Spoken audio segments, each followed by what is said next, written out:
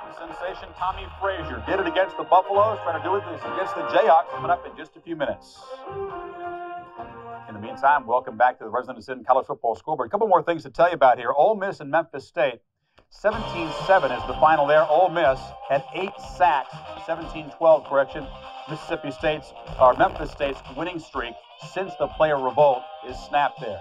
Louisiana Tech taking on South Carolina. Speaking of teams in the rebellion, the Gamecocks here. Pick off right here. That's Frank Adams picking off Aaron Ferguson on the last drive to seal it. An ugly fight. A brawl breaks out between the teams. The players, some kicking, some punching. The state police finally go in there to break things up. South Carolina wins the ball game 14-13. Aaron Ferguson had 4 interceptions for La Tech, and the Gamecocks moved to 4-5. They won 4 straight since the players voted Sparky Woods should resign. Wake Forest beats Duke 28-14.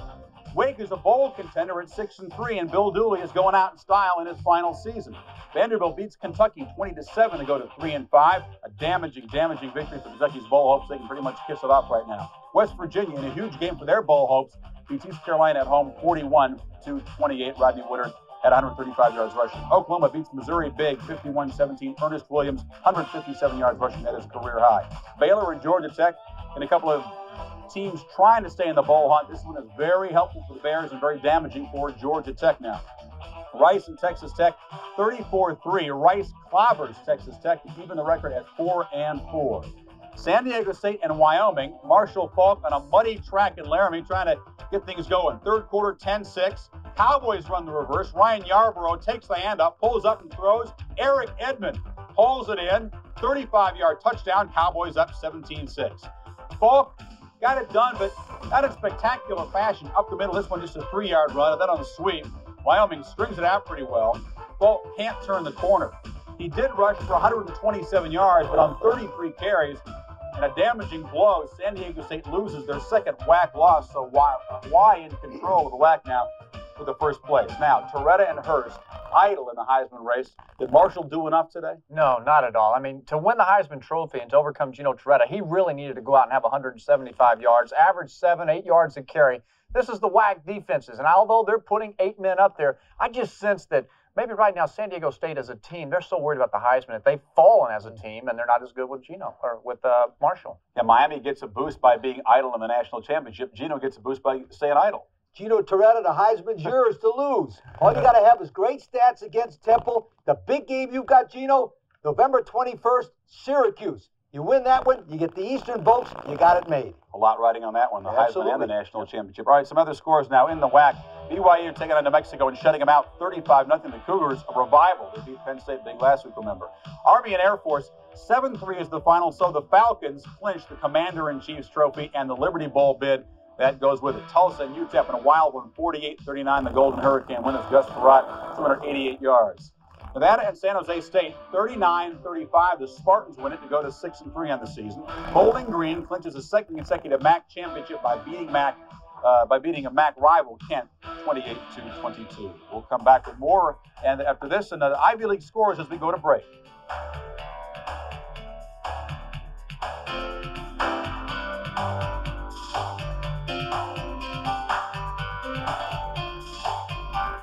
How does your Genie screwdriver door opener work? Push the button on the garage and the door opens just like that. As opposed to a chain, and if you've ever seen a chain on a bicycle, you'll know that it jerk, jerk, jerk, jerk, Genie screwdriver, built for a lifetime.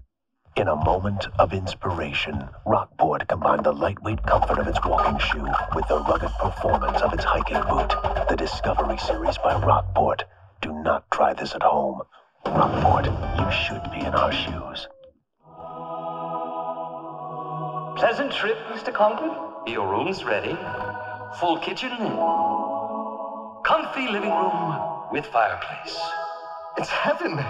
We think so. After all, you'll be staying with us for quite a while. Tell me, do all business travelers come here? Oh, no.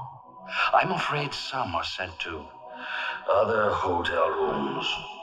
Residence Inn by Marriott, the extended stay hotel.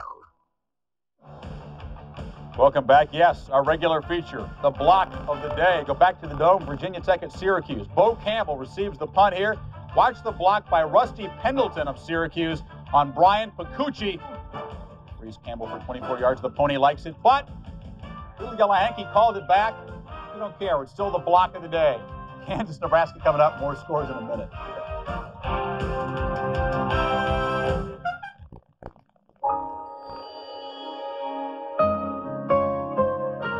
It's only natural that children look to their parents for answers. So to help you explain why some things that may be fine for adults aren't right for children, Anheuser-Busch offers Family Talk, free advice from professionals to use with your kids while they're still learning to be grown up. And their favorite teacher is you. Let's stop underage drinking before it starts. Ooh, darling, I need you so. Never ever gonna let you go. 'Cause I'm the one for you. Hey, I'm the one. Capture the ones you love without missing out on the fun yourself with a Sony Handycam, America's most popular camcorder. This week on Speed Week, a Richard Petty special from Level Cross, North Carolina, plus the latest news and highlights from the world of motorsports. Speed Week, Tuesday at 7:30 Eastern. You've got the need for Speed Week.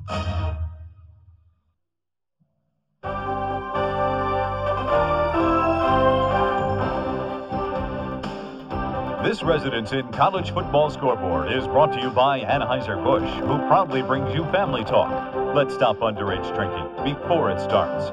And by Sony Handycam, America's most popular camcorder. Saluting top performances, Michael Payton of Marshall, 5 touchdown passes, 3 for Jay Fielder of Dartmouth. The running backs, Walter Dunson, Middle Tennessee State, 244 yards and a couple of touchdowns. And the receivers, Todd Dixon for Wake, as they win their 6th ball game, caught 3 touchdown passes. We can update this score now. Stanford has added a touchdown early in the second quarter. They lead USC 10-0. Kansas, Nebraska coming up now next. Craig, your thoughts? 2 running backs. You got to watch Calvin Jones and Derek Brown. Nebraska, Tommie Frazier throwing long. They'll win them all. 10-1 in the Orange Bowl. Against? That's Miami. No. All right, wait and see. Wait, Miami will be there. We shall see. Tim Brando along at halftime. Ron Franklin, Mike Gottfried, and Adrian Carson coming up next. These guys are still arguing. We'll see what happens. A lot of time to talk about it. See you in the post-game scoreboard.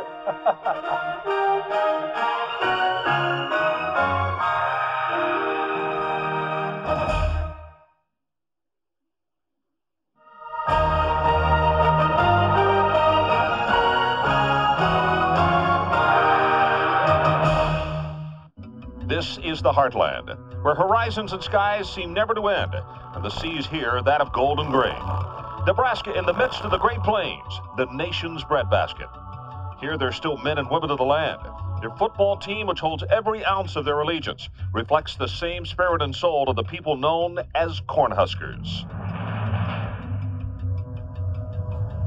To most people in the state, it means practically everything. The biggest thing there is in Nebraska. And on game night, that bond will motivate them to converge on Lincoln.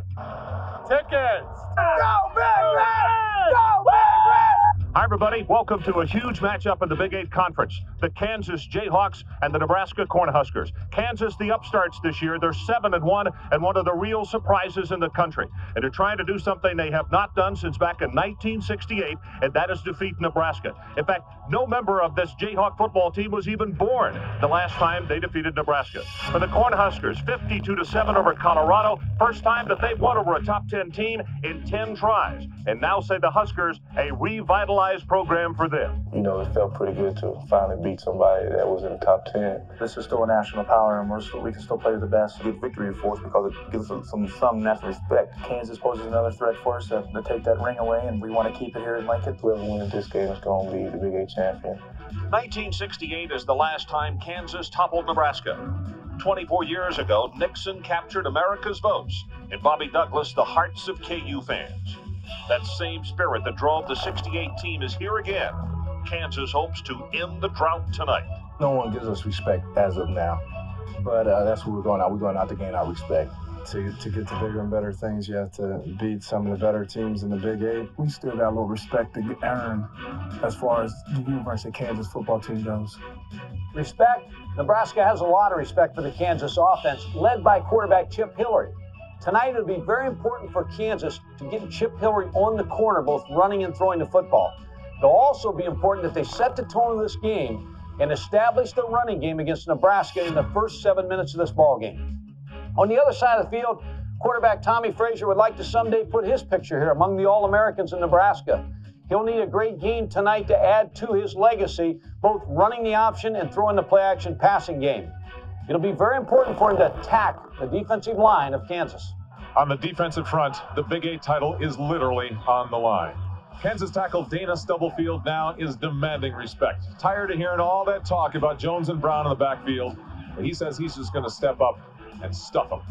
Well, Nebraska tackle John Perella is also playing for some pride. Here playing his last game at home, this is his last shot at becoming a Big 8 champion, and he says no one takes away that title. He and 26 other seniors prepare for their final Big 8 showdown at home next. ESPN's presentation of college football is brought to you by Skill FlexiCharge Interchangeable Power System, by Rockport, you should be in our shoes, and by Quaker State, the Big Q is one tough motor oil.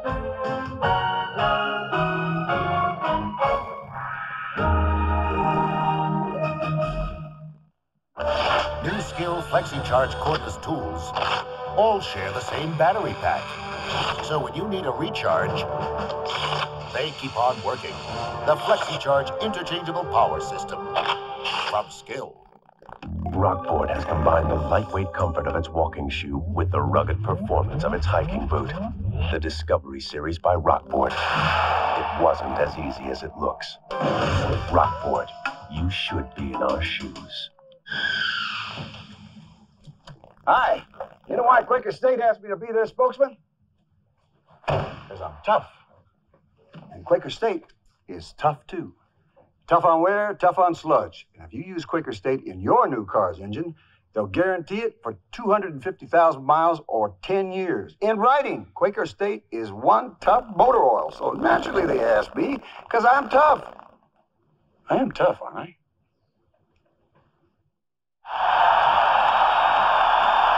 If you're a college football fan, this is one stadium you need to try to make it to one time in your life. This is one of the great home houses in all of college football. A sea of red.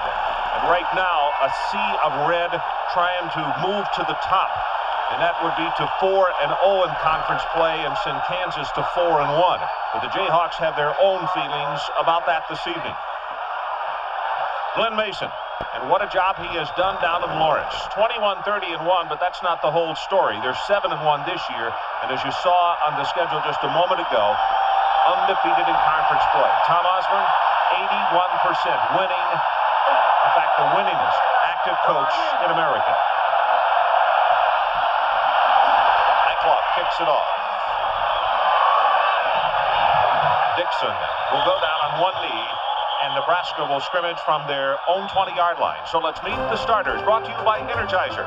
These are the people that will start on offense for the Huskers tonight. Of course, we have the Weebacks, Jones and Brown, but the young man who has taken it over and really made things move up here is Tommie Frazier, freshman out of Bradenton, Florida. The wide receivers, they're almost interchangeable, but Corey Dixon, not very big. He catches well. He also blocks well. And in the offensive front, Jim Scott, certainly the most improved. In fact, Nebraska says he may be the best they've ever had at that position.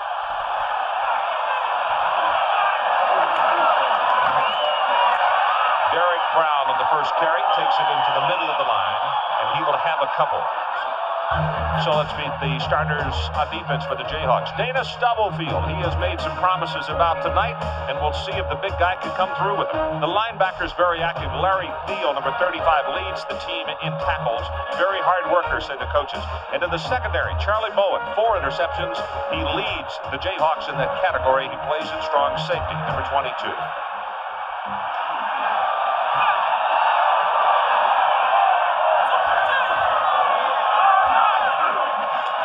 Counter tray. Brown breaks it open at the 40, and to the 46-yard line, Hassan Bailey prevented a touchdown, and now a late marker comes into the fray. 24 yards. Ron, this game's going to be won in the trenches tonight. Kansas has a very strong defensive line matched up against a strong offensive line in Nebraska. Hard ball, face mask, defense.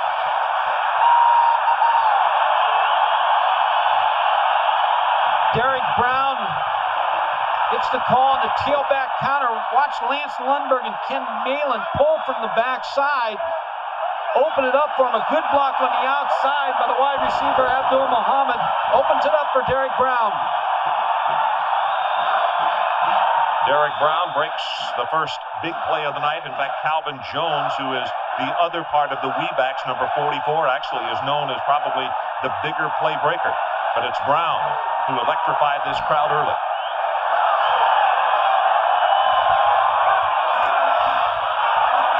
They run the reverse. Muhammad comes to the near side, looks for a block, and a good job defensively. Not many folks were left around, but Robert Vaughn stayed at home, played off his block, and knocked it out of bounds. That could have been a big play, Mike. Could have been, but Jim Scott missed the block on Robert Vaughn, number 38, and he was there to make the play.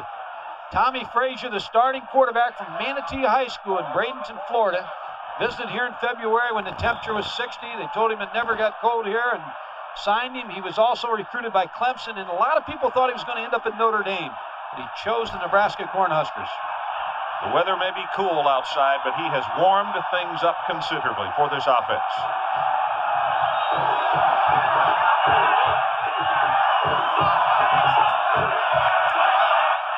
Option into the boundary. Has the first down, and Frazier goes to the 36-yard line. It is Bowen defensively for the Jayhawks. Here's where Tommie Frazier is the most dangerous as a quarterback. Option quarterback, Nebraska with two tight ends blocking so that Tommie Frazier becomes the ball carrier on the option. Charlie Bowen, number 22, makes the play. But if they get the option going, Ron, that just opens so many things. The inside running game and the play action passing game, because the safeties will have to fill for Kansas. Calvin Jones into the lineup, number 44, the sophomore from Omaha, joining Derek Brown.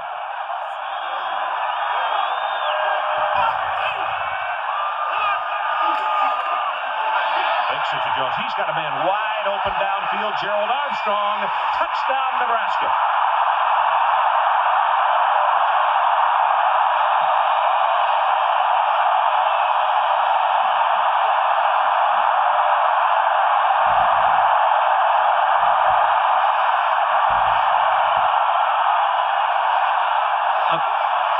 The play-action passing game is what you have to contend with if you're Kansas, because they run the ball so well.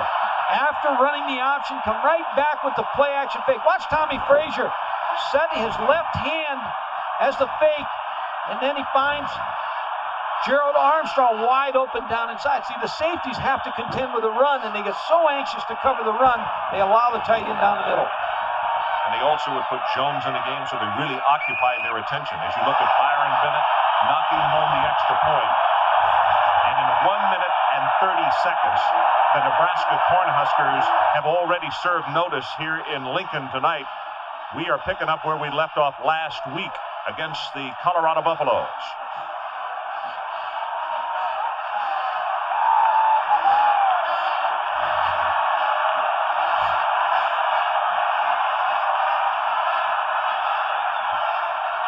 Take another look at the touchdown pass. Good fake by Tommie Frazier. Now just lofting the football downfield to Gerald Armstrong, number 95, who's wide open down the middle. Safety took the bite on the run. You see how wide open he is down the middle.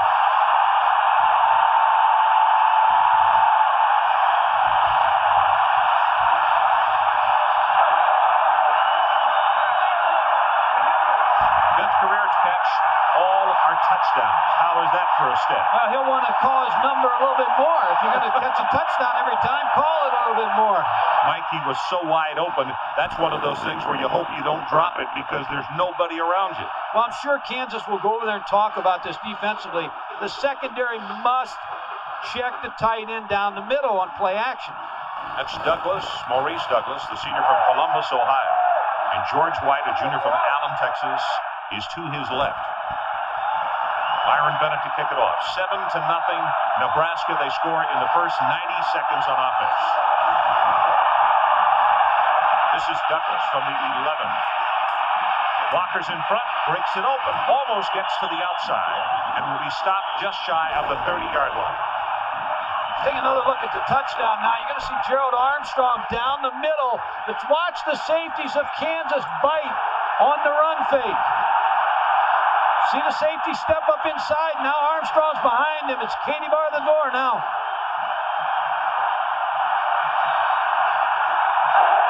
When you turn around, you can see his back was to the end zone.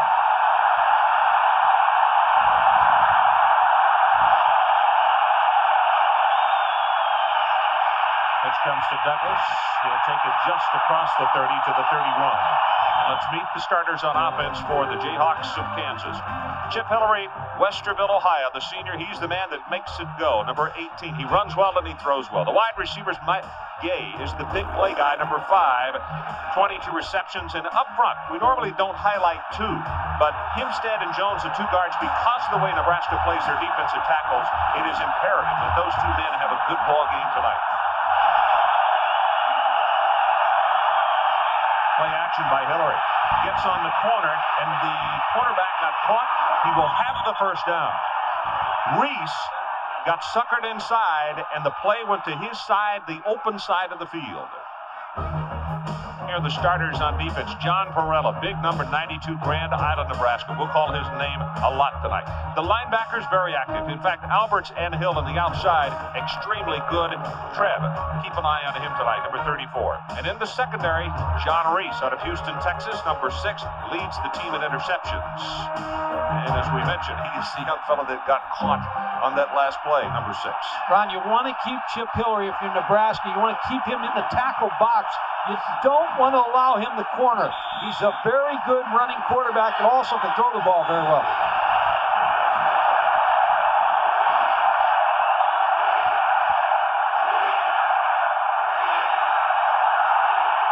Now the crowd knows that they are having an effect on Hillary.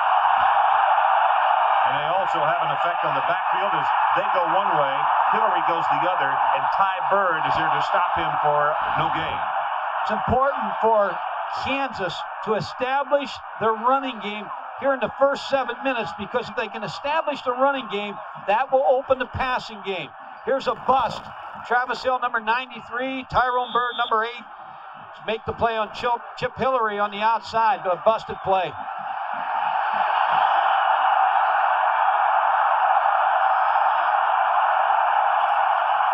Straight ahead, Douglas with the carry. Will be cracked down at the 42-yard line. David White, a senior from New Orleans, is there defensively.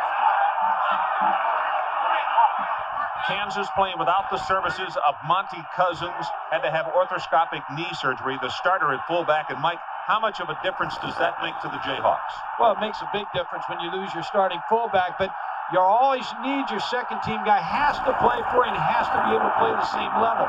Chris Powell is more of a blocking threat than Monty Cousins, but not as much a running threat. Nebraska fakes the blitz. They stay at home. They set screen, and it's knocked away. John Perella, the big fellow we just talked about out of Grand Island, got a big paw. Kansas had a pretty good play call. Chip Hillary just can't get the ball above the outstretched hands of John Perella. See, the offensive line just brush blocks John Perella, but you see how high he's able to get. He's 6'5" to start with, and then he jumps up and is able to get his hands on the football.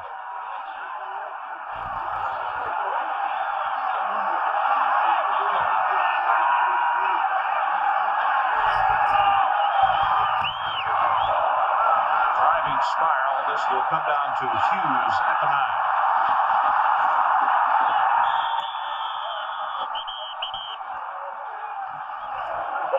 John Perella causes the 4th down, and the punt will take a break.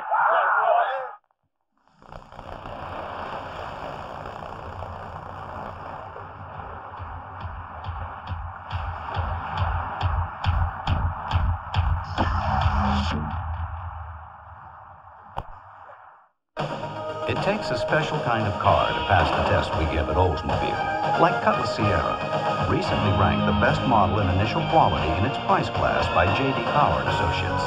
What's more, of all the Cutlass Sierras sold in the last 10 years, 95% are still on the road. So if you're looking for a quality car, you know exactly where to look. Oldsmobile, the power of intelligent engineering. Visit your local dealer and get great deals on every model during Oldsmobile's 95th birthday celebration. The latest vehicle from GM has no moving parts. It uses no gas. It's made entirely of plastic that turns into steel. The new GM MasterCard. Every time you use it, GM will credit 5% of your purchase toward a new car or truck from GM. That could mean hundreds, even thousands of dollars in savings over and above any other discounts or rebates. And there's no annual fee. The GM card, the new financial vehicle.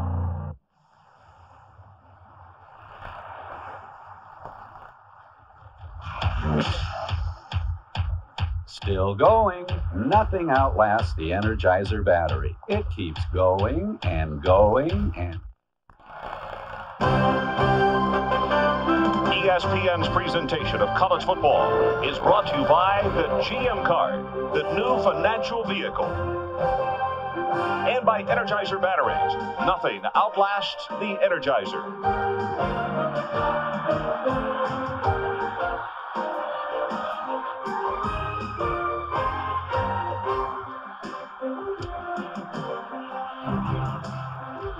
7-0. Nebraska leading Kansas. This is their second offensive possession. This time Frazier wrapped up inside Stubblefield, one of the first men there, along with Don Davis, to make the hit. Tommie Frazier decided on Nebraska because he really was impressed with the fact that Tom Osborne coached quarterbacks here at Nebraska. He also has Turner Giller's former great quarterback who works with the quarterbacks. And Mike Grant, the senior, the fifth-year senior, has been a big help to Tommie Frazier. So he's had a lot of support from people around here to develop into a good, solid quarterback.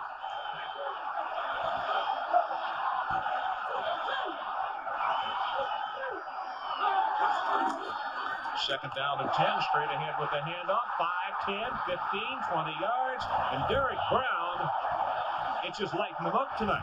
All the way out to the 39-yard line. Robert Vaughn finally trips him up. Well, the battle of the trenches is being won by Nebraska's offensive line at the start.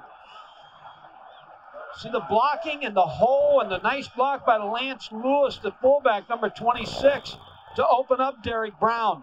But they're opening up some king-size holes in the defensive front of the University of Kansas. So the special teams had glued them back inside the 20, but after that run, all of a sudden, great field position.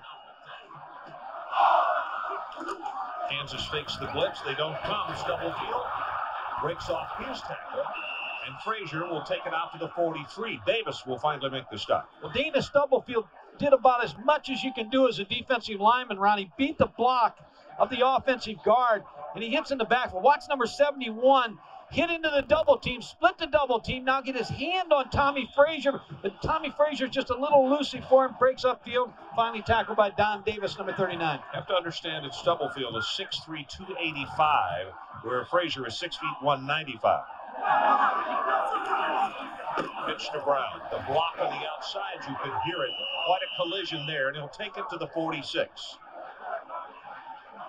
Lassiter and Gilbert Brown on the tackle. That was Lance Lewis who threw that block. Well, when you run an eye attack, you better have a fullback that will block. A lot of people want to know why you can't run Derek Brown and Calvin Jones at the same time. It's because you need a fullback like Lance Lewis in the I formation to do the bulk of the blocking.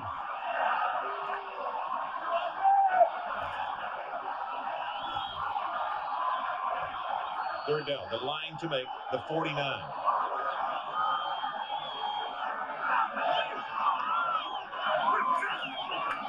Option into the boundary, has the first down, +5, and now 6 yards more as Kwame Lassiter makes the defensive play for the Jayhawks.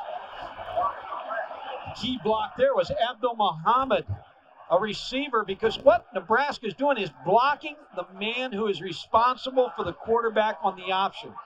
Abdul Muhammad, number 27, made the block, which springs Tommie Frazier for the first down. Good look at Zach Wiegert, number 72, sophomore out of Fremont, Nebraska.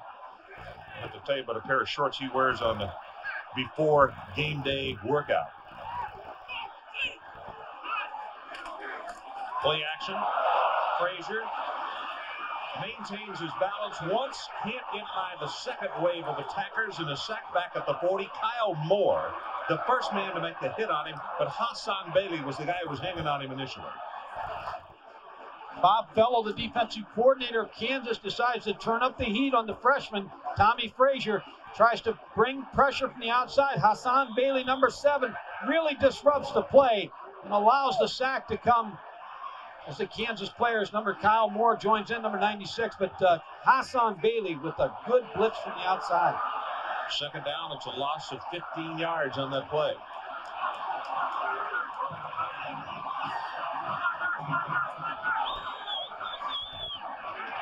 Now Frazier wants a timeout.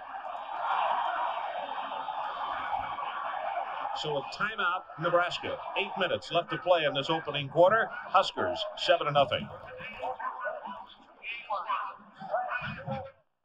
I'm a real wild one, wild one.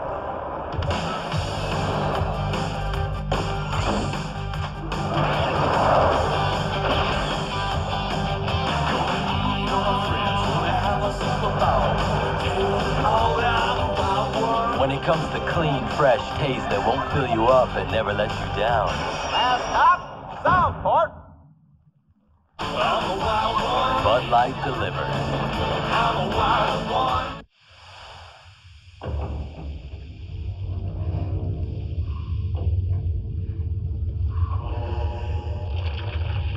Real adventure. The Discovery Channel. It's your world. Who has the advanced training and equipment to take care of the advanced technology on your GM vehicle? You know who. Mr. Goodwrench, the smart choice for your smart car.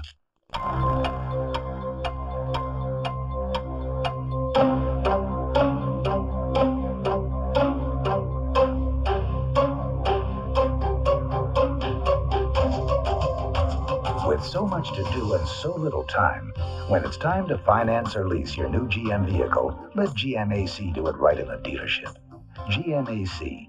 Nobody wants to get you into your new GM car or truck faster, so you'll have time for more important things. Two rivals go head-to-head. Undefeated Texas A&M fights to keep supremacy in the Southwest, but Houston stands in their way.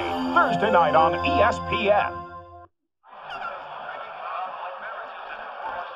On the Weebacks, we talk about them. Derek Brown, he has carried the ball tonight. Calvin Jones has not, although he has played. And in fact, you see what they average, this tandem. They are I-backs, but they call themselves Weebacks because of sharing time. It will be Jones who will come in and play primarily in the second quarter. Brown tonight, 4 carries, 51 yards.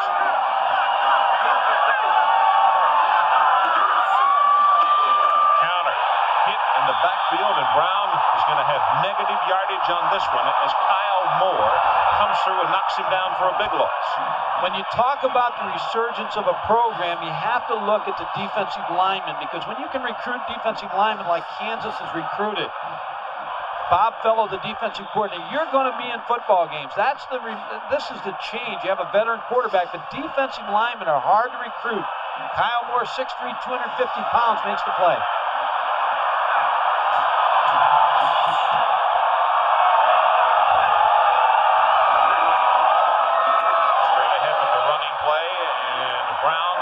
Still on his feet. Stiff arm and will be knocked out of bounds at around the 45-yard line. That's Lassiter who was hanging on to it. When you have a freshman quarterback sometimes and you have a long yardage situation, you play it safe early in the ball game and you hand the football off to Derek Brown. He's just as good as a screen pass sometimes. Now you punt the football to Kansas. Bob Fellow likes that series defensively. Stiggy prepares to punt to Bowen, kicking into a 10-mile-an-hour wind, maybe gusting a little bit more than that as we look at the end zone shot, the coverage on this play. Low line drive kick, and it's going to take a Nebraska bounce as Bowen runs away from it. It will go inside the 5-yard line. Wow.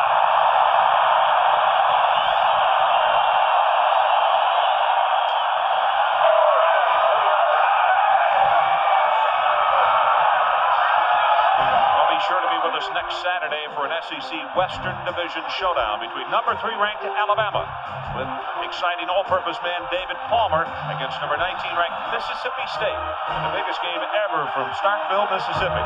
An SEC shootout next week on CFA primetime, 7:30 Eastern Time. Ron, you can change that 3 to a 2 because they'll be the second-ranked team probably in the country.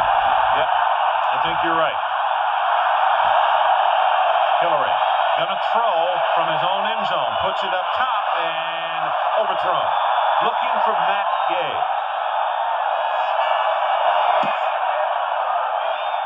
When you're backed up on your own 3-yard line, opponent's field, loud crowd, you try to go for the home run. Chip Hillary to Matt Gay, but Kansas must get something going on the ground. I think this is the key for them. They have to get the running game. They have to get Douglas involved in the running game. Mike, just a moment ago on that end zone shot of the punch, you could see markings on the field. This time last night, this field was covered in snow. Not a deep snow, but it was covered in snow. Tonight, 32 degrees. The wind, as we said, 10 miles an hour, 16-degree wind chill factor. But it's dry. Hillary, nobody open, he'll run, and out to the 7. And let's go down to Adrian Karsten for a report. Adrian. Ron, Coach Godfrey just mentioned the loud crowd. Well, I am standing just right here in the end zone behind the Kansas offensive line. Now, there are 23,000 people sitting right here behind me. This is 57% of the entire crowd here at Memorial Stadium. McCartney complained about this crowd last week, said it definitely made the difference. I don't know how anyone can hear the signals once they come to the line. Okay, Adrian. 6:20 left until the end of this first quarter. 7-0. As you look at Trev Alberts, the junior from Cedar Falls, Iowa.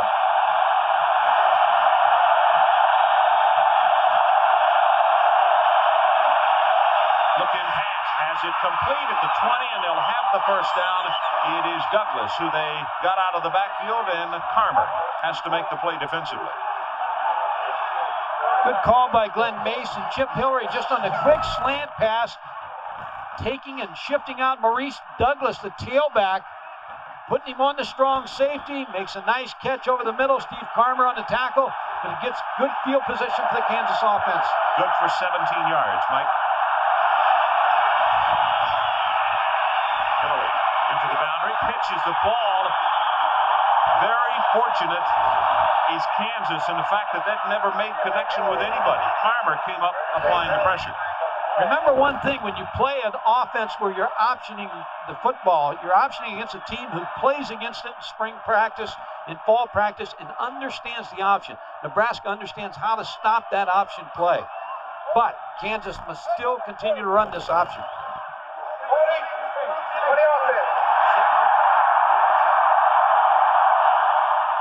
Chip Hillary coming down the line of scrimmage. Mike, you see the hit? Look at the helmet break right there. He wears a shell off the top of that headgear. Does Powell to absorb more of the concussion because he has been knocked out several times, and the top of the headgear, or the shell portion, just came right off as he threw the block. There you get a good look at it. I am impressed with the footing on this field, as damp as it was last night and with cold conditions. A new turf here in Lincoln, and nobody has been slipping or sliding at all, have they?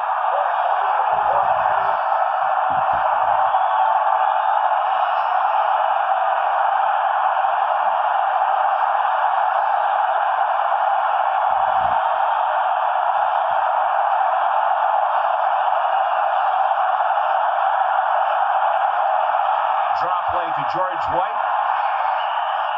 Out to the 16, Mike Anderson defensively. Good play by Mike Anderson. Kevin Steele, the linebacker coach, told me that Mike Anderson's been hurt, had cartilage surgery about 17 days before the Colorado game, and just keeps playing strong football for the Nebraska Cornhuskers.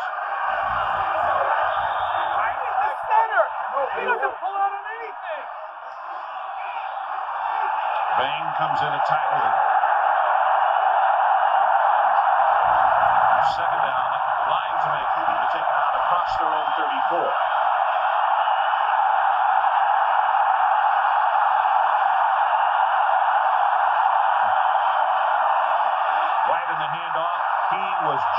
that football as Trev Alberts made contact with it, but he was able to secure it, and there was a marker down at the 18.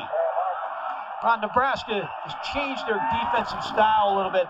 See how they move Trev Alberts, number 34, inside. Now watch him come off the corner and make the play on this 4-3 defense. See how they got the linebackers up inside? No one blocks Trev Alberts. He's so quick off the corner. Illegal procedure is the call against Kansas. Charlie McBride, the defensive coordinator of Nebraska, concerned about Kansas running a game. Procedure, offense, 5-yard penalty, repeat second down. Penalties are hurting Kansas a little bit. How about the noise? Hey, I don't want to work. I want to stop. Complaining about the noise, Ron. You hear him? Yep.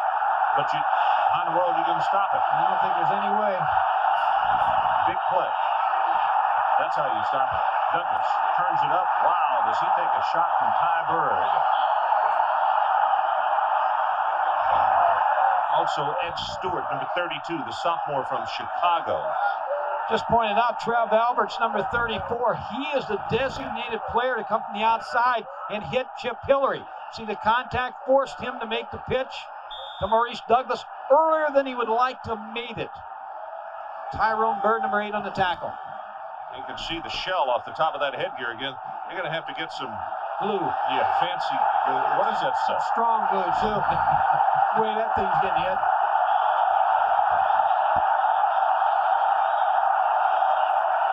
Pressure. Hillary will be sacked. Trev Alberts again.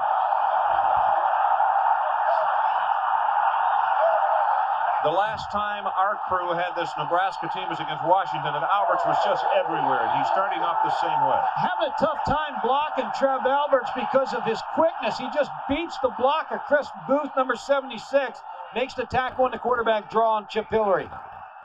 They have not controlled Trev Alberts to this point. Here's a weapon. As you look at the up blocking back, I thought the punter and also the place kicker for Kansas. Goal line drive. This one's going to bounce. Taken by Hughes. Maybe a return of 1 yard. We'll take a break. 3:17 left in this opening quarter. Huskers.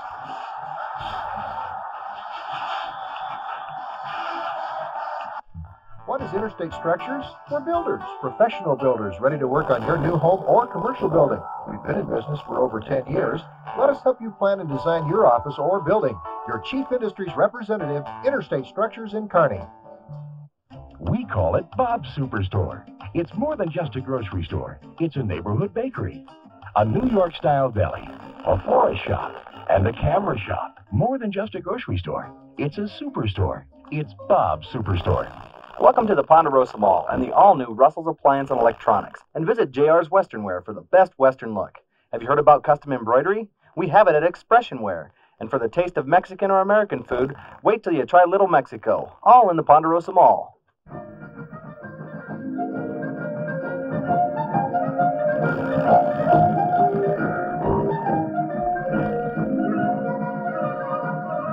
Catch a taste of the Irish. Patty O'Malley's in the downtown Kearney Center. It's impossible to watch all the NFL action on Sundays. Right? Wrong. See every bone-crushing hit, every big score, and every key play from every game in just 60 minutes of non-stop excitement. Football's fastest hour when you're hungry for action. NFL Primetime. Sunday night at 7 Eastern, right before the Bengals and the Bears tangle on ESPN. I mentioned the last time that our crew did Nebraska was up against Washington, and this young man, we just called his name all night long, and Mike, he's starting off the same way this evening.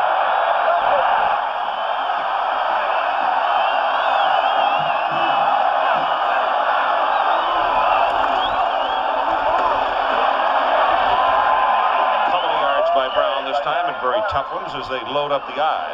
Brown defensively.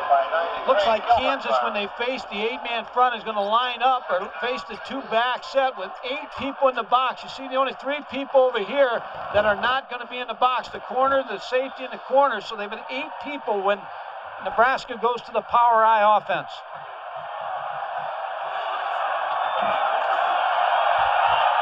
Under 3 minutes to play in this opening quarter. Pitch goes to Brown. You see the tight end, William Washington, trying to set up his block, and a good job defensively as Guy Howard is the man who made the play. First series, Kansas played with a 4-3 defense, 7-man front. Now they're loading it up with one extra player, the strong safety, Charlie Bowen, number 22. So they really have 8 people crowding the line of scrimmage on Nebraska at this point. Bob Fellow, defensive coordinator. Third down. They need the ball just across midfield.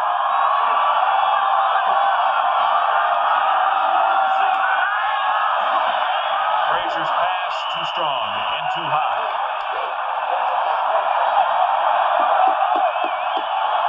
Tommie Frazier just too high on the pass and too much on the football. Too close to throw that hard. He really did sing that one.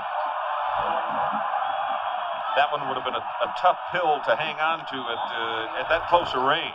As you look at Stiggy, first punt tonight was not gathered in by Bowen, and it cost him because the ball wound up inside the 5 and was 53 yards long.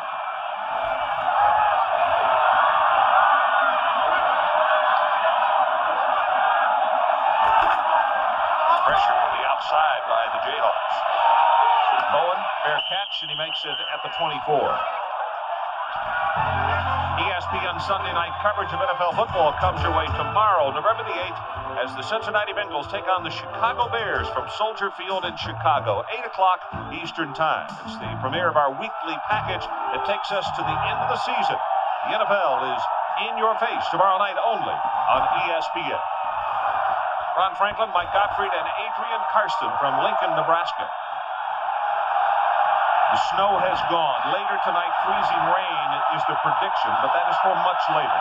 Fast track, 32 degrees here in Lincoln.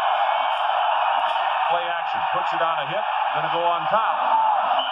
Overthrows good. Mike, I think that wind is affecting Hillary just a little bit because he has thrown a couple where he has had the ball just sail on him. Well, he needs to settle down a little bit. It's early in the ball game. They've got the game under control a little bit more now. Defensively, behind only 7-0. He's in his best when he rolls right or left outside that tackle box. This is Douglas against the grain. Spin move, and he'll have a couple. John Perella got a hand on him, and Big John will knock him down.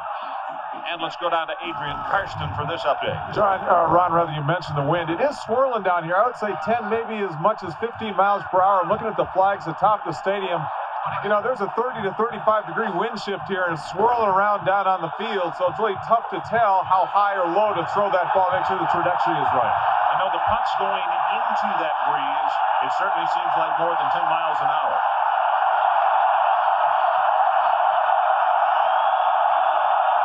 Third down. Hillary sets in the pocket, in the flat, in and out of the hands of Maurice Douglas, and he had him open. The match that Kansas wants in passing situations is Maurice Douglas, 26 against safety Steve Farmer, 31. Wide open, well-thrown ball by Chip Hillary, just dropped.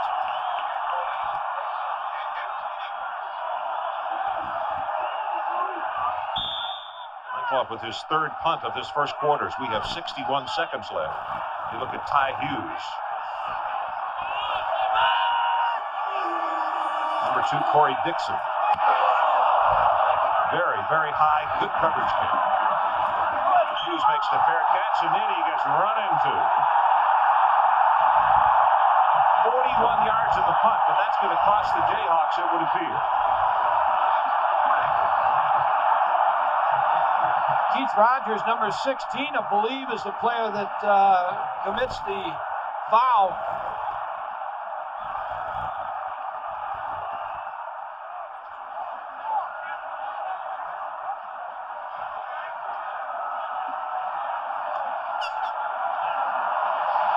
Contact, fair catch interference, 15-yard penalty, first down. A big penalty, Ron, because let's talk about field position. There's the fair catch signal.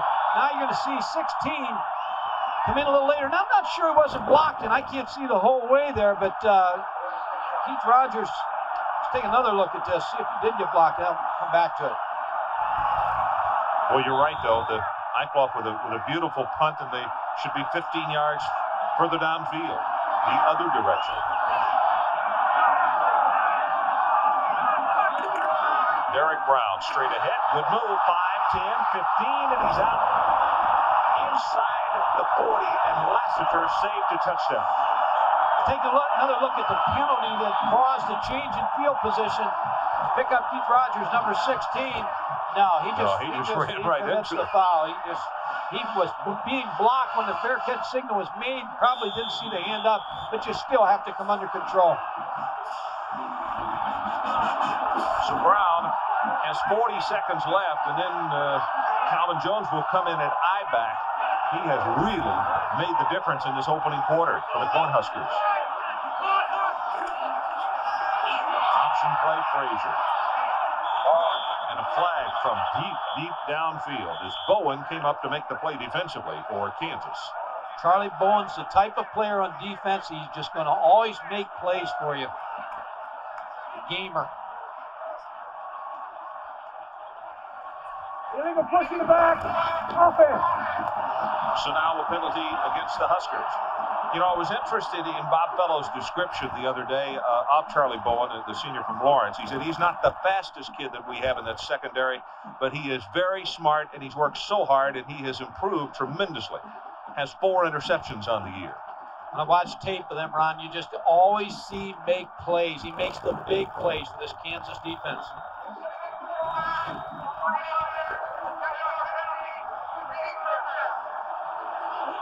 This is where you like to have Nebraska in long yardage situations if you're the KU defense. We've got 24 seconds left in this opening quarter. Then Nebraska will get the win. KU had won the toss tonight and deferred to the second half. A look at the penalties. First one against the Huskers. Brown again.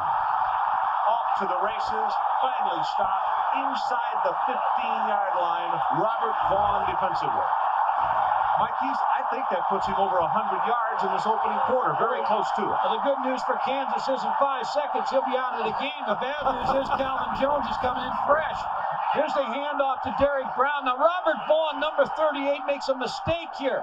He lets him outside. You see him play inside. Now he lets him outside, which is a mistake because you try to keep him on the inside of picket fence. Now he has so much room to run. You have to come back to make the play on him. 10 carries, 108 yards in this opening quarter with 5 seconds left. Derek Brown, the junior from La Habra, California.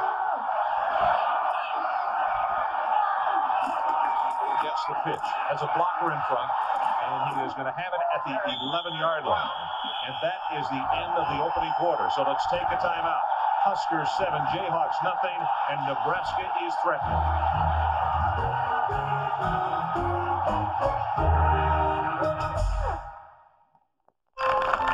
Not long ago, the fellas over at the country club gave Ed Hensel a little party. You see, in over 40 years, Ed never missed a day at the club. Every afternoon, just after 3, like clockwork, there's Ed. A banker by trade, is a master at knowing just how to fill all that leisure time. Unfortunately, banker's hours may not be your hours when buying a car. So finance your new vehicle with GMAC right at your GM dealership. Nobody knows more about auto financing and leasing. And we don't keep banker's hours. Darling, I need you so. Never ever gonna let you go. 'Cause I'm the one for you. I'm the one. Capture the ones you love without missing out on the fun yourself with a Sony Handycam, America's most popular camcorder. Happy birthday to you. If you'd spent the last 95 years selling cars, you'd make a big deal out of it too. It's Oldsmobile's 95th birthday celebration, and your local dealer has great deals on every model, like this Achieva. Lease it for only $209 a month and get automatic transmission, anti-lock brakes, air, power door locks, AM/FM stereo with cassette, and more. Check it out. Oldsmobile's 95th birthday celebration. It's a big deal. These three such very good friends wanted a glorious son of St. Thomas. But one evening, the tall one lost her money and her credit cards. And as soon as she mentioned Citibank Visa, no problem, I told her. Call this minute. Go on. They're open all the time. Well, she got a new card in one day. I see credit cards from all around the world. And with Citibank, it's always the same thing. No problem.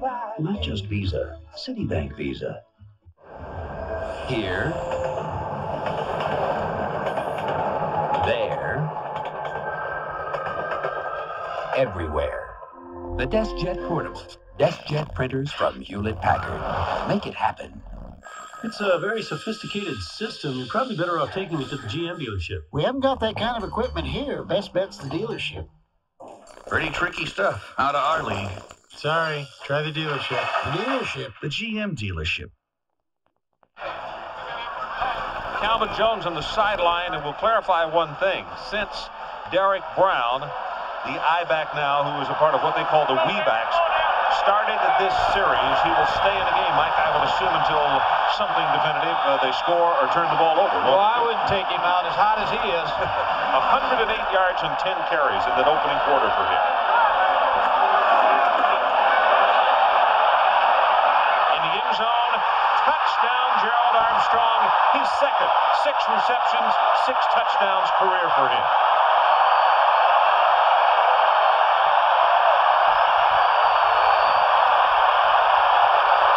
Tommie Frazier playing like a veteran. Mike, when the running game, particularly with a guy like Brown, goes the way it is, boy, the play-action pass just works to perfection. Tommie Frazier, a good ball handler, but made a good decision of when to throw the ball to Gerald Armstrong.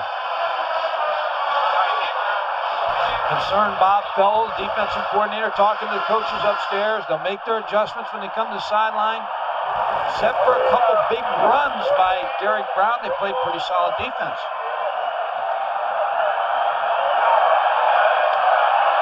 Frazier passing tonight, 2 of 3, 47 yards and 2 touchdowns, and both have been to Armstrong, his tight end.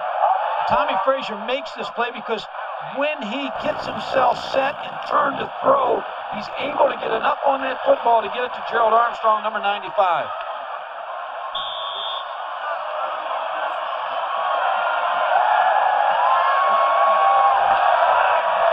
Bennett tries to put the Huskers on top 14-0.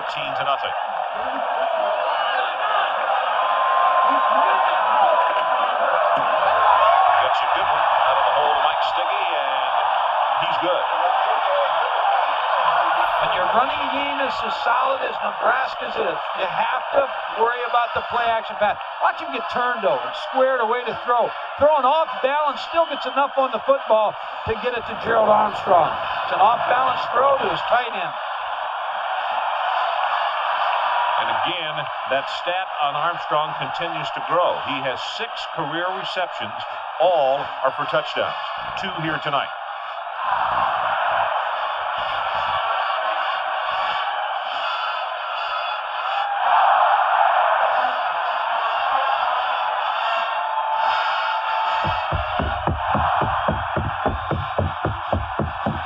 Well, the key to this last drive was running, and look at these results right here. 335 yards, 64 rushes against Missouri, against Colorado, 373. 358 is what they average per game on the ground. If you're going to win in this conference, you better run the football, and Nebraska knows how to run the football as well as anybody in the country. Look at tonight's numbers, 123.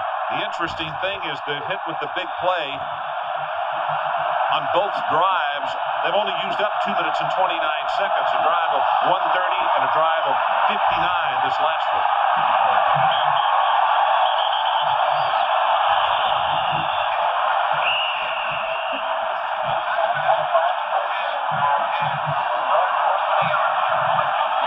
Chip Hillary, the senior out of Westerville, Ohio, 6'1", 185. And it is imperative that he take this Jayhawk football team and get something going here. 14-0 down in this place, and it can really be a pit. This is a pit whether you're behind 14-0 or not. I'll tell you, it's the toughest place to play in Florida State, I think. Play action. Pass is caught by Douglas. Did he have possession? Yes, at the 27. You could see 92 John Perella in hot pursuit. Here's what Chip Hillary does best when he can get on the corner and throw the football. Now you got the pass and run option. Just lost the ball to Maurice Douglas. See if he had control of the football. Nope. I didn't think he did, but they gave it to him at the 27. You tell Travis Hill and Trey Elbert, you better make sure you check him on all bootlegs.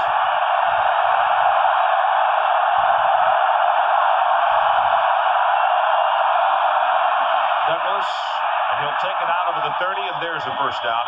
And that's what Kansas needs. Nothing really fancy. Just keep moving the chains and get back into the football game. Also, it's a good idea to keep the Nebraska offense off the field. Well, that's the series there. That's on first down, they faked that play and rolled out to the right and threw the ball. Second play, they came back and ran the ball. So they just got to keep Nebraska off balance. But you have to move Hillary around. Even though Glen Mason feels like that's when he's at his best. This running play will go absolutely nowhere as Hill is there. And also, you can see Perella standing there cheering on. Let me explain something about the back of John's headgear. Perella wears 92, and all of them have their numbers there. But he also, you see that 70 up above. Mike, when we did the Washington game, Jamie Lieber was the right defensive tackle. He broke a leg in that game, and for his buddy, he wears a number 70 on his headgear. That's the reason for the double numbers.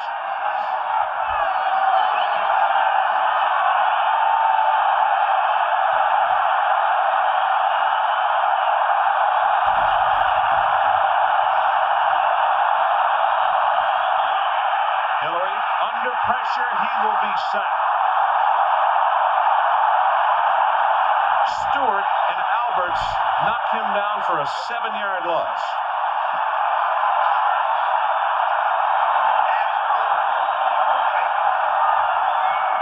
Well, Nebraska knows that Chip Hillary likes to move to the corners. Watch the pressure from the outside. They will not allow him to be able to break contain to get on outside to throw the football. Good call by Charlie McBride, the defensive coordinator.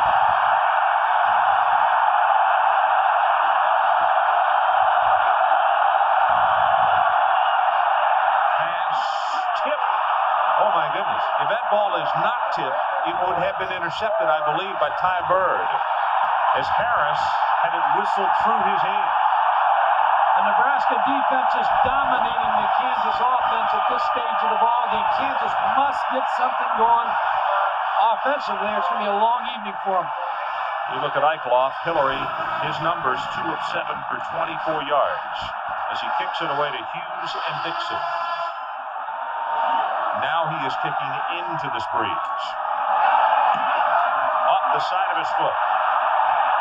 And it takes, wow, that thing died like a wedge. So let's take a break. It's only a 22-yard punt. 14-0 Huskers. And that was dinner for our favorite food critic? Everything was wonderful. Something else to drink, monsieur? Yes. Make it a Bud Light, please. I'm sorry, monsieur. We have run out. Really? Well, that does change things a bit, doesn't it? If you want great taste that won't fill you up and never let you down, make it a Bud Light. Billy's Chili. Quaint atmospheres. Is that a tip, or did you just lose some change? Charming service.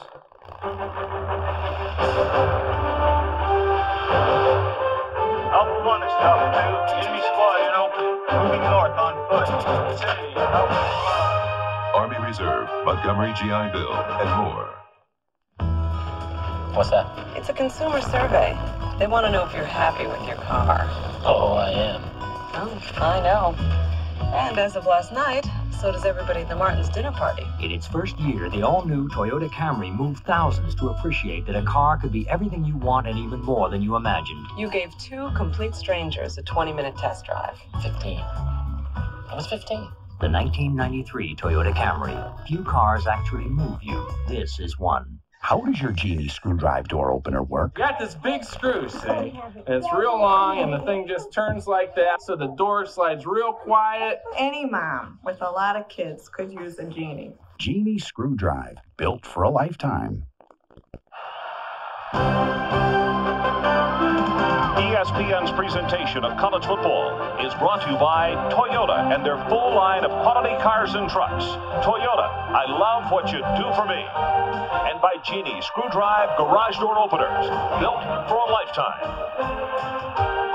Now, Armstrong has been the receiving star in this one tonight.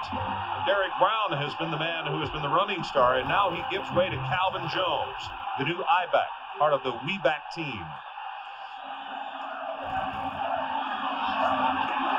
To throw, got a man wide open. Touchdown, Corey Dixon. 46 yards.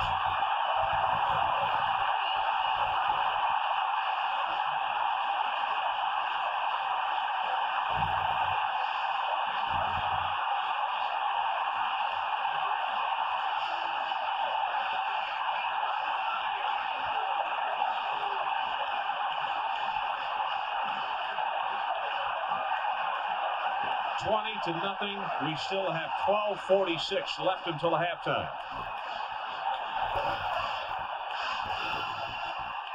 Whatever number that guy dials, Tommie Frazier, it has been correct tonight.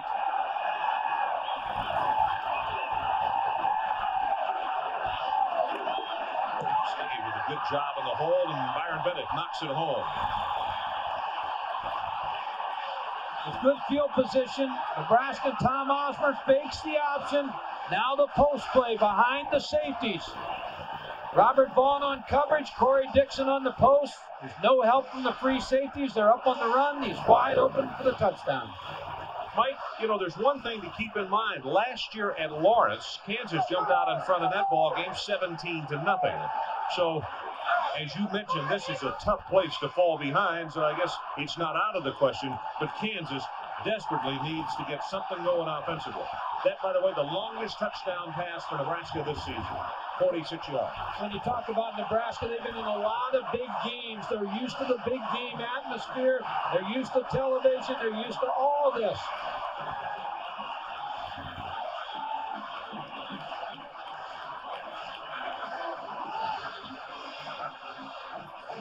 Very emotional night. The 27 seniors' last home game. I know when you coach a team and you have them seniors, it's an emotional time in the locker room before they come out.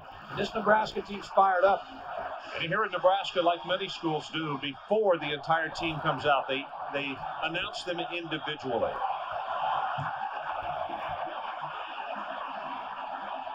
This is going to go into the end zone. George White will watch it go over his head. And now here comes a late flag in. I saw the hit, but Mike wouldn't dare guess on who it's going to be against.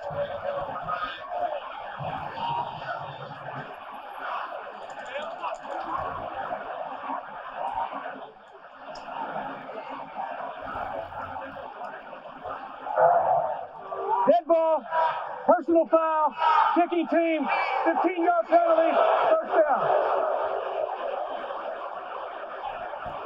Watch the bottom of your screen and see if you see what happened with number 86 in red.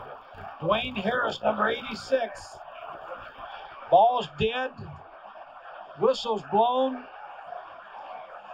I think they're saying he ran into the player after he heard the whistle. So there is a Nebraska error. Let's see if it leads to any help for the Jayhawks as they get good field position at the 35. Quick out pass, that's Matt Gay, and he will be tackled at the 42-yard line by Kenny Wilhite. Nebraska jumps into their type of 8-man front here to leave Matt Gay in a one-on-one situation on the outside. You see Matt Gay one-on-one on the outside. The 8-man front inside. Just a 3-step drop by Chip Hillary. Get the ball out to Matt Gay for a good gain. Maurice Douglas Tries to get a little stutter step to the outside, and there's nothing there. Let's go down to Adrian Karsten. Well, Ron, this is what they're going to go with. A lot of this quick out to the side, and they're going to run it up the middle. I've been watching something throughout the early part of this game.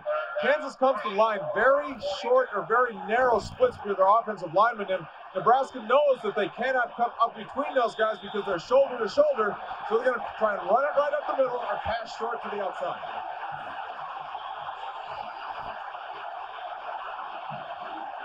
Third down. The pitch to White. He is going to be caught from behind by Albers. Wow, what a ball game he's having.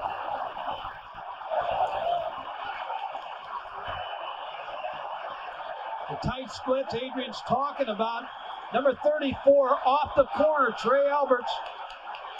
Takes on two blockers.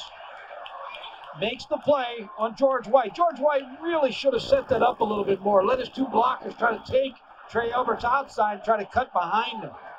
White also had his ankle turned just a bit on the plays. He hobbled off the field. Look at the wind take this one.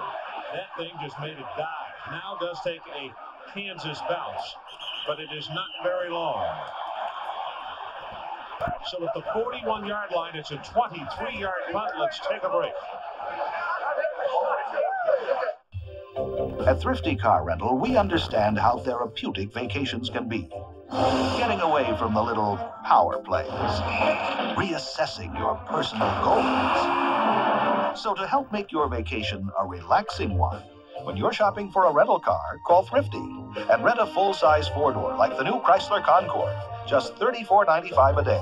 When I need a car, I always rent from Thrifty. So remember, when it's your money, call 1-800-4CARS. Good morning, America!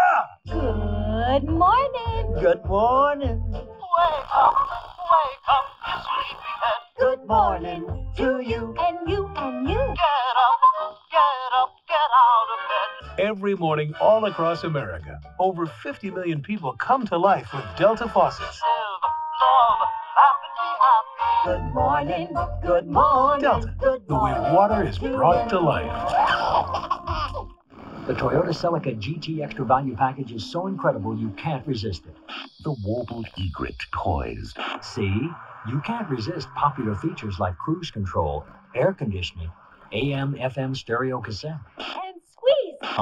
Couldn't stay away from power windows and door locks, could you? It's the most unbelievable. Came back for the savings, huh?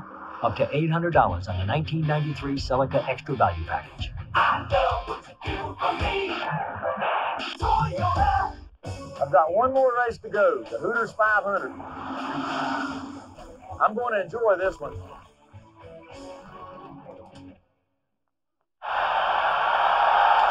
Coach Roll on the sideline talking with his offensive players as it is 21-0. Nebraska with 10:52 left until the halftime.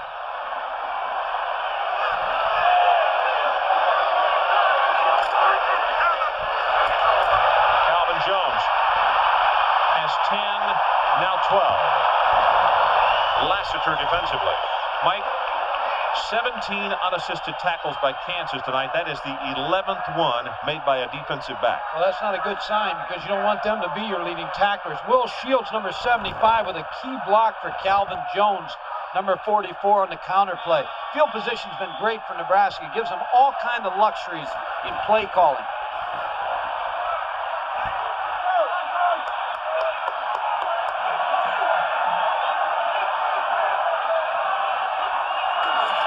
Fakes it to Jones. Wants to throw. Does an incomplete. Looking for Gerald Armstrong. And in case you have joined us late, this is the storyline of this one so far. First downs, 2.7 yards gained by Kansas. Rushing yardage a total of 20. And Nebraska 11 rushes, 110 yards.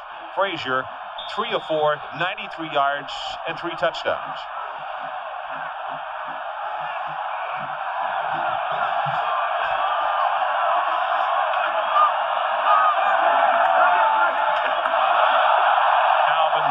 And he will take it to the 40-yard line. It's Don Davis who comes up to take his feet out from under him. Number 26, Lance Lewis. Watch the eye fullback. He's such a good blocker. 6 foot, 225 pounds, just cleans it out for both Derek Brown and Calvin Jones to be tailbacks that gain a lot of yardage. You have to have a solid fullback in the eye. And Kansas can't go to sleep with him either, Mike, because he averages 8 yards per carry.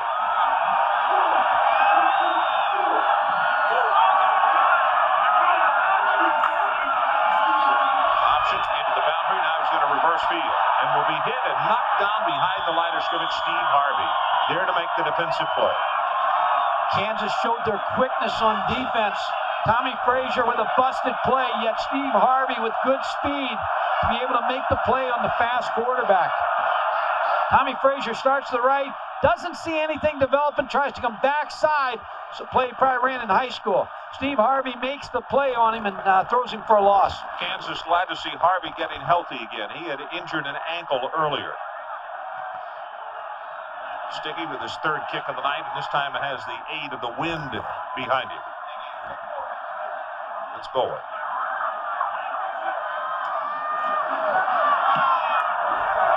Handles this one to the far sideline and into the end zone. Won't get it. 43 yards in the kick.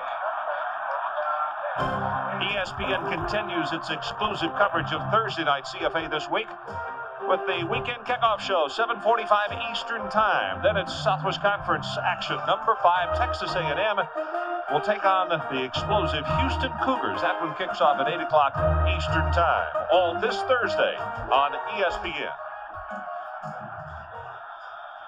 21-0 our score with 8:51 left until halftime. It has been all Huskers.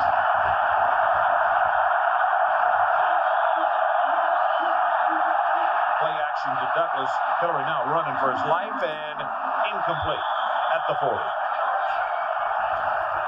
Chip Hillary bought time and threw a pretty good pass. It probably should have been caught. Pat Rule, the offensive coordinator, said about Chip Hillary, he said he has a Saturday gear. He's just a game player. Very competitive and never makes excuses. Just a good leader for the Kansas offense. Mike, he's 3 of 9 for 31 yards. And the other term that Coach Rule used about him was, he said he has a lot of hidden yardage, things that he does that you don't really notice in the stats.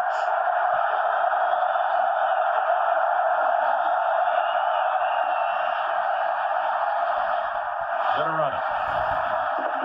And out of bounds at the 26-yard line. That'll bring up a 3rd down, and Kansas will need about 4. Stewart defensively for Nebraska. Kansas is having a real difficult time controlling Trey Alberts and Travis Hill from the outside. The outside rush is really affecting Chip Hillary. No place for him to step on the pass game, so trying to always move and trying to throw on the run. Good look at Travis Hill. He's a senior from Pearland, Texas, which is just outside of Houston. Blitz coming in the middle. They pick it up. Pass is complete to Gay, and you can see he stepped right over the marker for the 1st down. Matt Gay just with a little quick out. They've had success with the quick out. Quick passing game, the 5-6 yard passes. And they just have to be patient. They're 21 down. Be patient with 8:32 in the quarter and try to get a drive here and get a touchdown in the end zone before half.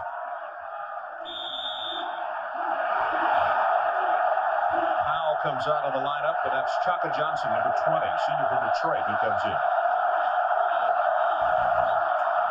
Short drop pass complete at the 45, and it's Maurice Douglas. And again, they get the running back in traffic, and they throw it complete. That's good for 17 yards. Well, that's the combination. Maurice Douglas against Steve Carmer, the safety. You got a running back versus the safety on the outside. They completed this pass twice, and was incomplete one time, but he was open.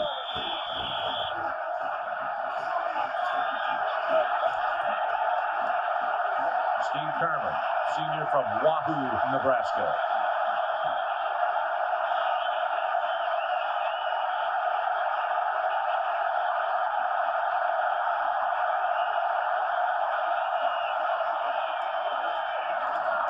Douglas hit by Perella as he will take it across midfield, and the first time that KU has journeyed there in some time. This drive's got good mix to it, good running mix to it, good quick passing game, trying to take advantage of what they do best against this Nebraska defense. such a pass rush from the outside that they have to offset it with the quick passing game and the runs inside.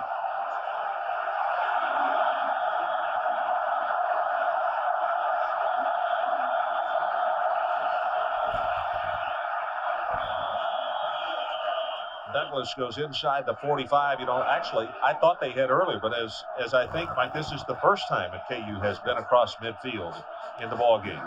Maurice Douglas, who carried the football, he asked to be redshirted last year because of Tony Sands, the great running back. He knew he wasn't going to play, so he worked against scout team and knew he'd be the starter this year, so he asked for redshirt, and he's the starting tailback this year for the Jayhawks. He gets a breather for a second. White, number 2, comes in his stead.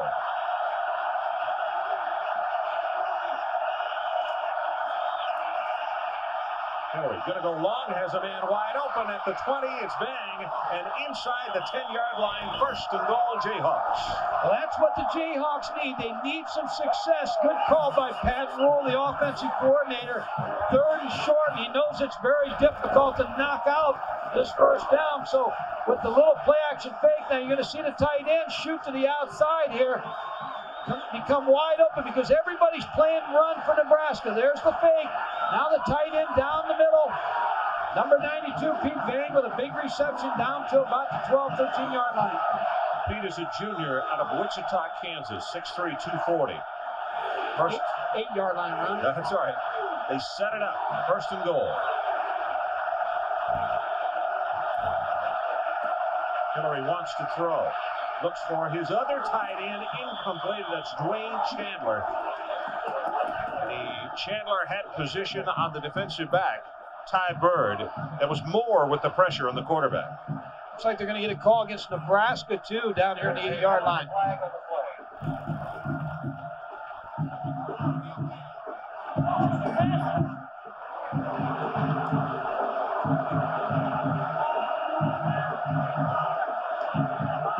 Chip Hillary with rolling now. See if we can catch the late hit by number 93, Travis Hill. Talk about respect for a defense now. First and goal on the 8. The run defense of Nebraska. Kansas with a good play called by Pat Rowe. Roughing the passer. Half the distance to the goal. First down. So half the distance, and now Mike, they put it at the 4-yard line. And this is the kind of drive KU needed. Good balance, and able to keep Nebraska off balance on defense.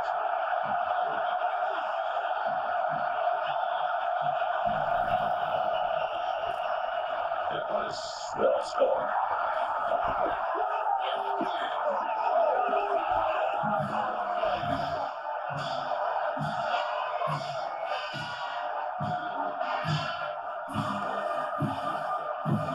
Maurice Douglas takes it in from the 4-yard line, and it's 21-6 Nebraska as more oranges come on the field. This time from the KU side.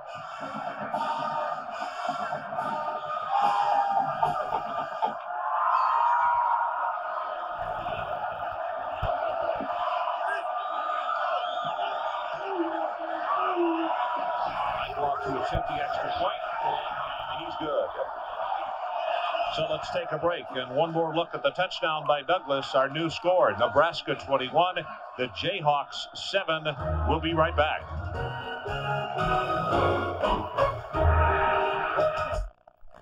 Those were the good old days when a trip to Grandma's meant the best eating in the world. Well, the good old days are still here at Grandpa's. Grandpa's Steakhouse, home-style cooking is just what you'll get. Join your friends and your family at Grandpa's Steakhouse. You really need to put some za in your life. Maybe the best za in the world is Saks. That's right, Saks Pizza. And the Saks Medium Special, 2 toppings on 2 pizzas, just $12.99. That'll put the za in ya. Saks Pizza, east of the campus and in the Hilltop Mall. In Kearney, there is only one place to turn for all your electrical, plumbing, and heating needs. Turn to the Inside Guys, Anderson Brothers. More than all the others, Anderson Brothers. Electric plumbing. Protect your home's exterior from the elements with a new siding job with Midway Insulation and Siding. Come see Sandy and Paul for professional advice from start to finish. And remember, all permanent steel and vinyl siding comes with a transferable lifetime guarantee. For a free estimate, call Midway Siding today.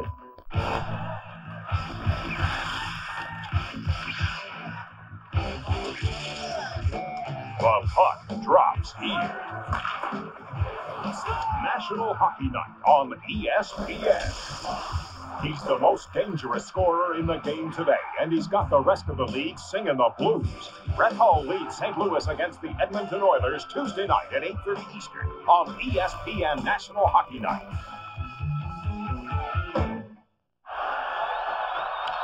(21-7) our new scores. Douglas gets his 11th touchdown of the year. And here's a look at the scoring drive. Very balanced. 8 plays, 80 yards, 237. 4 pass, 4 run. This is Corey Dixon at the 11.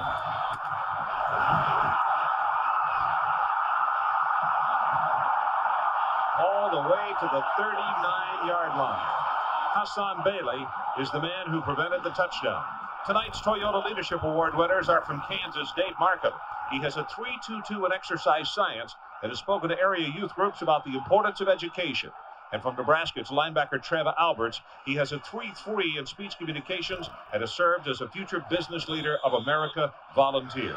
Toyota proud to donate $1,000 to each school's General Scholarship Fund on behalf of these athletes. Spoken tonight. Temperature 32 degrees at game time and dropping. But thank goodness it is dry. Lance Lewis. We said he had an 8-yard per try average, and Kansas could ill afford to go to sleep, and they caught him napping. Lassiter saved the touch. He's like the forgotten man in this offense. The fullback, Lance Lewis, blocks, and then all of a sudden, you give him the football, and he breaks through a big hole and picks up big yardage in the secondary of Kansas. That's 38 yards, and give Jim Scott a lot of credit. The center threw an outstanding block.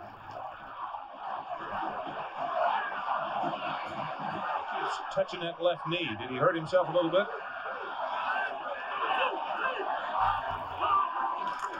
Calvin Jones. Little stutter step inside the 22 to the 21. Bowen from the strong safety is there to make the tackle. Kansas just having a tough time with the offensive line in Nebraska. When you look at this offensive line, they're just so big and so athletic, and they're having their way with the front of KU. See the block on Stubblefield? Looked like he even hooked his arm, the left guard. Charlie Bowen, 22, makes the play. Lewis comes back into the lineup, the senior from Scott City, Kansas. And look at the rushing yardage so far tonight.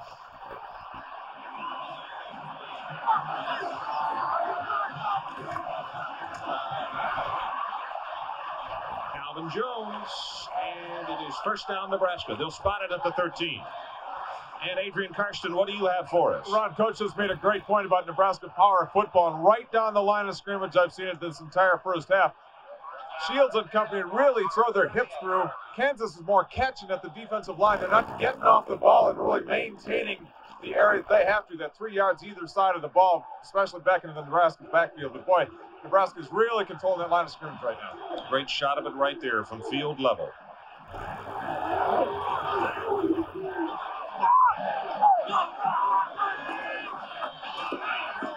Pitches the ball back to Jones. Will turn the corner at the 10 and dives forward. And let's see where they're going to give him forward progress. They'll spot him out just outside the 5-yard line. Hassan Bailey pushed him out. The Nebraska offense can't do any more. They're running inside. They're running the option outside. The threat of the play action there. They're owning the Kansas defense. And when you talk about that offensive line, Ron, 300-pounders in that offensive line. But like Tom Osborne was talking about the other day, Zach Weaker, 6'5", 310 pounds, will dunk a basketball in a 4.8 40. So not just big people, but athletically. You think a guy 310 can dunk the basketball, but Zach can do it.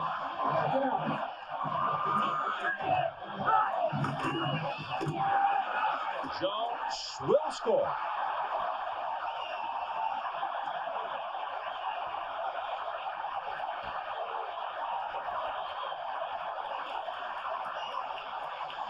Zach Wiegert, what a block he threw. And I talked about the shorts. I asked him if his brother, who played here prior to him, had willed them to him. And he said, no, they're purple. They have holes all in. He wears his regular red shorts underneath them. Listen, no contest right now. The game is being won by the offensive line of Nebraska. Wiegert said he was very superstitious, so he wears them every day before a game. Bennett gets it, and it is 28-7, Nebraska Cornhuskers. Zach Wiegert in his shorts here. You're going to see him on a block. Number 72 takes a step, blocking against Sylvester Wright. Just enough, long enough for Calvin Jones to make the cut. Gerald Armstrong on the outside with another key block. Cracked down the contain, and Calvin Jones in the end zone. 28-7 Nebraska. And Mike, while we've got a couple of seconds, you have coached here against Nebraska. Take us a little further as far as what you experienced. You said that this place, along with Florida State, two of the very toughest to play in the country. Why? Well, it's a tough place because the fans are right on you. There's not a track in this stadium, so the fans, all the seats, they're right on top of you, and they're very vocal, but it's just it's a great home field advantage for Tom Osborne and the Nebraska Cornhuskers.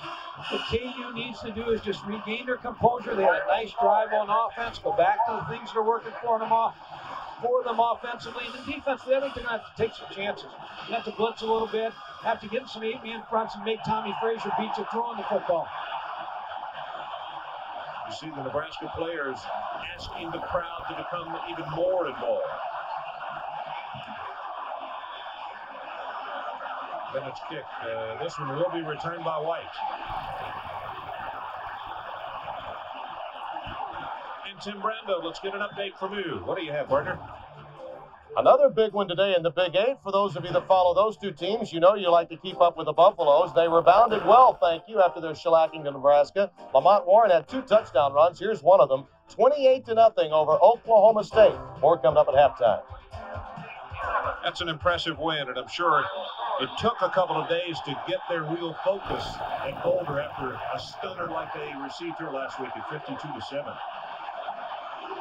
Douglas, a nice move to the outside, and he's not going to wind up with maybe but 1 yard, but most backs would have been dropped for a loss. Bird made the tackle. See the penetration Nebraska is allowed to get. Travis Hill, number 93, gets up the football field. You see the block. It's a cutoff block. Tight end does not know that Douglas coming back. And then number 8, Tyrone Bird, steps in to make the tackle. And then Big John Perella, who never quits, the sack Godzilla is what they call him, comes back after missing him once and helps out. Pass incomplete. Whoa, my goodness, Smith got unloaded on by Kenny Wilhite.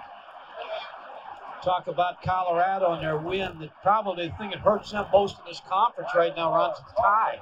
That Oklahoma, because you always hope somebody's going to knock both these teams off. One will take care of the other one tonight, but there's still some games to remain in this schedule, but that tie is going to hurt them. Mike, this is such a far more confident Nebraska football team than we saw earlier when we did that game against Washington. I think there's a big difference. Number 15, Tommie Frazier, has evolved as a quarterback. You're right. They try to set the screen, and they do, and Powell can't hold on. It's incomplete. Douglas, I beg your pardon, 26. Ron, now he makes them a complete football team. They're playing strong defense. They've got a great offensive line, backs. Tommie Frazier is the missing ingredient that's plugged into this team now. Chip Hillary to the sideline, and another discussion on what they can do to change that sea of red that seems to be all over the Kansas backfield so far. Nebraska is coming after him, and they get the kick away. Hughes runs a long way and makes the fair catch. Ron, they're dangerous here again, Nebraska, because they have the ball again at the 50-yard line. So that gives Tommie Frazier the run and pass possibilities. I think that's another very short kick, and Eichloff is awfully good, but the wind I think if we checked with the Bureau that it's far more than 10 miles an hour because that was less than 30 yards. And he's had 3, I know, that have been less than 30 in this quarter. And you're right, Ron. He may be the best kicker in the country, Dan Eichloff. Cal Jones, number 44, the lone setback behind Frazier. They set a screen, and that's who they go to. Jones gets a block, and he's off to the races. Caught inside the 10. Wow.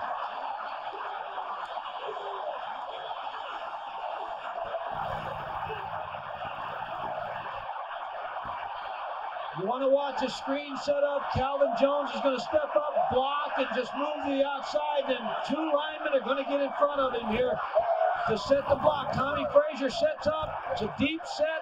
There's a dump off to Calvin Jones. Now watch the blocks set up. 89 William Washington with a block. And like I say, Nebraska can choose about any weapon they want to go to right now. Everything's working. Vincent Hawkins, 38, with a really fine block on the play. Option to the open side. Jones will be shoved out of bounds shy of the 5-yard line. That was Ronnie Ward defensively. An awesome offensive display. When you watch Nebraska, what they've accomplished in this first half. Inside, outside, throwing the football. 2 minutes and 57 seconds left until halftime. Huskers 28, Jayhawks 7.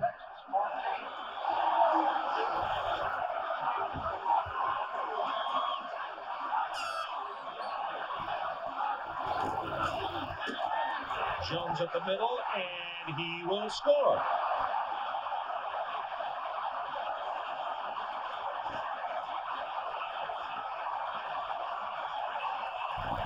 His second touchdown. Boy, Andre McDuffie, number 7, replaced Lance Lewis at fullback, and he lit him up too with a block. But they're just controlling the line of scrimmage. Just keep repeating that. They just are winning the battle at the line of scrimmage against Kansas defensive front. Jim Scott also with a good block. McDuffie.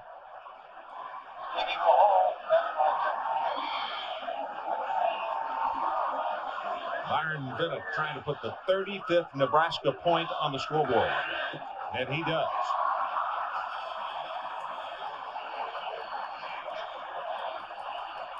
Let's take one more look at this touchdown, the second by Calvin Jones of the night. Well, you take Lance Lewis out, and then you put in number 7, Andre McDuffie. Watch him go straight ahead and put a block on you.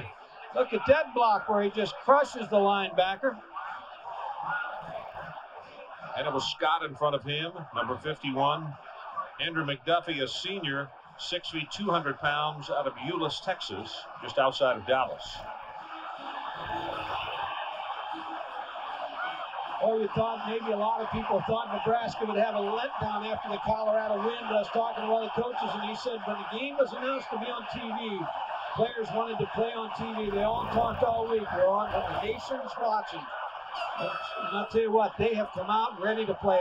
And again, when I repeat, when you have seniors' last game, last home game, it's an emotional time for the seniors and all the football players on this team. Folks, this is a very good Kansas football team. I mean, they're 7-1 and have been extremely impressive. But they've just been dismantled so far. George White. Good heavens, what a hit. He takes at the 27-yard line, and he bounds right back up. It was Moss who almost took his head off.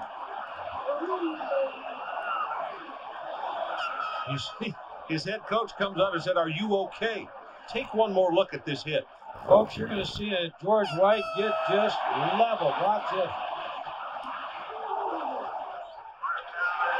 Well, you heard it anyway. You may not have been able to see it.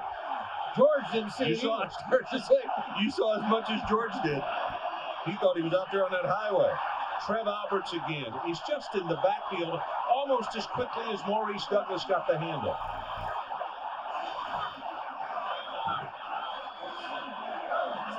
He's having a career game here in the first half. Trev Alberts.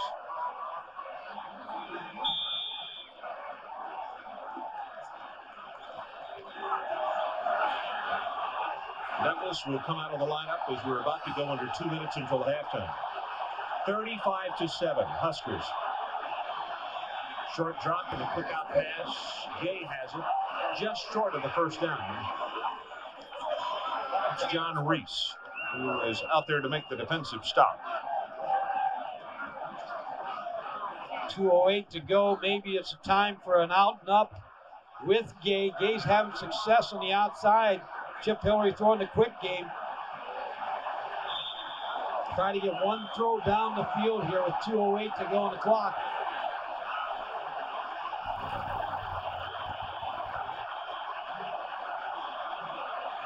They run the option. And the pitch to White. Turns the corner and across the 45 and is pushed out at the 49. More than enough for the first down. Will Height defensively. It's a gain of 12. Glen Mason feels like George White's his home run hitter. Coming up at the halftime, the Delta Faucet Report. The showdown out of the desert in Tucson today. The Irish, boy, did they roll today. What a shocker in South Bend. And Southwest shockers as well, as you look at Glen Mason. And Glen's got to be somewhat in a state of shock himself. He is down 35-7. We still have over 2 minutes to play in this opening half. Hillary going to go on top, and it is intercepted by Kenny Wilhite.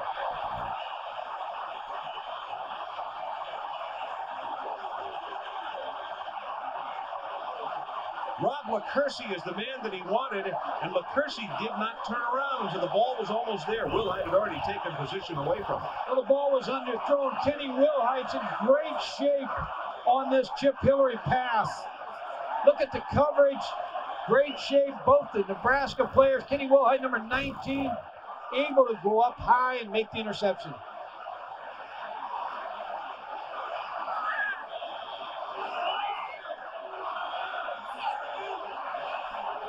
Wilhite, a very happy man on the sideline as he gets the pick off.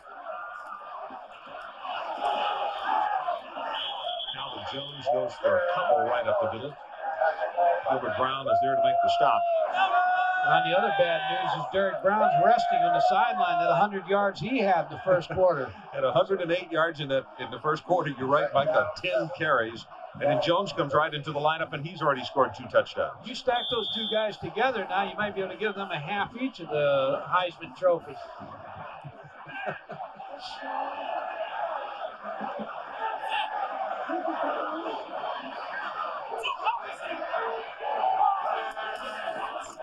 Option play.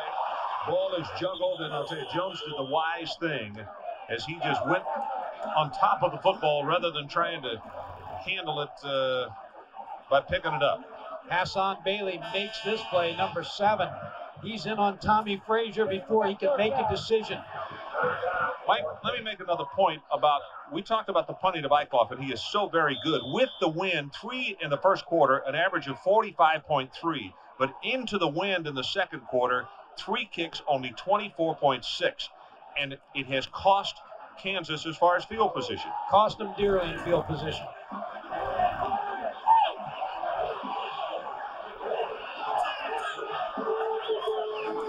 Frazier, quarterback draw. Hassan Bailey, you can see number 7 getting off the bottom of the stick. Kansas calls a timeout to stop the clock with 19 seconds left, so we'll take it with them. Huskers 35, the Jayhawks 7. Focus, please. Everybody knows Reader's Digest. Not everybody knows Konica. There, now you do. What you expect from Reader's Digest, what Reader's Digest expects from Konica. Why you turn to Reader's Digest. Why Reader's Digest turns to Konica. So if you know this company, you should know this company. Because Konica contributes to Reader's Digest. Pop quiz tomorrow.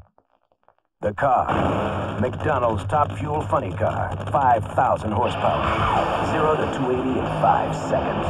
The driver. Cruz Petrogon, world record holder, NHRA champion. The fuel? Big Mac Extra Value Meal. Big Mac, large fries, medium Coke Classic, just $2.99. When we say hot and fast, we're not just cooking in the kitchen.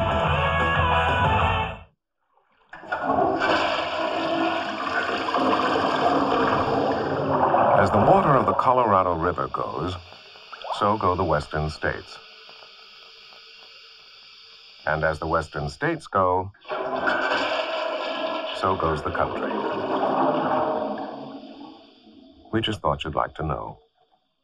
The Colorado, if it's important to you, you'll find it in time.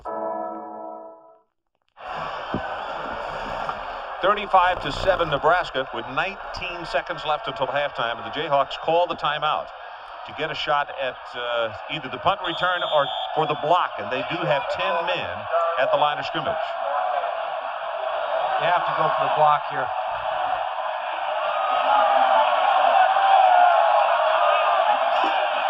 Coming after Stiggy, and he gets it away. Very high, good coverage kick. Bowen with a fair catch at the 42-yard line. 47 yards on that kick. Hey, Ron, that was a good kick by Stiggy right there. Good pressure on him. He still was able to knock it out of there. So Kansas now to run 12 seconds off the clock.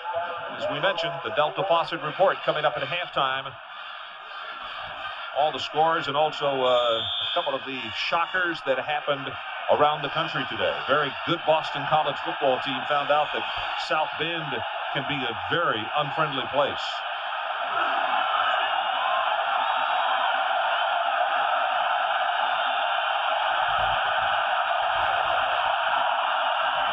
Dory with the quick out pass has it complete to Gay, and he gets shellacked by Wilhite. See what Nebraska's doing now with that quick passing game, they're going to say to Matt Gay, I'm going to give you 5 yards, but I'm going to trade you a headache for it. And that's exactly what they're doing. They just come up, smack him. Kenny Wilhite with a good hard tackle, and he's going to make him pay for the 5 yards. Glen Mason has to be thinking about halftime now. The adjustments as he goes in with his staff and the things that they have to do differently.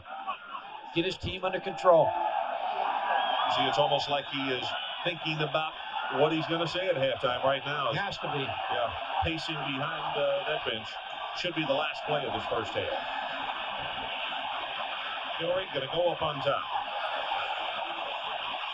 In and out of the hands of Wilhite, and Kenny could have had his second interception in as many possessions. So it is halftime. And our score, the Huskers 35, the Jayhawks 7. The Delta Faucet report coming up after this commercial timeout.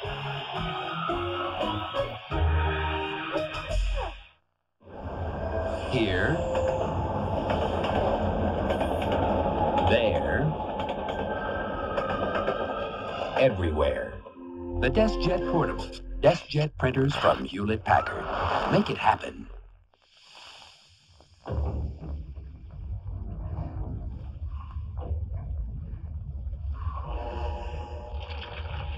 Real adventure. The Discovery Channel. It's your world. Why do people really like Toyota Paseo? Take this home lie detector test. I like Paseo because A, it's practical, has a driver's side airbag, or B, women dig it. A, it has 100 horsepower performance, or B, women dig it. A, Paseo starts under $11,500, or B, women dig it. Paseo, a very practical car from Toyota.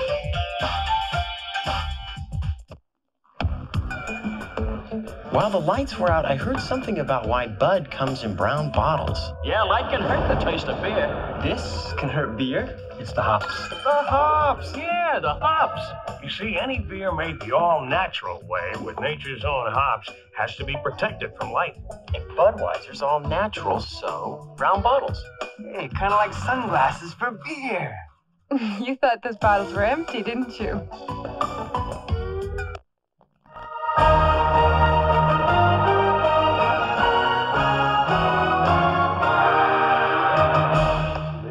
We welcome welcome you back to the Delta Faucet Halftime Report. Along with the Coach Lee Corso and the Big Pony has returned to Craig James. I am Tim Brando. And don't get greedy, Nebraska fans. A little footnote. On March 3rd, Fog Allen Fieldhouse, Danny Nee has to go in and play Roy Williams, and Rock Chalk Jayhawk will be coming out. You can make book on that. All right, let's get to the scoreboard in college football right now. In the Pac-10, USC had a chance to move up in its Fiesta Bowl opportunity, but they're taking it on the chin in the fourth quarter now to Stanford. It is 13-3. J.J. Lasley with a 38-yard touchdown reception from Steve Stenstrom there. Now, the big matchup, Desert Swarm getting it done today against number 1, the Huskies. And defense was the order of the day. Mistakes killed the Huskies. It was 3-0 Cats, a bad snap on a field goal. Pass is thrown, it's incomplete, it's 3-0. And any other day, against any other team, right, Craig? You got that right, but this is why Arizona forced 4 turnovers today. The great hit by Jason Shelley, Keyshawn Johnson, the interception, and Arizona's defense too much for Washington today. And again, the keeper for George Malaulu, he didn't need to be ambidextrous today. They played good old Big Ten type football from yesteryear in the Pac-10 today, and Arizona won it by a score of 16-3. 4 turnovers in the ball game for Washington. That was truly a key to this ball game. And afterwards, Don James took the loss in stride. This has been a long string for our guys. Been practicing hard, playing hard, and and give Arizona credit. They deserve what they got. They played well. They have a good football team. They've gotten better, and they did the things that they had to do today to get better. I know you're going to hear this question. Is Arizona the best team in the Pac-10 right now? I can't give them that much credit. They're a good team, but I don't think they're better than us. That's just the way I feel about it. This illustrates my point, though, about playing a Big Ten brand. They won it with defense and a kicking game.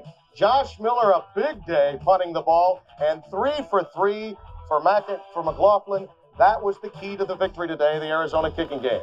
Alabama taking on LSU today. Jamie Howard in for a long day. This is vintage Alabama. First, the defense turns it over to the offense. Lemansky Hall gets the recovery and lead. Then what happened? Alabama's offensive line comes off the ball with powerful football. They dominated LSU's defensive front today. Alabama goes on to win the game on the road, 31-11. They were a 17-point favorite.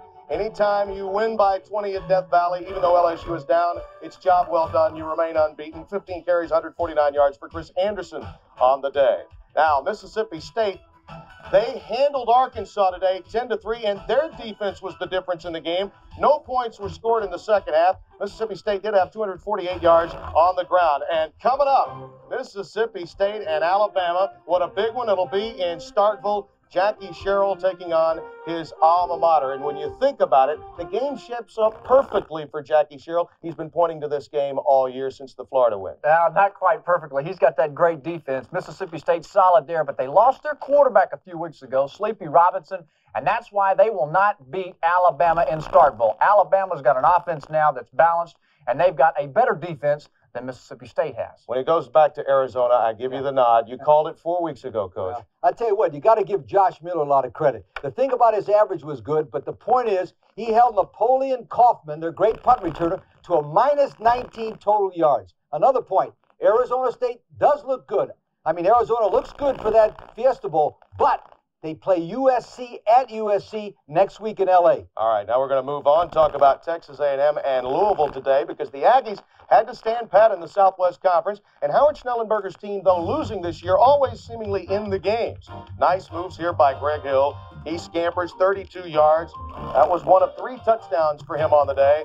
Aggies win it big today at Kyle Field. The final was 40-18. He had 26 rushes, 142 yards, 3 touchdowns. Louisville has never beaten a top 5 team. Texas takes it on the chin to the Horned Frogs. Pat Sullivan was 8 years old the last time TCU won against the Horns. Jerry Levias was one of the big ponies in that era as well. Speaking of SMU, how about what they did today? Tom Rossley looking to replay the Cougars' memorable blowout 3 years ago. Jimmy Klingler has this pass tipped, and it is picked off by Greg Hill. And from there, I'll let you take over, Pony. All right, SMU's got a running game this year, which opens up the short passing game. Dan Freiberger to Corey Beard, 6 Mustangs. SMU star of the day this day, though, was Ronji Hill. He finds a way into the end zone. He had 129 yards on the day. A big, big victory for SMU today over Houston, who, by the way, get Texas A&M on Thursday night here on ESPN next week. Now, you were there when that game wound up 95-21, calling the games on radio for SMU. You know how much it means to this group. It's gratifying for the ball club, no doubt about that. But you all know that SMU has a council that's about to vote on the future of SMU athletics. This should send a strong signal to Kenneth Pye and the rest of that group. Back SMU athletics, save the Southwest Conference, give them a fighting chance. Yeah, that plus the implications that Texas could be going to the Pac-10, which was a published report, all figures up. All right, stay with us. We're going to give you a Marshall Faulk Heisman update. That's right. We're going to stay right on the Heisman story, and we'll also show you more of Tommie Frazier. Hits Gerald Armstrong for the 6th time in his career, all 6 for touchdowns. Nothing different tonight. Get your little behinds in there. All over the world, there's a ritual that takes place right before bedtime.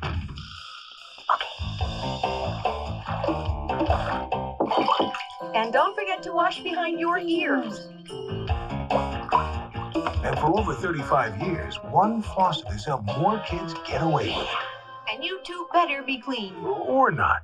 Delta, the way water is brought to life. Far from Bourbon Street, in its own little corner of the Garden District, is the most fabled house in New Orleans, the Maple Street Children's Bookshop, where the folks who write the books also read them. So if you go, bring your wildest imagination and your Visa card, because at Maple Street, they'll take you on a truly magical journey, but they won't take American Express. Visa, it's everywhere you want to be. At BASF, we don't make the meal, we make it healthier. We don't make the lotion, we make it smoother. We don't make the dress, we make it brighter. We don't make the carpet, we make it tougher. At BASF, we don't make a lot of the products you buy, we make a lot of the products you buy better. BASF.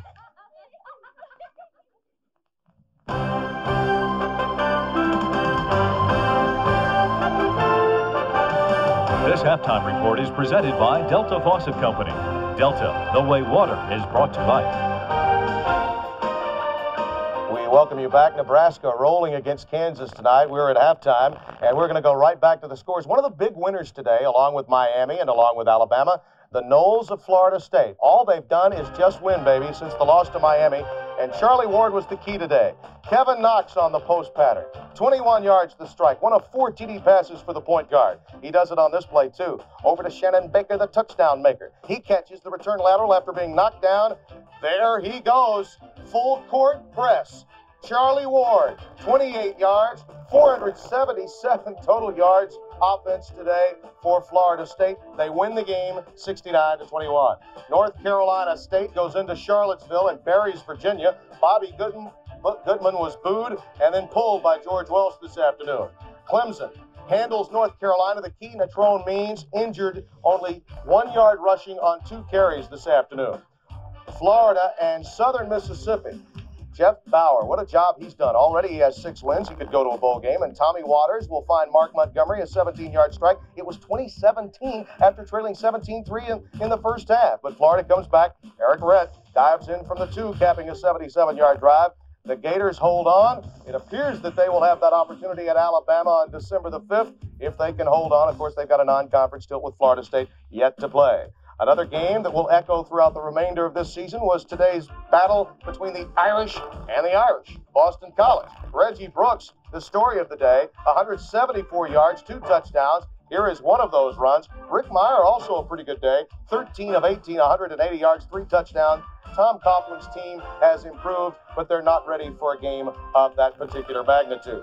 Syracuse, speaking of a team that's ready for Miami, they'll get their chance at the Carrier Dome in a couple of weeks. They handled Virginia Tech today. Marvin Graves leading the country in passing efficiency. Colorado and Oklahoma State, 28-0, just a physical pounding today of Pat Jones's Cowboys. Washington State beats Arizona State. Drew Bledsoe, 22 of 31, 267 yards. The Wolverines were able to cruise again today in a game seen earlier on ESPN. Gerbach was 7 of 14, 205 yards, 3 touchdowns. Ohio State, John Cooper's club, they appear to be ready for that matchup against Michigan coming in a couple of weeks. 17-0 the final, but John Cooper annoyed with reports all week long about a presumed move to Arkansas next week. After the game, he was visibly upset. Let me say one thing that I'm out of here, guys. I'm not resigning next week, so don't start that again, okay? From all of you. And I'm out of here. I think it was awful for anybody last week to have that on the radio or talk about it without verifying it. I think that's irresponsible journalism, and I'm out of here, okay? John had seen enough, but it has been widely spread. There's going to be a domino effect in college football coaching this year. And if John Cooper goes to Arkansas, I got the #1 candidate for Ohio State, Bo Schembechler. And there'll be one guy smiling in heaven. That'd be Woody Hayes. Well, let me tell you what this really does and why Cooper's upset is it's killing his recruiting. He can't convince these high school seniors to come see him. They may be leaving. And also, when you talk about Arkansas, you look, Joe Kynes, I mentioned to you earlier when they made the announcement to go with him, he may be the best coach in America, a great coach, obviously, but the perception could be that he's not the big-name guy to stay at Arkansas. All right, stay with us. We've got plenty more to talk about. And as we go to break, you think there was a shakeup in Division I. Try Division I AA, #1 and #2 go down. Oh, by the way, the Citadel is #3 and Northeast Louisiana #4. Stock going up for those two programs.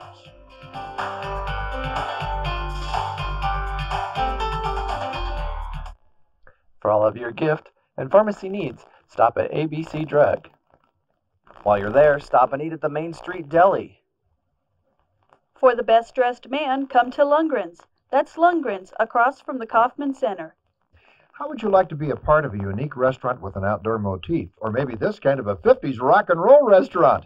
The Habitat Restaurant and Bazooka Joe's are now receiving interviews for personnel. Please apply 9 to 5, Monday through Friday at the Budget Motel Meeting Room. Get an action beeper from USA Paging and an entire new world can be opened up for you. You'll be able to receive important messages wherever you may be. It can be done for just pennies a day. Kearney, Grand Island, Gothenburg, Hastings, Kozab, Broken Bow, and many other communities in central Nebraska can be served with an action beeper. So if you're a doctor, a lawyer, a business owner, or just a person who's on the go all the time, call 237-9277 and let USA Paging help you stay in touch with your world.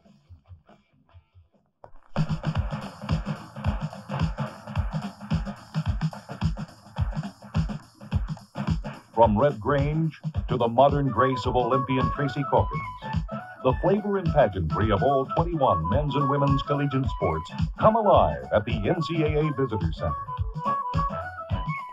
Come celebrate the magic moments in college sports at the NCAA Visitor Center, open year-round in Kansas City.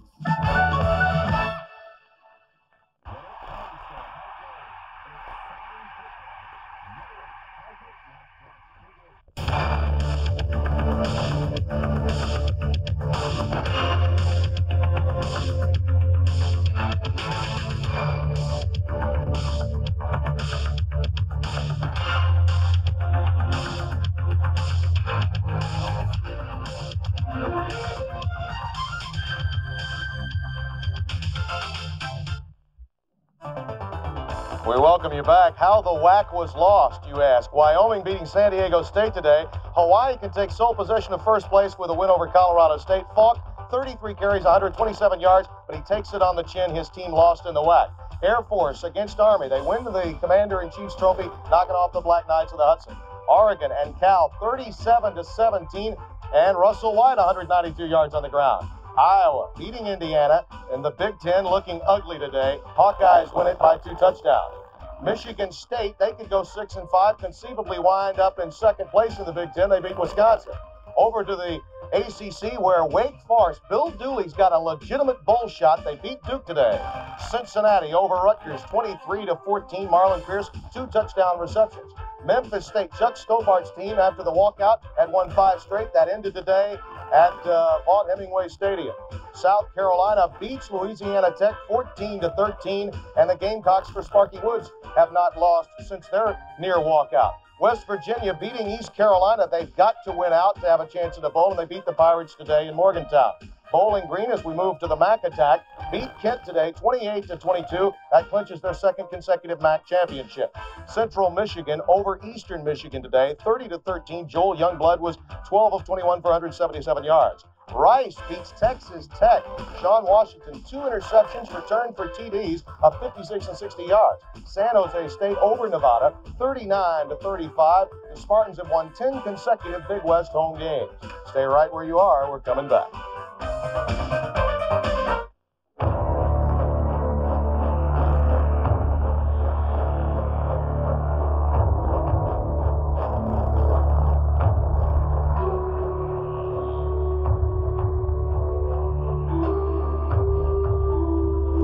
Introducing Levi's loose-fitting jeans.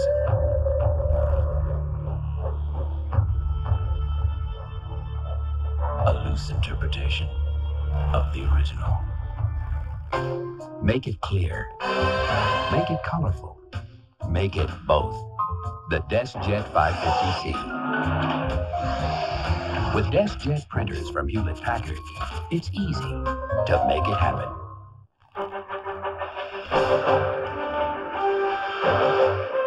Out front is tough, dude. Enemy squad in open. Moving north on foot. Vicinity, out front. Army Reserve, Montgomery GI Bill, and more.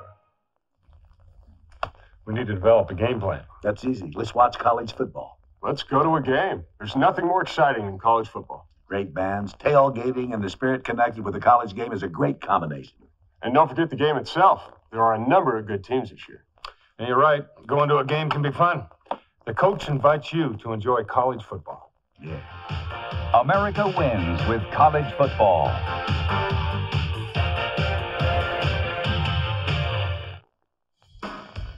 Stanford has not beaten USC at the Coliseum since Plunkett was throwing to Randy Vataha. They're up 16-9 with 7:02 left in the fourth quarter. All right, a published report coming out of Seattle says that Lou Piniella may be taking over as the head coach of the Seattle Mariners. He has not confirmed or denied that particular report. Coming up tonight on SportsCenter, I'm sure they'll have more on that. Speaking of more on that, more on college football with Chris Fowler, along with the Big Pony and the coach Lee Corso. Bino Cook will also be around. Ron Franklin and Mike Gottfried coming up.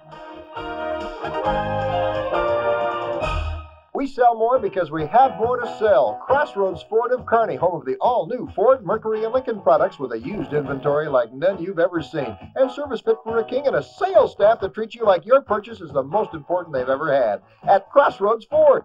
The Big Apple Fun Center reminds you to play the hottest game in the area, QB1. Test your skill and knowledge up against other QB1 players to create hours of fun. And the Bundle of Bucks Sweeper is back. Every Saturday night is a blast as you bowl for cash prizes at the Big Apple Fun Center. Presenting Digital Music Express. 30 channels of CD quality music. The music you want to hear when you want to hear it. DMX comes through your TV cable into our receiver and right into your stereo. And you get all 30 channels for less than the cost of one CD per month. For more details about Digital Music Express, call 234-6428. Halftime here in Lincoln, Nebraska, 35-7. The Cornhuskers on top. And Mike, probably, how do you spell dominate? It is Nebra, and you go on, it spells Huskers, because almost 350 total offensive yards first half. Well, they're just controlling the line of scrimmage. When you look at here first, Derek Brown with a long run, and the offensive line has just controlled this game. Then you have Lance Lewis, quick fullback with a big gainer, and again you see how the holes are open, and then Calvin Jones again with a big yardage and big run. Statistically, you look at the rushing yardage, 7 yards a carry for Nebraska, 209 yards rushing to 52. Just dominance in the running game. So 343 total yards for the Nebraska Cornhuskers in the first half. They just, about everything, as I mentioned, that they dialed up, came up properly for them. And Hillary Pace is on the sideline as his ball club will get an opportunity offensively to open the second half in a far different way from the way they played in that first half. And let's go down to Adrian Karsten for this report. In the Kansas Jayhawk locker room at halftime run, not a whole lot of screaming and yelling by Coach Mason. He said basically, look, everything has gone against us at this point. We got to go back to our base package. We're putting way too much pressure on ourselves. Plus, we got 76,000 people in red out there. expecting us to go back to the old Kansas way of happening and Kansas way of doing things, and that's losing. Don't let it happen. Well, they have an opportunity right here, getting the football to open the second half of play, and let's see what they change offensively, Adrian. Douglas runs up the middle, and he's going to go for 5. Stewart is there to wrap him up. Well, the one thing I'm sure Glen Mason told his team at halftime is we're 7-1. You know, we're having a great year, so we had a bad half. Let's go out and play a good second half and try to get back in this thing early in the third quarter. But it's going to take patience to get back in this ball game if they can get back in. They were down huge to Iowa State and came back. Smith, the intended receiver, as you can see, that one was well underthrown. If they're to get back in this game, Ron, number 18 has to bring him back. He's the man that makes him click. He's 8 out of 19 for 105 yards and 1 interception.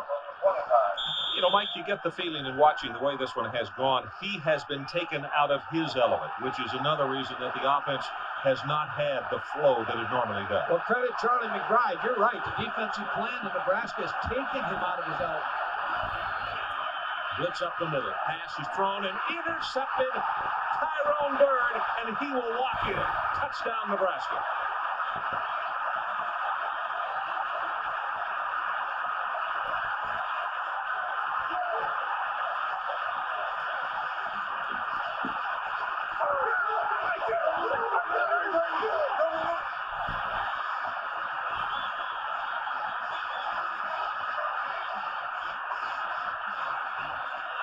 Tyrone Bird has started every game the last 2 years. He has just intercepted a pass or a touchdown, his second of the year, and traveled 30 yards.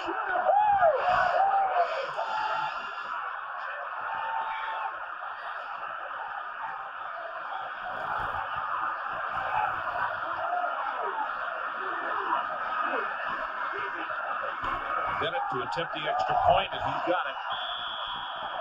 When you score a touchdown, first of all, you have to have pressure on the quarterback. John Perella, number 92, with pressure on Chip Hillary. Then you had man-to-man coverage in the secondary. Tyrone Bird against Maurice Douglas. They've had success going to Maurice Douglas. Tyrone Bird was on him this time. Number 8 steps in front for the interception and the score.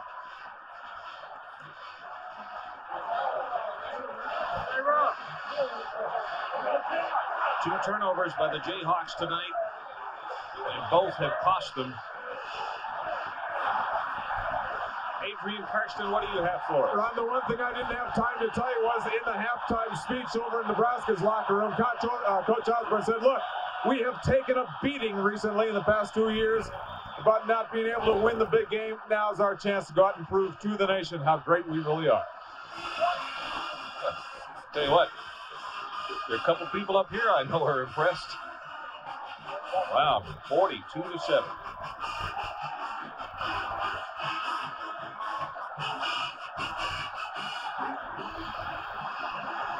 Bennett's kick is going to come down to George White.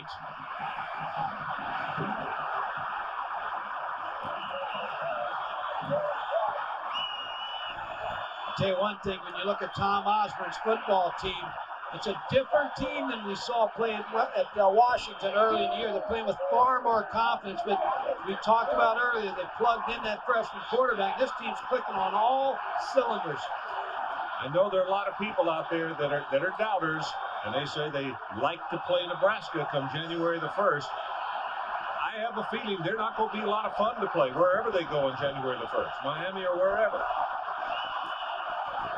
That's right. This is a different football team. Stewart will make the hit at the line of scrimmage, and Douglas just has no place to go.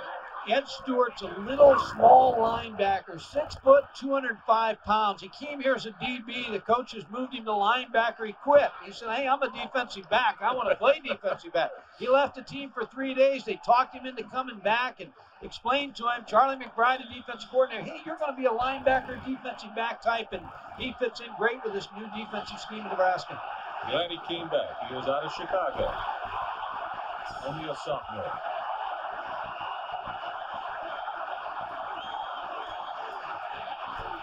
Hillary gets out in the corner. This is what he does best. Has the first down, plus 10 yards more before going out of bounds. Reese finally forces him out. Good move by Pat Rule to get Chip Hillary outside. Use a different blocking scheme on this to pin. You see the receiver come inside and pin. There's the fake. Fakes number 19, Kenny Wilhite, then picks up yardage downfield. It's a good block by Matt Gay, number 5. 42-7 if you went away. If you wonder how Nebraska scored so quickly, it was on an interception. That's going to make those tailbacks mad because scoring on defense. Hillary the other direction. Pumps it, now he's going to run. And he will be hit from behind, and again it's Ed Stewart, our cornerback turned linebacker. Around those two tailbacks are going to tell the defense, hey, we're splitting time. We need plays in there. Don't be scoring touchdowns for us. Well, that's like Armstrong, who had the 2 touchdown passes in the first half. They almost completed that short one to him, and I'm thinking, Armstrong didn't want to catch that. That messed up his record. That messed up what we're talking about, too. He's got 6 receptions, all for touchdown. He didn't want that 12-yarder.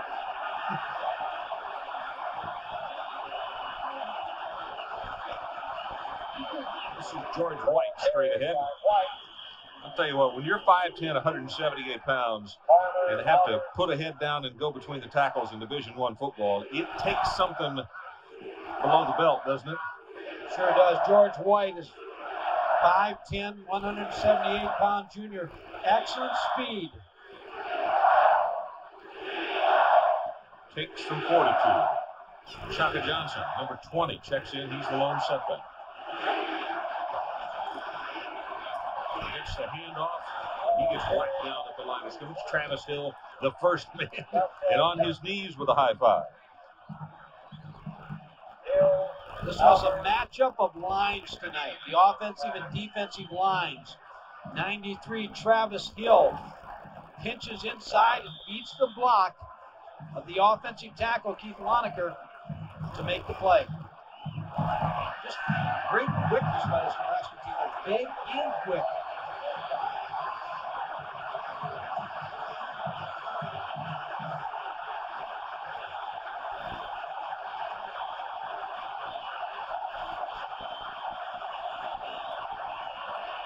Hillary going to go on top. Just overthrown. LaCursey is the man he wanted. Wilhite with the cover. Nebraska still trying to make sure they do not allow Kansas offensively to get in any kind of groove. See how they tilt the 2 defensive ends in? Now you're going to see the strong safety come also to put pressure on Chip Hillary. They want to rush 8 people, one-on-one coverage. Rob LaCursey covered pretty well again by Kenny Wilhite. Just not allowing Kansas to get any kind of rhythm going on offense. Well, you can see it right there. Only 8 of 21 passing.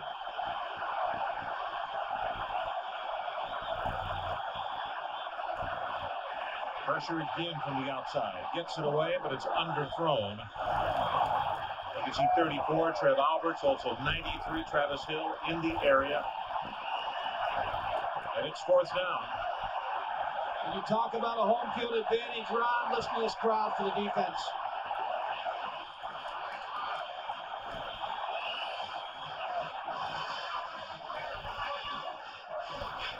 Tyrone Hughes will be the beat man as Hillary comes to the sideline and talks with Coach Rule.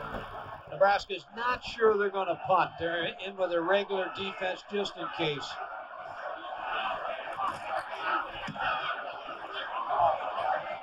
Bearcats are signal for it and is made at the 13. So we'll take a break. 42-7. Nebraska. We'll be right back. Introducing Ford Taurus and the look. Look at this. And this. In fact, when you look at all the ways we continue to improve Taurus, you'll see why it's still without equal. Ford Taurus.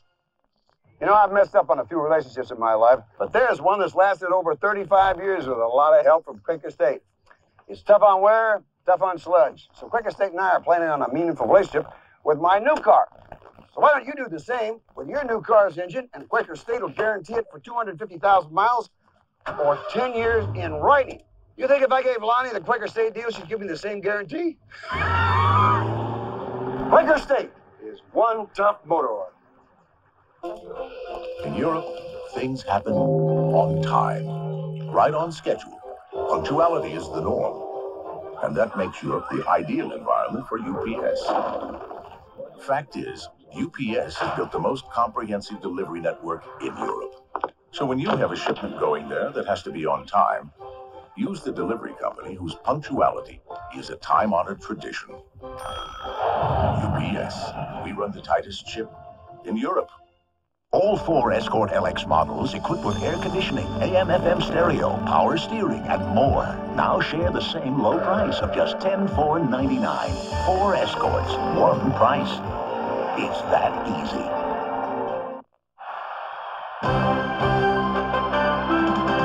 ESPN's presentation of college football is brought to you by Ford and your Ford dealer. Have you driven a Ford lately? And by Budweiser, the king of beers with that fresh, pure, natural taste. Nothing beats a Bud. Tyrone Bird with the interception for a touchdown, and Nebraska 42-7 here early on in the third quarter.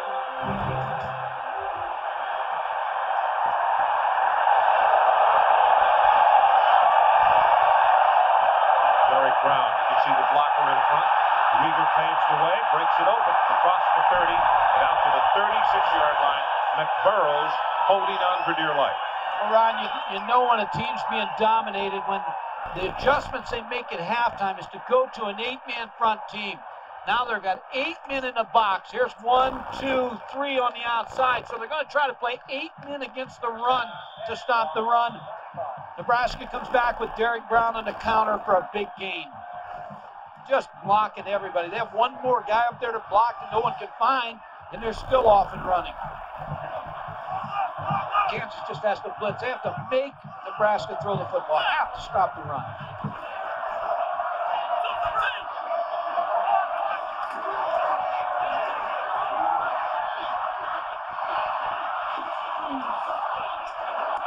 Got rid of it.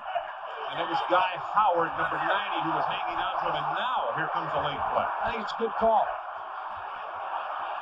He threw it for a lineman. I think the legs of the lineman. Now Tommie Frazier may win this argument, but it looked like he threw to a lineman.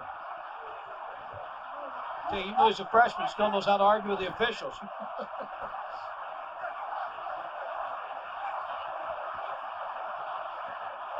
They pick it up.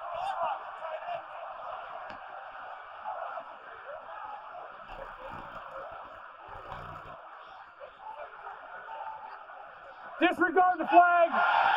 Receiver in the zone. What he's saying is there was a receiver in the area. It looked like a lineman was where the ball went to. See if we can find it on the replay. See where the ball ends up. Tommie Frazier on the run. There's number 75. Looks like to me like Will Shields. There's 72.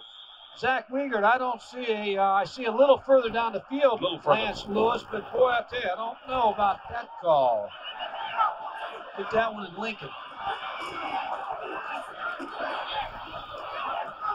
ahead with Lance Lewis this time. We'll go for short yardage, and it's Charlie Bowen, number 22, who comes off the bottom of the pile. It would have been interesting to see Will Shields, number 75, catch that ball. 6'1", 305 pounds, what he could do with it. Charlie Bowen just makes plays. Kansas defense trying to get active, trying to make Nebraska make some mistakes. Tremaine Bell comes in at wide receiver, number 80, junior from Chicago.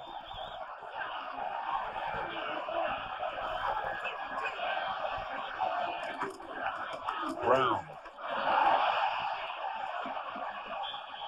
Burrows took his feet out from under him. You talk about a guy that does not need much of a hole. Now Derek Brown can just skip through it, the little smallest crack. Dana Stubblefield, number 71, gets blocked, gets a little penetration. Ken Malin, number 62, just occupies him long enough for Derek Brown to slither right by. Look at that, average yards first down. It tells a tale. 13, almost 14 yards per try on first down.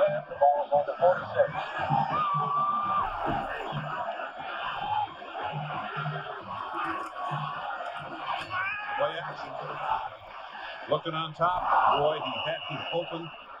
Vincent Hawkins on a crossing route. And he had him beaten.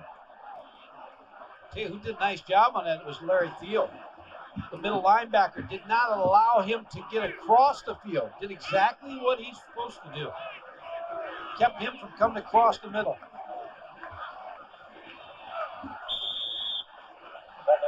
Tommie Frazier just looks so poised to me as a freshman. And the point that you made also is that the team is drawing from his confidence and poise. I think they're more confident because of that.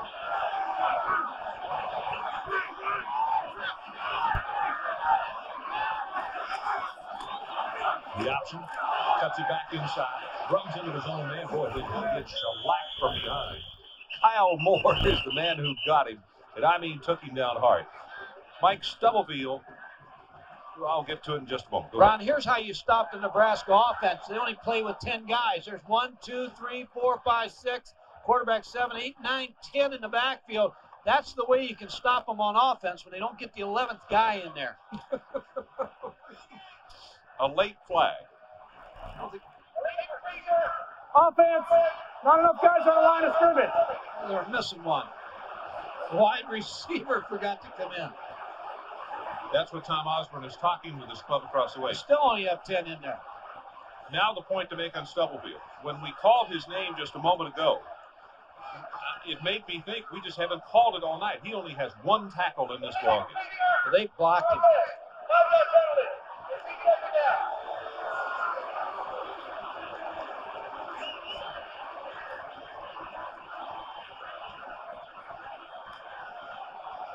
Well, they get the 11th guy in now. Play with 11 this time.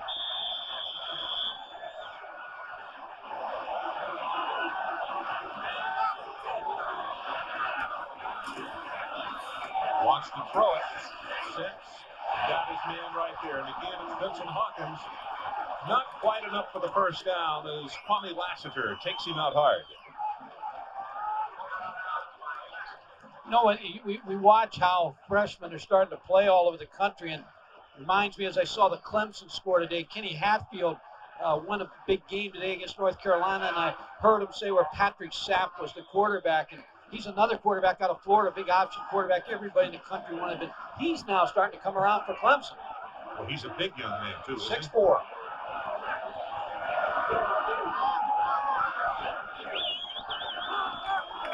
Down and short, and it's Brown. He'll lead his way for a couple to pick up the first down for Nebraska. We have gone under 10 minutes to play, third quarter. Nebraska 42-7. Kyle Moore gets off the bottom of the pile.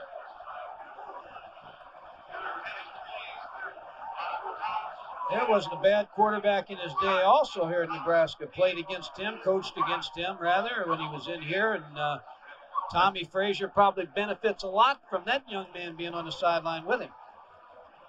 You think that Turner was about as good as Nebraska had here, ever? I tell you, all I saw was the back of his jersey running down the sideline. Got to see the big number, huh? Got to see the big number. Big number on the board, too. Tommie Frazier, a freshman from Bradenton, Florida. His high school coach is Joe Canan. Used to be an assistant at Eastern Kentucky, so Joe Canan knows some football, and I'm sure he got Tommie involved in the option down there at Manatee.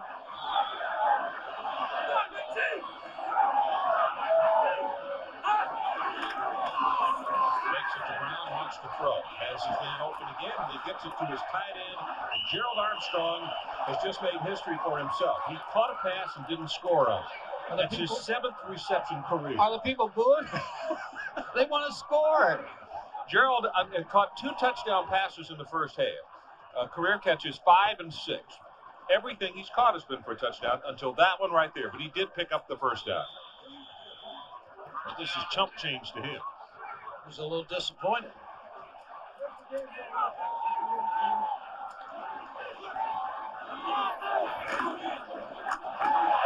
Calvin Jones.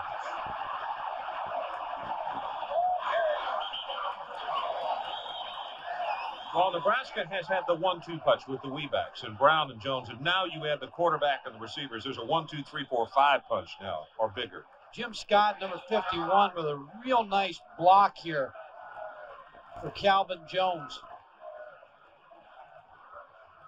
Good tackle by Kwame Lasker, number 8. Calvin, the ball carrier, and look at this. Kansas, 88 yards rushing. Brown and Jones alone, 210. And Lance Lewis broke one off a while ago. He had 37 yards on the one run. As you see, well, the young man that we talked about, Gerald Armstrong, the junior from Ponca, Nebraska, is shaken up on the play. See, it's tough for Kansas to blitz, even though they're playing 8 people, because of the option in Tommie Frazier. They just give you so many problems with this offense.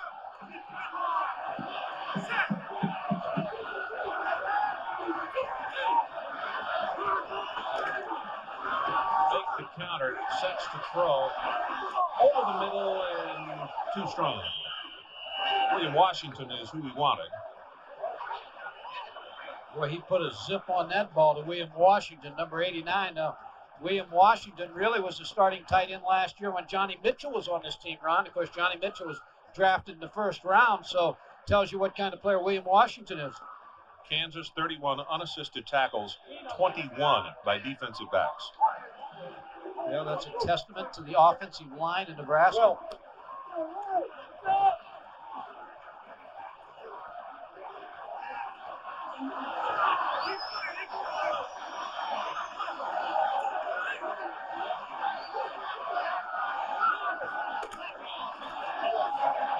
Counter tray. Derek Brown inside the 10, and he's down to the 5. First and goal, Nebraska.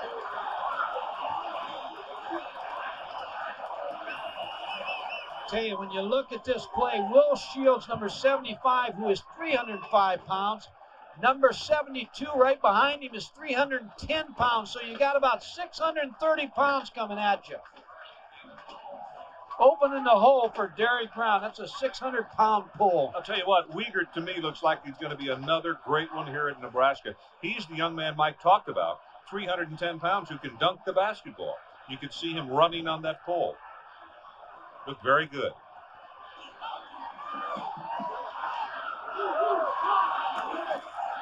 Fakes it to Lewis, turns the option up, and that's a nice job defensively by Hassan Bailey.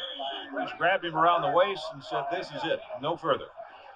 Ron, I don't want to ruin the night for Lou Holtz because he had such a big win today, but if things would stay the same here tonight, they would win this game, Nebraska, and everything would end tonight, Nebraska would meet Notre Dame in the Orange Bowl.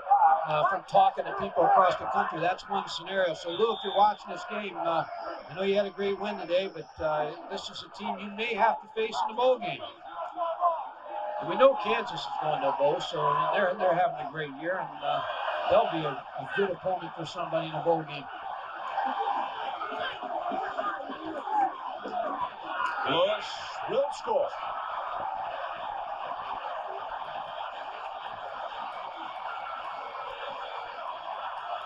Domination offensive line. You got to just credit this offensive line. Jim Scott, the center, comes off. Malin. Lance Lundberg, number 77, with an excellent block on the play.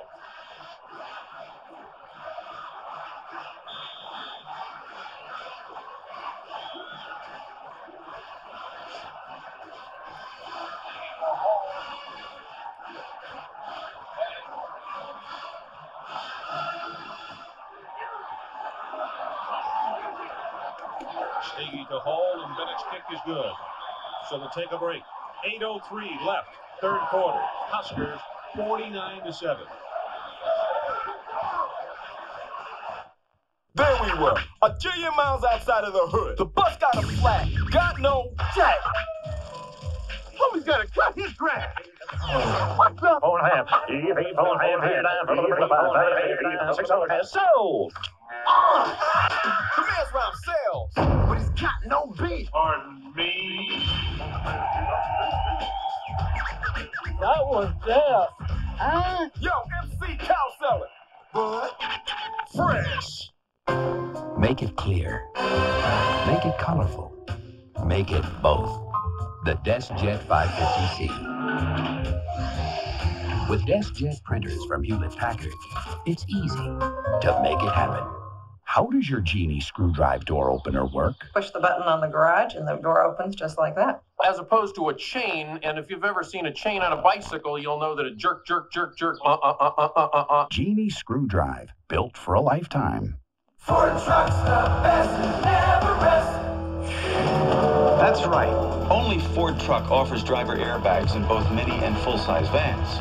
But there's a lot more to safety than that. That's why Ford not only designs and builds trucks to meet or exceed federal crash test requirements, we also do special safety testing of our own. We do what the government says, and a lot more. The best-built, best-selling American trucks are built Ford tough.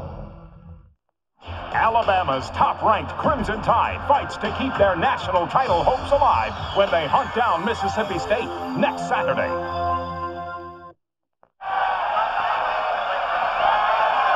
Well, the folks they've been excited after last week's huge win, 52-7 over Colorado.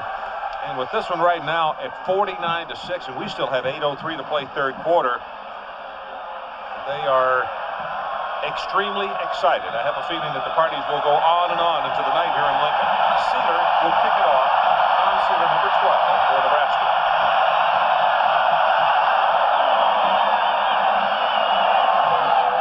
Over Douglas's head and out of the end zone. And Tim Rando, what do you have for us?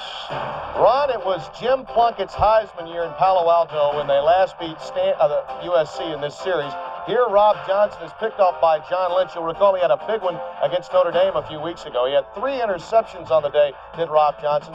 Bill Walsh's first ever win over USC in his coaching career, and the Huskies remain number 1 in the Pac-10.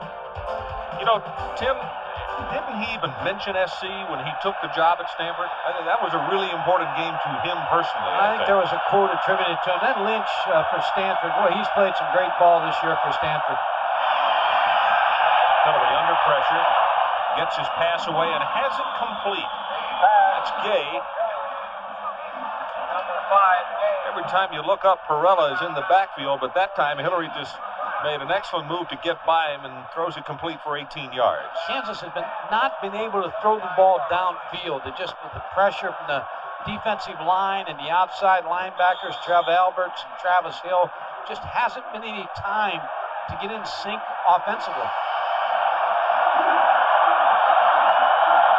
Douglas goes straight ahead. Adrian Karsten, let's get an update from you. Well, Ron, you're looking at defensive tackle Chris Mamalanga sitting on the sidelines here at Kansas. Torn medial collateral ligament of his right knee. More tough news for Kansas. They got to go up against Colorado next week. But remember, it's 7-1. You know, they still are in the Big 8 race here. Hopefully, can't afford injuries like that, but hopefully they win next week. Obviously going to a bowl, but they still are in the thick of the Big 8 race. I'm sorry to hear that. Mamalanga with the knee injury, and he will be lost for the remainder of the year, I would expect him. Pass intended for Gay. Ron, I think that's important for Glen Mason and his coaches and his team, even though you're behind 49-7, is to realize that the strides, that you've made strides and having a great season, and one loss will not change that. Lost a game early in the year to a Cal team that I thought's a pretty good football team, so they played good football, and you have to remember the positives.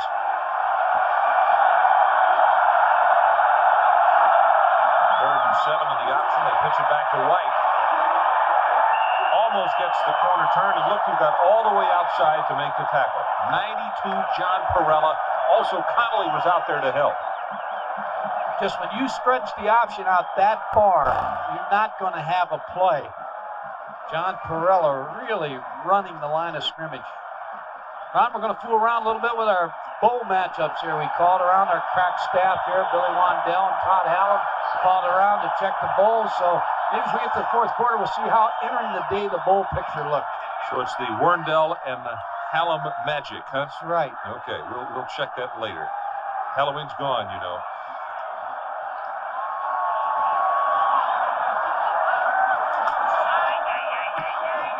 Kick. And again, the wind gets it as the ball will not turn over. Fair catch is made for at the 29. So let's take a break. 6:22 left in the third. It has been all Huskers. Have you been told you're uninsurable? Well, you better believe that more and more standard companies are dropping people for fewer and fewer violations. So what are you going to do? You better call Barney Insurance, 237-2222. This is a waterbed from Land and Sky. It's called a soft side. Maybe you didn't know they look like a regular bed. Maybe you didn't know just how comfortable they are. Maybe it's time to come see for yourself at Mr. Waterbed in Kearney. Join all your friends at the hottest place to party in Kearney. It's the Fireside Inn. Come early and enjoy live adult entertainment. Then stay for their nightly drink specials. Get quarter draws or half-price drinks on different nights. Stay longer on Wednesdays for comedy night. The home of the good time gang, the Fireside Inn. I'm Dr. Charles Ely. It's been my privilege to serve the Kearney area for the last 12 years. Come in and let's talk about your health problem. Using state-of-the-art rehabilitation and therapy, the Ely Chiropractic Center could be your answer to better health. NCAA basketball action begins with tournament excitement on ESPN. The NIT, beginning Wednesday night, November 18th at 7:30 Eastern, live. College football's top dogs lost in the desert. Hurricane warnings are now up. The Shack takes his show on the road for the very first time, and Mario the Magnificent opens at Maple Leaf Gardens to rave reviews. Details on SportsCenter, 11:30 Eastern.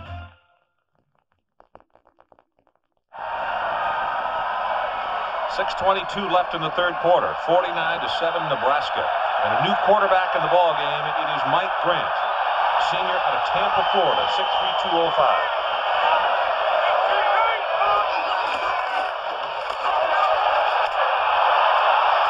Jones across midfield, still on his feet and is inside the 40-yard line. Christian finally made the stop. That offensive line, Will Shields with a big block, but Mike Grant into the ball game now. Number one, the senior quarterback, the fifth-year senior with a pitch to Calvin Jones. Number 75, red, Will Shields with a block. Good block by Andre McDuffie on Ronnie Ward. Shields working down the field, opens it up for Calvin Jones. Got one block and just continued downfield and got another. Ron, I'm really happy that Mike Grant's in the ballgame. I watched an interview with him last night. Here's a fifth-year senior who lost his job to a freshman.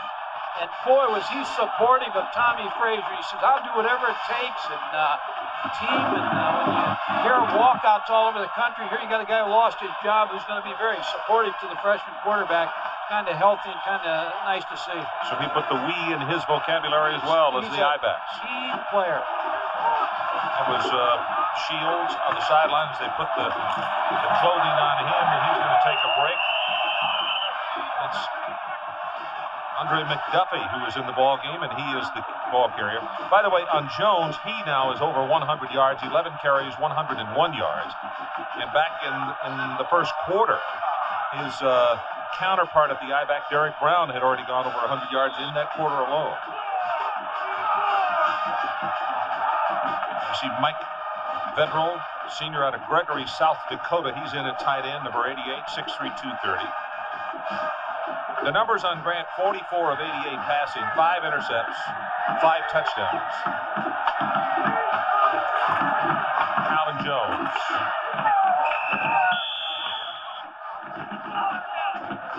RB from the middle linebacking spot on Sylvester Wright, sophomore from Detroit. First time we've seen him tonight. Is there to make the tackle for Kansas. Ron, with 5:01 on the clock in the third quarter, it looks like now Tom Osborne has his second offensive line in to give a rest to that first line that's had such a great offensive showing tonight. We'll give you some of those names in just a moment. In fact, there are a couple of dandies in there. That's why I'm waiting for you to give the Z names. Grant out to throw, and he is going to be hit and sacked. Gilbert Brown was the first man who got there. And it's going to be fourth down. So, Mike, now don't let me forget. We'll get to those names on the next series, all right? Well, I'm not going to let you forget because I'm going to wait till you give them. Good play by Gilbert Brown, number 93, to make the sack on Mike Grant. They said they would use him a lot, and he's a big one. 6'3", 305, a senior from Detroit.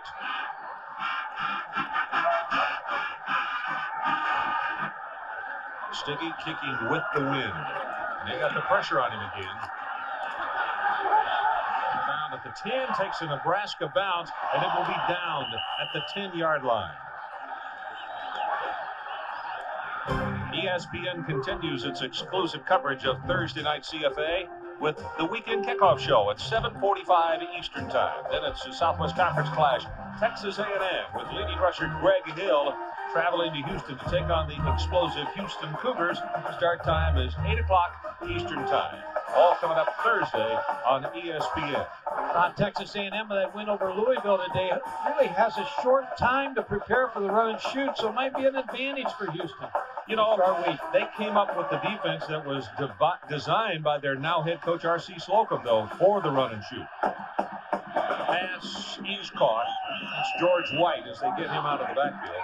Remember that thing they usually use, like 2 down linemen, 4 linebackers, and 5 defensive backs. And just played coverage all night against the Cougars. I think R.C. Slocum was the man who Jackie Sherrill was coaching there at the time. So, but I guess you don't just plug that in and have it ready overnight against a team that throws as much as Houston does. Houston was beaten today, and we'll get to it in just a moment as White goes off the left side. They were beaten by a team from Dallas, the SMU Ponies, and I'll tell you what, 4 years ago they had 95 points scored against them by Houston, and a group of seniors did not forget. And I'll tell you, I want to say congratulations to those kids, because I'm sure that tonight is a very big night in Dallas, Texas, for that group of seniors particularly. And I hope they take a close look at whether they're going to get out of the Southwest Conference or not. I hope they don't. Well, if the kids were going to vote, they voted today. Yeah, I think you're right. Maurice Douglas on the carry. He'll have the first down as Troy Branch comes over to make the tackle. Under 3 minutes to play, third quarter, 49-7 Nebraska.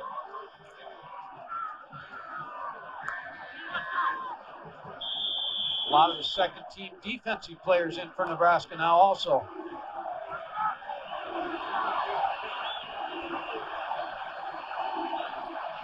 Douglas up the middle, big opening, 5, 10, 15, out across the 50-yard line, and he's all the way to the 46. That is Kareem Moss, who is holding on for dear life.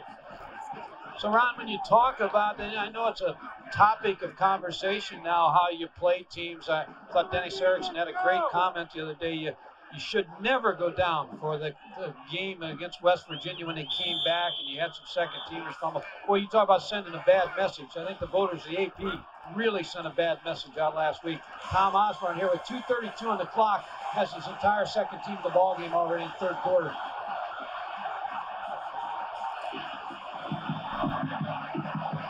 Rolls the pocket, now delivers it, and incomplete, and here comes the flag. Miles is going to be flagged for the interference. He got him for his opposite hand, his left hand, or his left hand on the back of the receiver. Good call.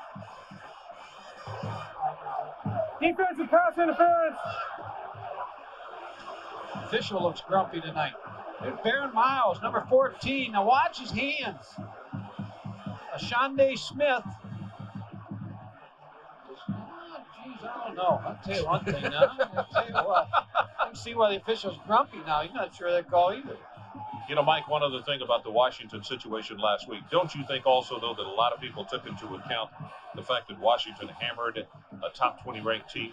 No, I think they voted strictly on how can you be number one and lose it just on a performance of substituting. I think, Ron, that's where the mistakes made. I think they write about running up the score and then they lose somebody down because they put their second team in, they fumbled the football. I don't understand that. Just a bad message. Coaches can't win in this day and age. I'm telling you, you can't win. I don't disagree with that.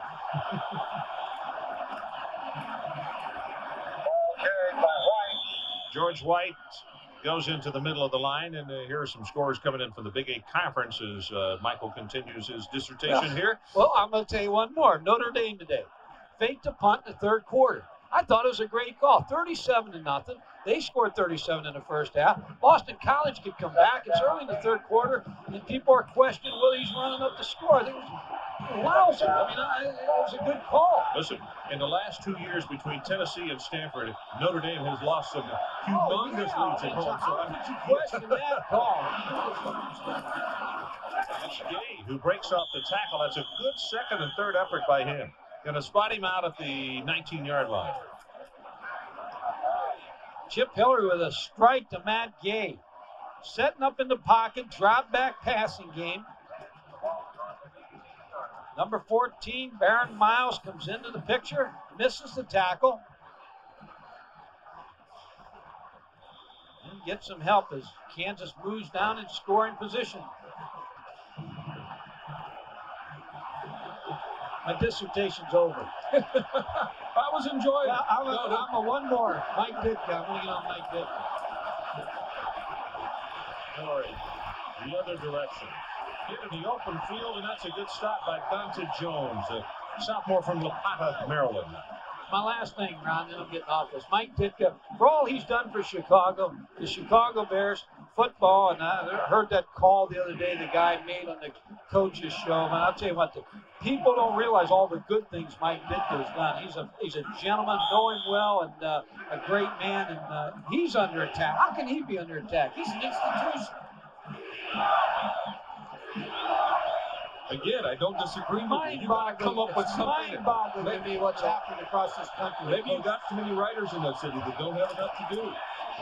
The pitch on the option, hit behind the line of scrimmage, and that is David Leader, who catches White and stops him for a big loss. David Leader, an outside linebacker, number 42. Reads the option, not blocked. He's going right to the pitch man and makes the tackle on George White.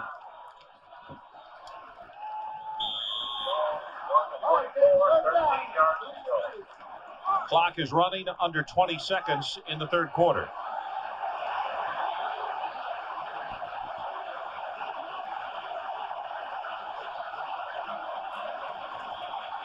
Humphrey Gay is going to go long in the end zone. Incomplete. Gay is begging for a flag to be thrown, thinking that maybe he was face masked by Mike Hines, but there will be no flag. No, that's good defense by Mike Hines, number 25. Just in great position here. Little bump. Yeah, I'll tell you what now. I don't know. His ball, in pretty good position, but in good position. His ball identification didn't turn around. But Matt Gay is asking for face guarding. I'm not so sure he shouldn't get it. Wrong again. That's the second time they've been wrong again. We'll keep down. Yeah. Fourth down.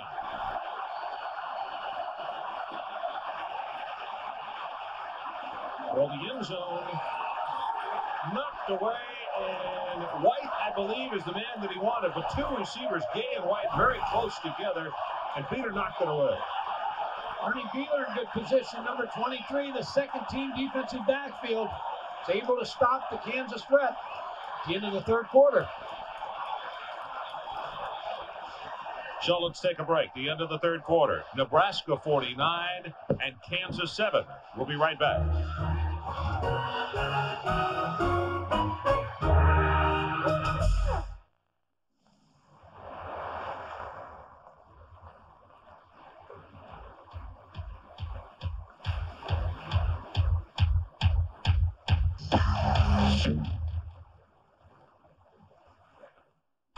You're about to see a side of Ranger you never expected. Now, all that famous Ford Ranger muscle comes in a body no one can resist. Introducing the 93 Ford Ranger. Ford trucks, the best, never rest. Ranger is how tough looks today.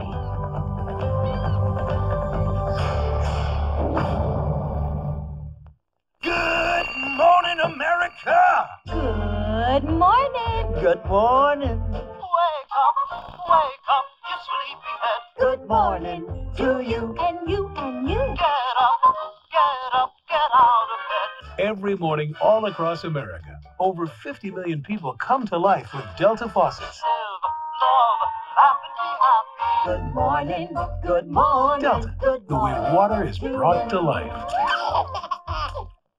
took me about 25 years to see things the way I do now. And I think I'm still learning. One thing that the customer should get is the feeling that he is the most important person in the place. At your service. You open your place to people more with American Express. It's easier. No, I couldn't really put it any other way. American Express is welcomed at Harry's Bar and just about anywhere else Harry's been.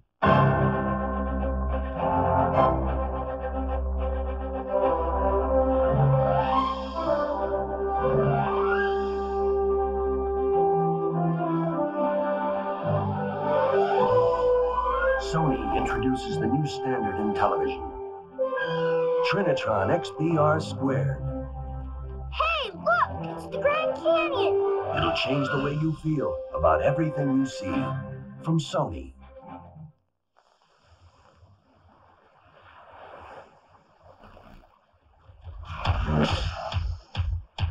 Still going. Nothing outlasts the Energizer battery. It keeps going and going and... Tom Osborne, and the expression is almost identical to what it was at the beginning of the ballgame. It's hard to tell if there's consternation with him or not, isn't it? Well, there's one thing, he's enjoying that gum right now a lot better than he would be if he was losing. Calvin Jones to the left side. Well, here is his career against Kansas, speaking of Tom Osborne. 19-0. The average margin of victory, 40.5. The last 10 meetings, average margin of victory, 47 points. And average rushing yards a game, 462. Hey, don't look at me. I was here. I faced him. Added to those numbers. Some good football teams. Turner, Gill, Mike Rozier, Fryer, Stein, Cooler, Remington. Remember them well. Where you can hear the popping down in the trenches as Schlesinger is the ball carrier. The offensive line that has taken over, Rob Zadiska is at left tackle. Chris Zizda, number 64, is at left guard. Terrace Chorney, 55. You can see him. There's Geske, number 59. Joel is a sophomore from Midlothian, Illinois. And T.J. Slansky, I believe, is in there someplace. It's Stockton, Kansas, number 78. Yep, he's there at guard.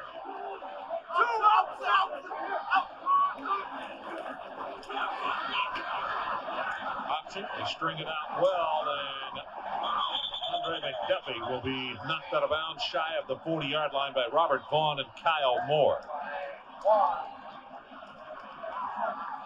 First down and 10. Ball is on the 31. Kyle Moore with a good play there, number 96 for Kansas. Still playing hard, the Jayhawks. You know, Ron, Pepper Rogers took over the Kansas program in '67. It was down and took them to the Orange Bowl. The success they had under Pepper. A lot of stories about him when I went to Kansas. He had a nice staff, too, outstanding staff. Dave McLean later became the head coach of Wisconsin. Dick Tommie, John Cooper, Ohio State. Counter play, and on the counter tray, it's Vincent Hawkins this time, and he will be stopped at the 40-yard line. Joel Wilkes is in at left guard now, sophomore out of Hastings, Kansas. 6'3", 270 pounds is Joel. A lot of pride in the Kansas program. Glen Mason's thoughts now will go to next week when he plays the Buffaloes of Bill McCartney. He might want to call Bill this week and say, how did you get over the disaster that happened to you in such a quick time? Because the Buffaloes look pretty good today against Oklahoma State. Pass to Hughes. And it looks as though he will have the first down. Yep. And a flag comes in, and now another flag at the 49-yard line. McBurrows defensively. I guess that was a face mask because about 5 officials threw their flags.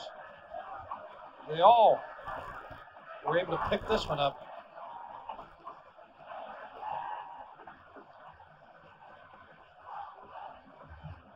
Incidental face mask, defense, 5-yard penalty. Gerald McBurrows, number 3, may have been involved in that face mask penalty. And let's send it down to Adrian Karsten and get an update from him. Adrian? Well, Ron, with all kind of offensive output we're seeing from the Huskers tonight, a lot of the credit goes, of course, to Coach Osborne, but to this man as well, Boyd Epley, who for almost 25 years has been the strength coach here at Nebraska. Boyd, with what we're seeing, this vintage power of football from Nebraska, is this the type of thing that is a direct application of what you teach? We are very powerful because we train that way. We train with free weights explosively, which is in the anaerobic energy system. That means that we're developing a fast twitch muscle fiber, which generates a lot of force. Coaches who train in the aerobic system, like distance running and things like that, don't develop much force, and they develop a slow twitch fiber. All right, now that sounds like a change to me. All that distance running I was doing 10, 12 years ago playing didn't help you, know? No, it didn't. In fact, you'd have been a lot better if you'd have trained explosively with free weights. Back upstairs, huh? But Adrian, remember, you were left with the slow twitch. Boy, Epley must have watched Adrian play. McDuffie, whoa, does he take a shot from Bowen? Charlie said, let me serve notice here. We're down big in this game, but I'm not finished hitting. Boy, that was a good lick. That's exactly right, Ron. There's no quitting Charlie Bowen. And as I said, he's a Lawrence youngster. 5'10", 195 pounds. He's a senior. Major crime and delinquency. Wonder if any of these guys were part of the 18,000 that went to see Midnight Madness the other night for Coach Williams. They had over 18,000 there at the arena. McDuffie caught with the ankle. He may have one, and it's going to be fourth down for Nebraska. Larry Thiel defensively. Fans want more with 11:15 on the clock. Want to go for the first down.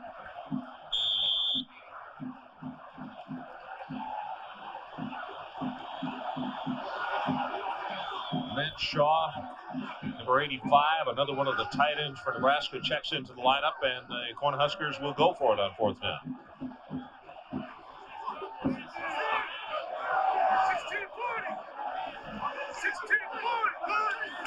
Mike Grant with the handoff to McDuffie. Tried to hurdle somebody. There was no one there to hurdle. He was getting ready to go up and over, but there was no place to go up and over, so he just stumbled forward for the first down. Mike, if he'd stayed on the ground, he might still be running. I jumped at the ocean and missed.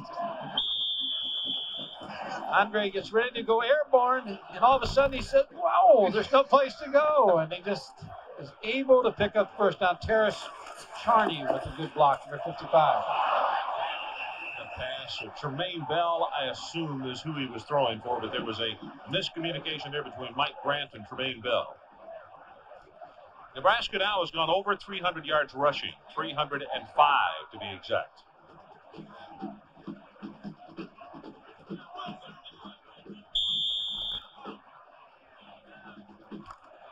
Tom Osborne said one of the things that was their game plan tonight, they wanted to get Kansas out of sync. They did that early on. And he also said, we'll throw 20 to 25 times. And that also was right on. Grant recovers his own fumble. Ron, next week we're going to get Alabama at Mississippi State. There's one writer, Corky Simpson, a fine writer at Tucson, Arizona, the Tucson Citizen, who's been voting Alabama #1 every week. He believes they're the best. He's the only one that believes that's been right and voting in the AP, but he's been voting every week #1. Now they'll move to #2 this week. Yeah, they should after what happened to Washington. Yeah. Defensively, I'm anxious to see him in person. Pass over the middle, that's thrown well short. Wanted Tyrone Hughes, but Mike just had to get rid of it too quickly.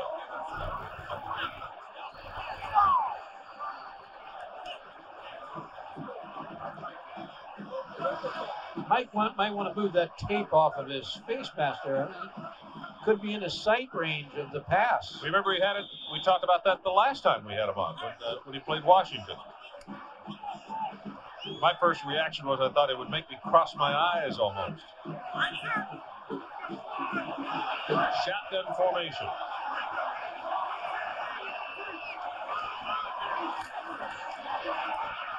They set the screen to McDuffie. As a blocker in front. And McDuffie to the 21-yard line. And Charlie Bowen is being talked to by the official right now. Moved to the shotgun, put Mike Grant back. Fades a little bit, caught Kansas in a blitz. Hassan Bailey with the blitz, number 7, but Mike Grant was able to get the screen pass off and pick up the first down. Charlie Bowen, you can see he's frustrated, and he went after the guy pretty good, and the official talked to him. He didn't throw a flag, though, but he did discuss it with him.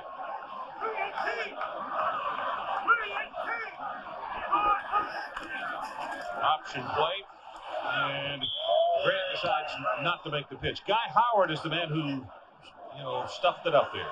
Ron, Kansas has made some real strides in facilities. Monty Johnson, who is the athletic director there and since has resigned, really started the program back. Basketball hired Larry Brown and really made a commitment in facilities. And now Glen Mason has the program in a good direction. So as we've talked about earlier, the one thing you want to keep in mind is the positives of the Kansas football program right now.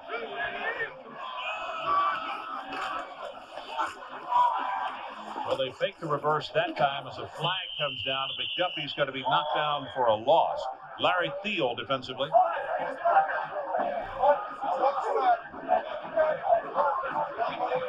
The one thing I hope they never change, though, at Kansas is that field house.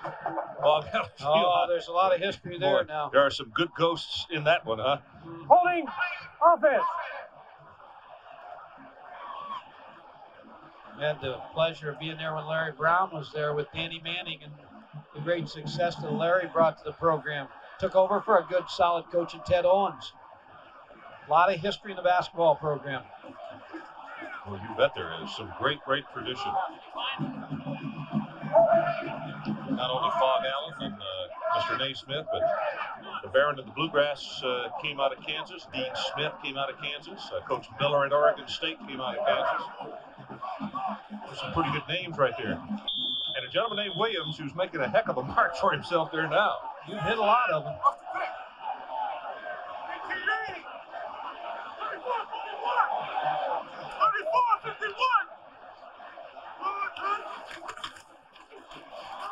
Sings the pass and has it complete. That's Tremaine Bell, the junior out of Chicago.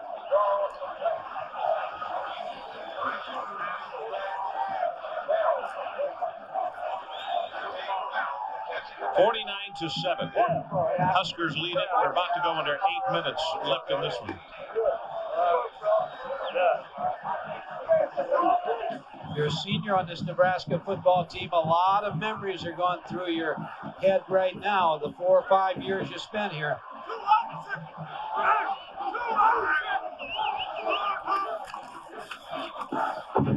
Pitch to McDuffie at the 10, at the 5, and let's see, they're going to spot him out at the 5. Larry Thiel again.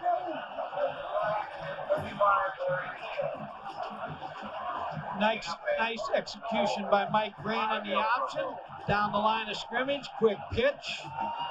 Andre McDuffie, number 7, tucks the football away and moves closer to the end zone. Mike, this is the 18th play of this drive coming up here.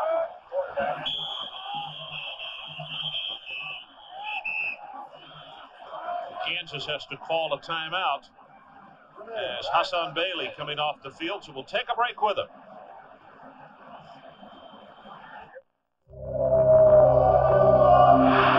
Has the simple joy of driving become a casualty of the times?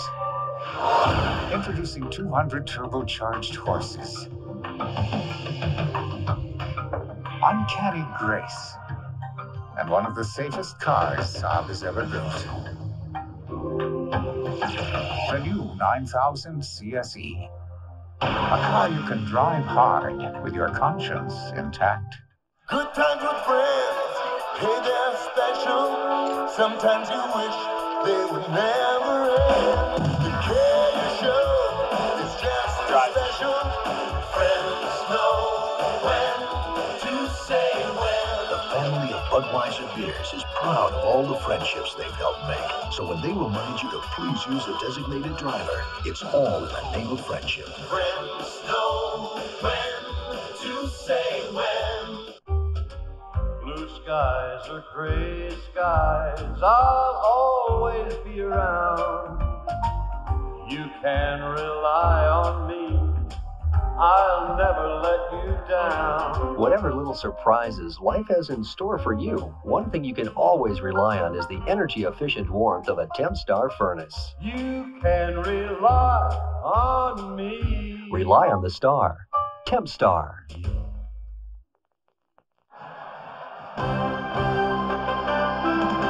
ESPN's presentation of college football is brought to you by Saab, who invite you to see the new 9000 CS at your local Saab dealer. And by Anheuser-Busch, who proudly brings you Family Talk. Let's stop underage drinking before it starts. Well, we have a new quarterback in the ball game for Nebraska, Tommie Frazier. 6'1", 190 pounds, a freshman. He is from Omaha, Benson High School. And back when Grant suffered the broken collarbone in the spring, he became the #1 quarterback. McDuffie hit in the backfield. It's a good defensive play by 61 Mike Steele.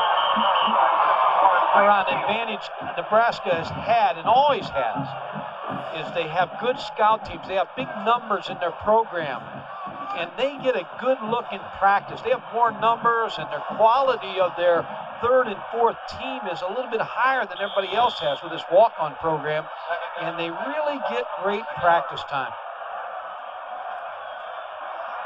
Now this is William Washington, the tight end. In fact, they didn't even know if he would play tonight because of injury, having to be taken to the locker room. We'll try to get a report from Adrian on him before the game is over. Senior from Tyler, Texas. Valen on the keeper, and he's going to be hit and thrown into the arms of still another defensive player. Sylvester Wright was the first man that hit him.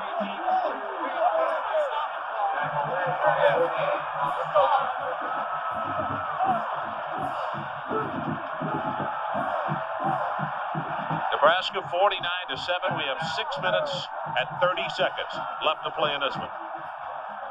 Glen Mason continues to pace the sideline, and knowing that he's got an important speech to make after this ball game, and that is to tell his guys to get back up because they've got a big one next week against Colorado.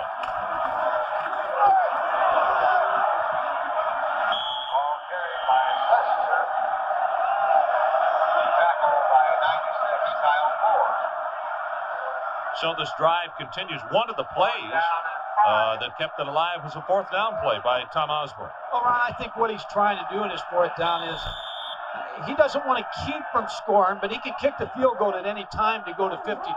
And I'm not sure he wants to kick the field goal to go to 42. I think he wants to run the football. He's running basic plays. I don't think he's trying to score. To be honest with you, I don't think he's not trying to score. But he doesn't want to take the field goal. Straight ahead with the running play, and Schlesinger is going to be hit and will not get it in, so your point is well taken. There's a perfect example. He just ran the ball in there and to take the hit and turn the ball over. 21st play of the drive, and it ends, and the drive lasted for just over 9.5 minutes, Mike. Wow. And that's what he wanted. He wants playing time. So there's a timeout on the field. 5:28 left to play. The Huskers big.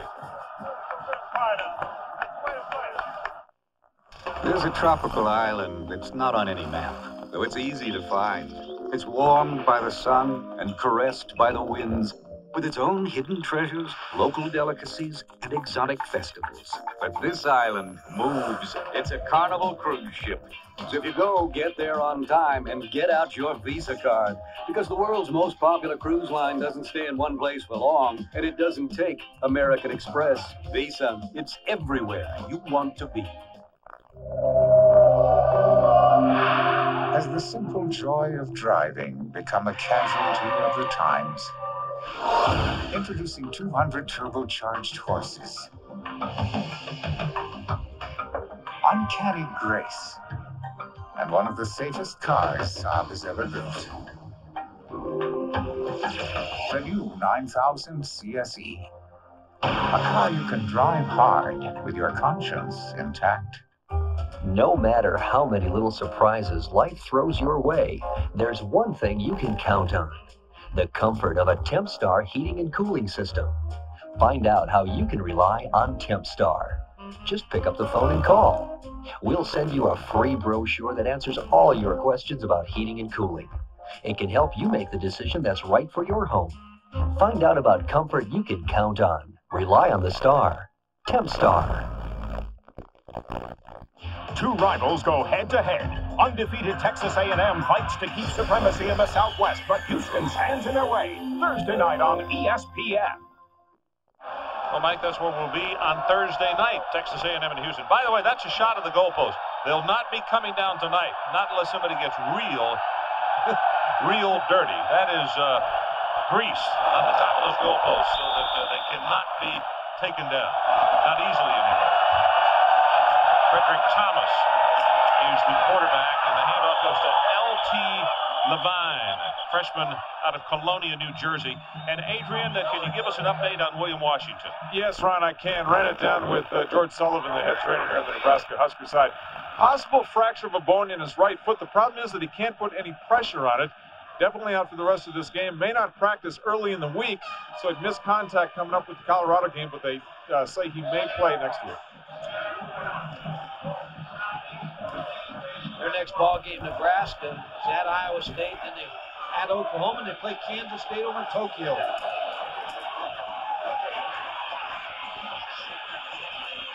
Run with it this time, and Evans at the 9-yard line gets whacked down hard.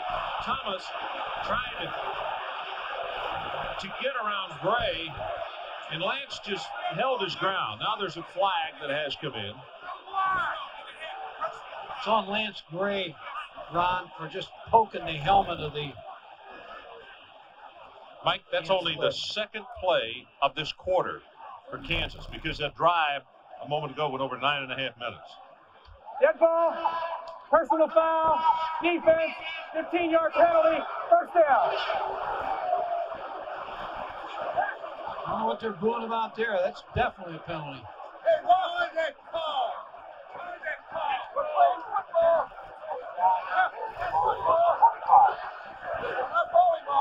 Frederick Thomas going to be tackled.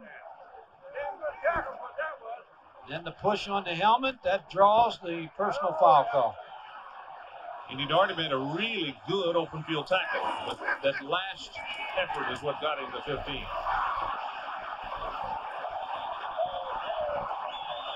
Thomas lost his balance and he looked up just a sea of red, led by Bill Humphrey, a sophomore out of Libertyville, Illinois, that was coming after him. Thomas, by the way, 6 feet, 180 pounds. He's a sophomore out of Houston Elsick High School, Houston, Texas.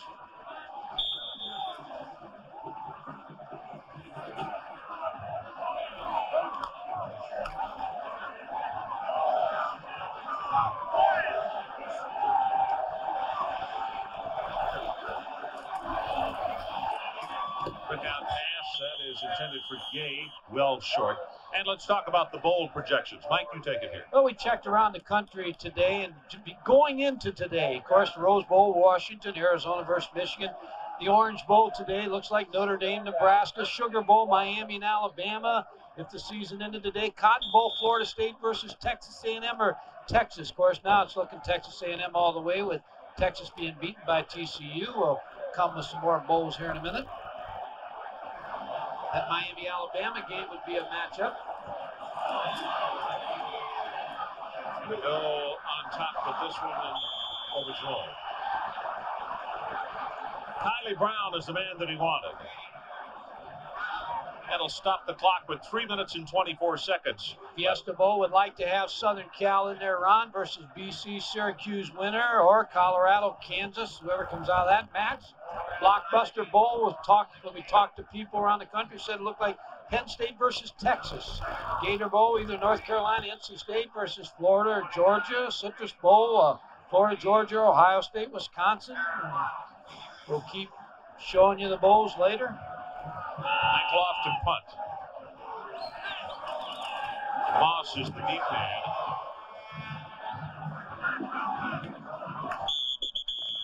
And let's take a break. 3:16 remaining here. Huskers 49-7.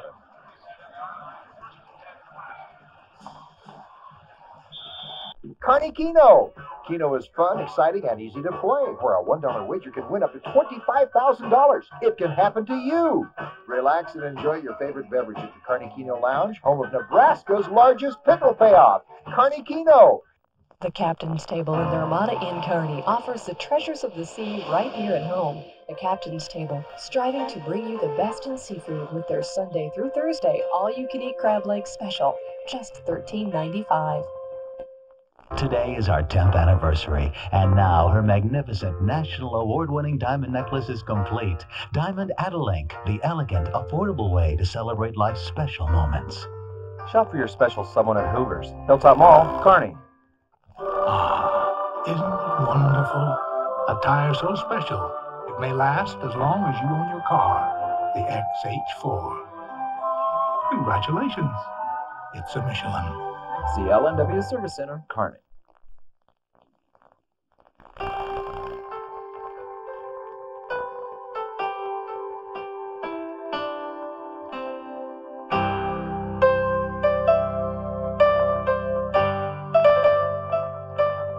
Just a reminder that kids who participate in high school sports tend to go a little farther than those who don't.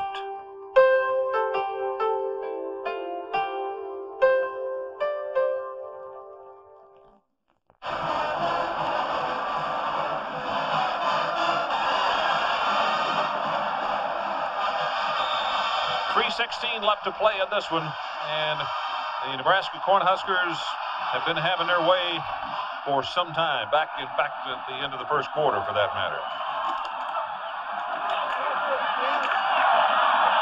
Joel Carnwell, a senior out of Carrollton, Missouri, 6 feet 185, number 10, has come into the ball game at quarterback.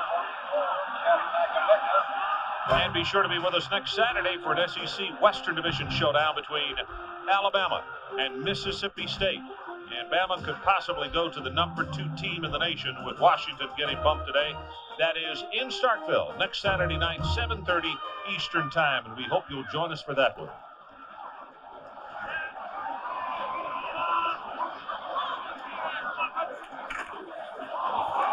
Ball is fumbled, and Cornwell will recover his own fumble. Mike, here are a couple of numbers that are really impressive. The Wee-backs tonight: Brown, 15 carries, 156 yards. Jones, 13 for 107, 2 touchdowns for him. So on the season, Jones 855 and Brown 863. Wouldn't you like to have that headache as far as splitting time with that kind of talent? Well, that's the man right there that splits the time and has them playing equally and carrying the football yardage-wise almost even.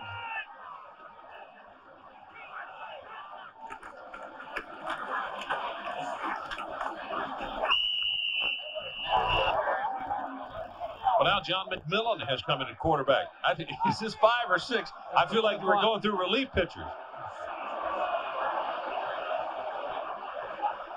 You know, this is how the top 5 in AP fared today. Washington lost to Arizona. Miami was off. Alabama defeated LSU to go 9-0. Michigan wins over Northwestern, and A&M winning over Louisville to go 9-0.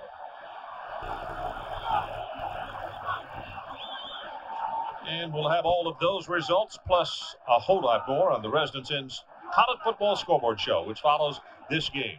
Clock is down to 1:18 and counting. And Nebraska has made so many substitutions. I think they have 10 on the field again, don't they? So they just call timeout. So let's take a break. We'll be back to Lincoln in just a moment.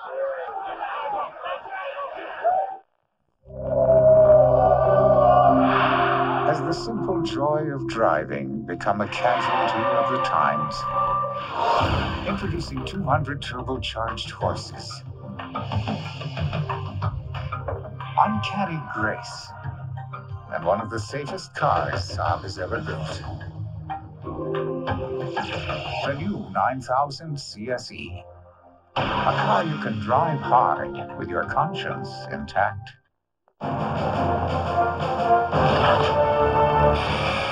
New Skill FlexiCharge cordless tools. Never quit on the job.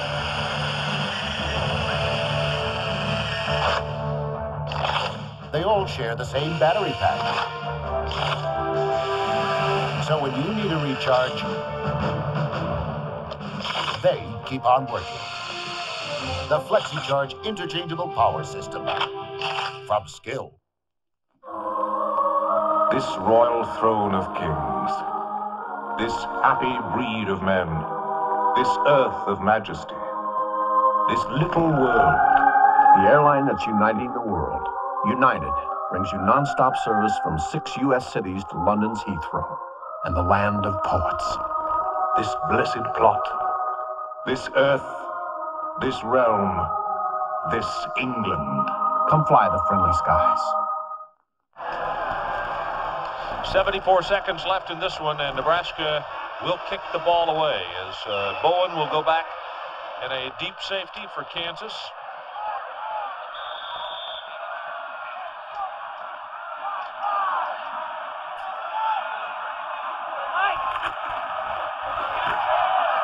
Stiggy's kick, very good coverage kick, very high and long into the wind.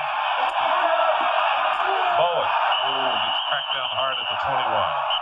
Tonight's Visa players of the game are from Kansas, defensive player Charlie Bowen, and from Nebraska, linebacker Trev Alberts. Two outstanding jobs defensively for these guys, and as part of their continuing effort to further the development of amateur athletics, Visa is proud to donate $1,000 to each of these universities and $1,000 to the U.S. Olympic team on behalf of these athletes. As you look at Alberts on the sideline, junior from Cedar Falls, Iowa.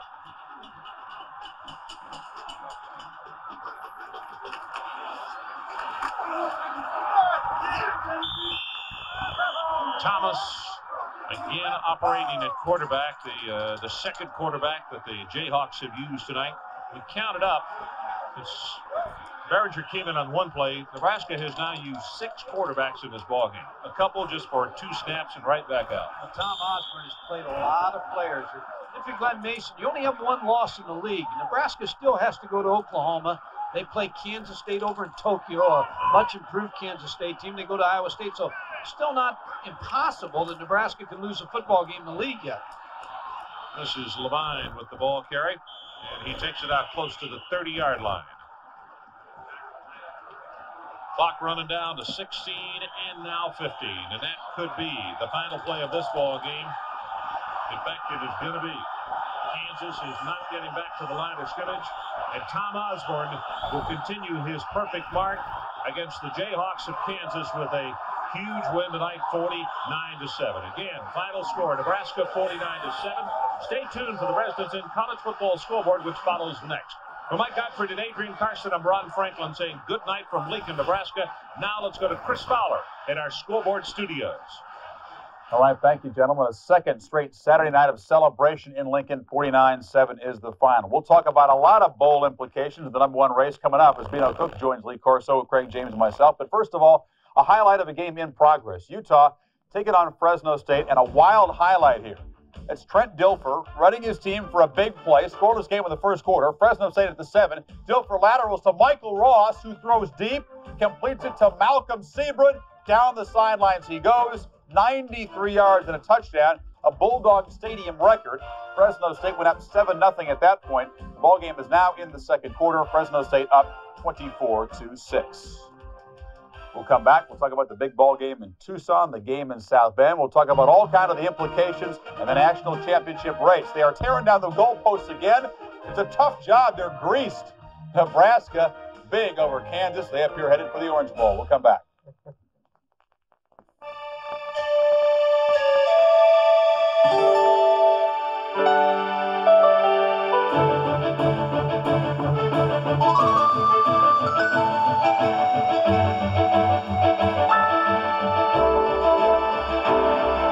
Diamond Crystal knows there's nothing like pure, clear water. That's why Diamond Crystal makes some of the most advanced water softener salts you can buy. Make your water special with Diamond Crystal. If your VCR is a pain to program, then get rid of it. And get the RCA VCR with VCR Plus built in. To record a show, just look for the VCR Plus code in your TV listing. Then punch it in. It's as simple as that. So if you had it with your old VCR, get rid of it. And get the new one with cable box channel control. The first VCR that changes channels on your cable box. Finally, a VCR that everyone can program.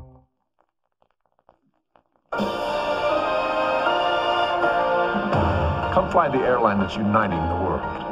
United. Come fly the friendly skies.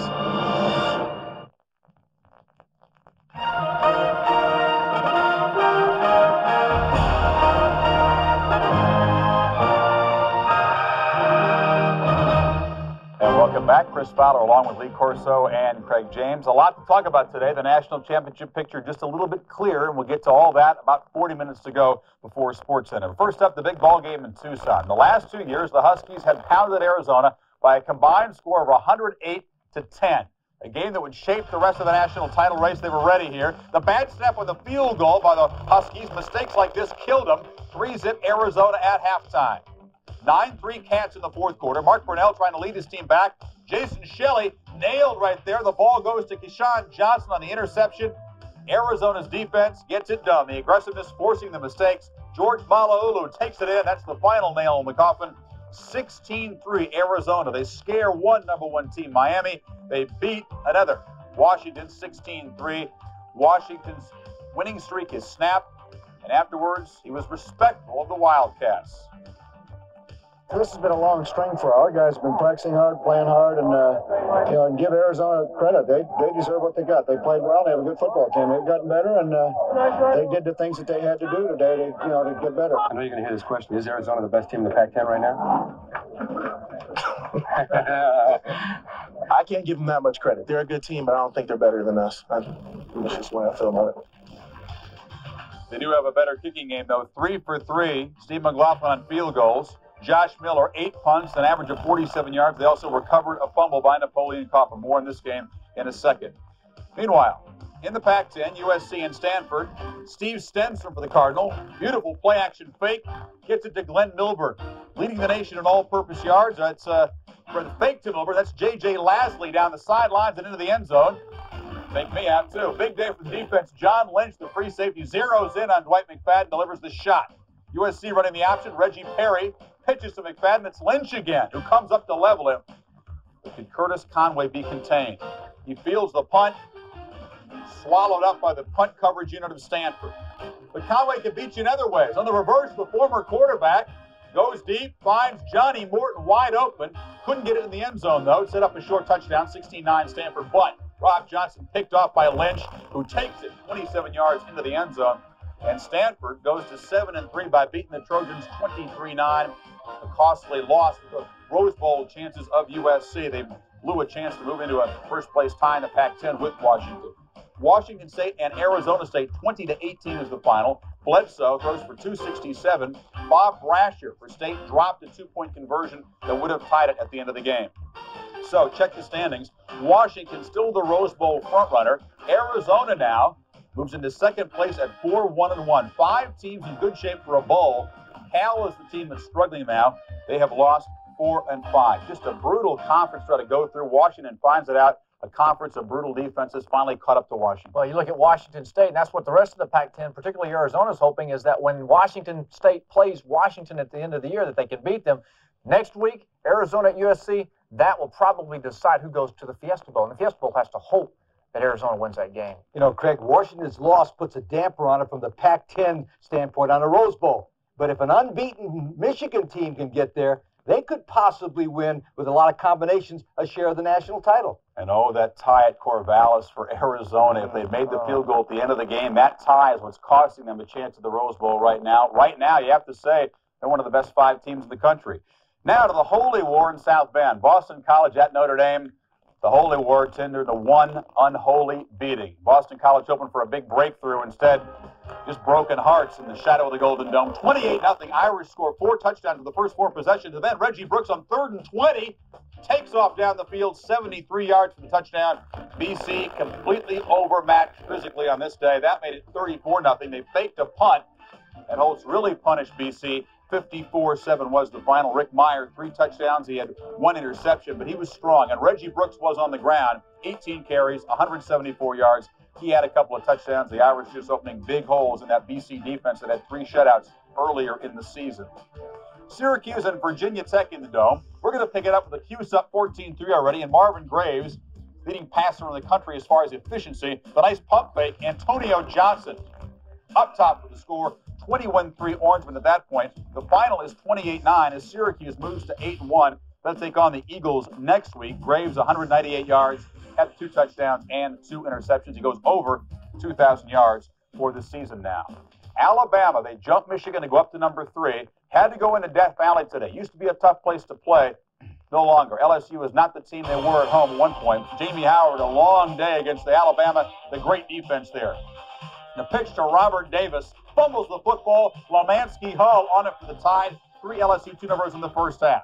Then power football. Derek Lassig in from 2 yards out. Bama rushed for 4 touchdowns today. Chris Anderson, 15 carries, 149 yards. Alabama, a 19-game winning streak. They now have a 12-game unbeaten streak in Death Valley. What home field advantage for LSU? Anderson, the 149 yards and the touchdown, spelling Lassig. Bama, a lot of depth and a strong ground game, of course. Also in the SEC, Mississippi State did not score an offensive touchdown. They held off a stubborn Arkansas team 10-3. Charlie Davidson had a fumble return for the only touchdown in the game. So that sets up the big game in Starkville next Saturday night. Alabama and Mississippi State. The Tide, one of the biggest hurdles they have, try to get into the Sugar Bowl, undefeated, and a possible date with Miami. Southern Miss against Florida. Florida Field, Jeff Bauer knows the Gators have never lost at home under Spurrier, but in the fourth quarter, Tommy Waters finds Mark Montgomery, and Southern Miss is up 20-17 after being down 17-3. Back come the Gators, though, in the next drive. Eric Rett dives in, a 77-yard drive. Florida wins it 24-20. Shane Matthews, 317 yards. He was 22 of 39. He had 1 touchdown, so Matthews a second straight strong game. Check out the standings now in the Eastern Division. Florida has 2 games remaining. They have South Carolina at home. They have a road game against Vanderbilt. They control the destiny. If they should lose one of those games, then Georgia jumps in there, and they would go to the championship game against Alabama. SEC, Lee. Well, Florida will not lose next week to South Carolina. Steve Spurrier, nobody beats him in Gainesville. The only game he'll possibly lose there in a couple of years, Miami. When they get back on their schedule, maybe they'll beat them there. You know that, Craig? Well, I like to look at Alabama. I don't play hypotheticals here. I look at Alabama, and Alabama, they'll beat Mississippi State next week. Nobody can score on Alabama. That great defense. Plus, you look at Alabama. They play at home against Auburn, and then they play December the 5th, the championship game. They'll play that against Florida or Georgia. And that's in Birmingham. That's at home, too. What do you mean you don't talk hypotheticals? That's what we're all about here. That's what college football is about. A lot more SEC Didn't want to talk. touch that one. A lot more SEC talk. We'll talk about Alabama's road ahead coming up a little later on in the show. And also coming up, Marshall Faulk, the only top Heisman candidate in action today, taking on the Pokes in Laramie. We'll show you how he did. And also, Charlie Ward, Florida State. He's the point guard. He's the quarterback. He did it all for the Seminoles today against Maryland.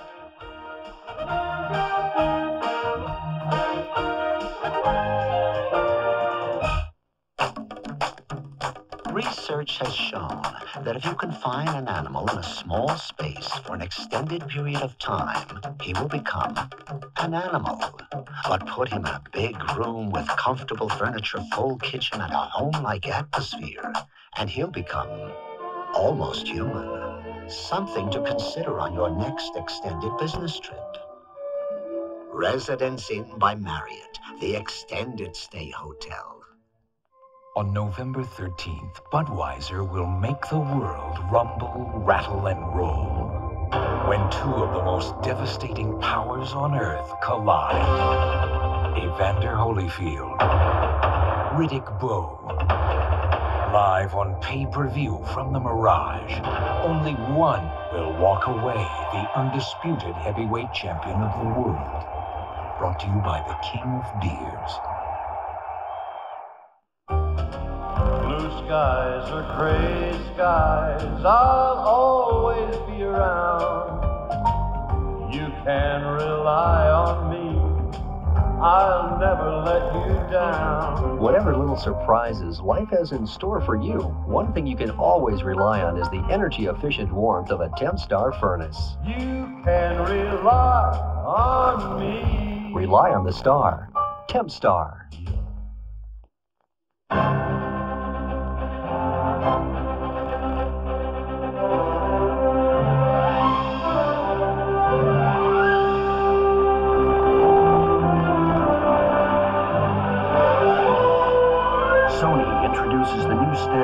television. Trinitron XBR Squared. Hey, look! It's the Grand Canyon! It'll change the way you feel about everything you see. From Sony.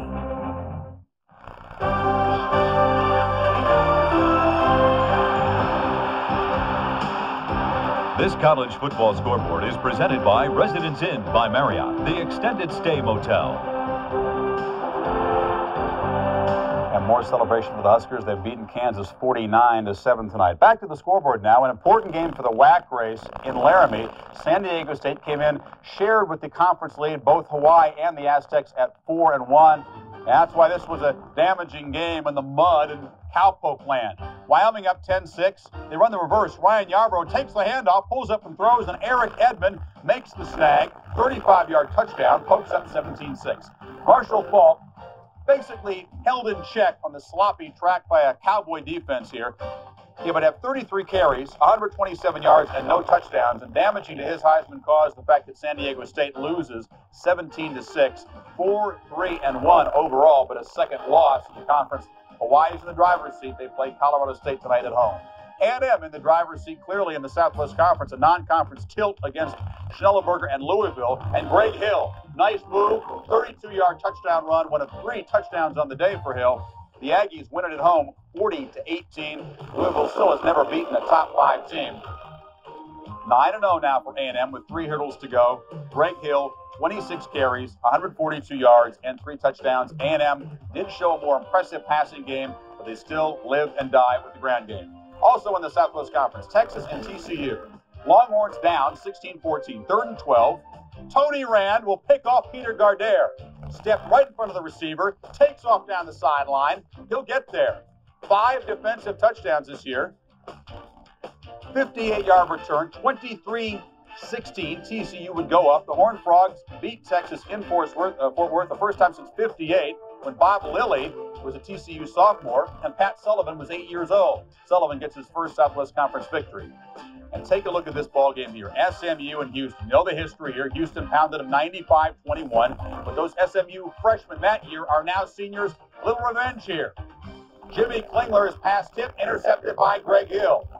The Ponies in business. Dan Freiberger finds Corey Beard for the touchdown from 7 yards out. SMU 27-3 at halftime. The star of the day, Rongia Hill, finds his way into the end zone. He had 3 touchdowns, 129 yards, and SMU, the final home game for the first senior class since the death penalty. Sweet payback, 41-16 over Houston. They are now quietly 4-5, an outside chance, Craig, at a winning season at 4-5. Florida State already nailed down a major bowl bid on New Year's Day, taking on Maryland, a real tough luck team. This is not luck. This is Bobby Bowden getting an early birthday present. He's 63 tomorrow. Terrific day for Charlie Ward. Kevin Knox in the post pattern, 21-yard touchdown. One of 4 touchdown passes for Ward. Watch on this play here. Ward's going to get knocked down on the top of the screen. Gets it to Shannon Baker.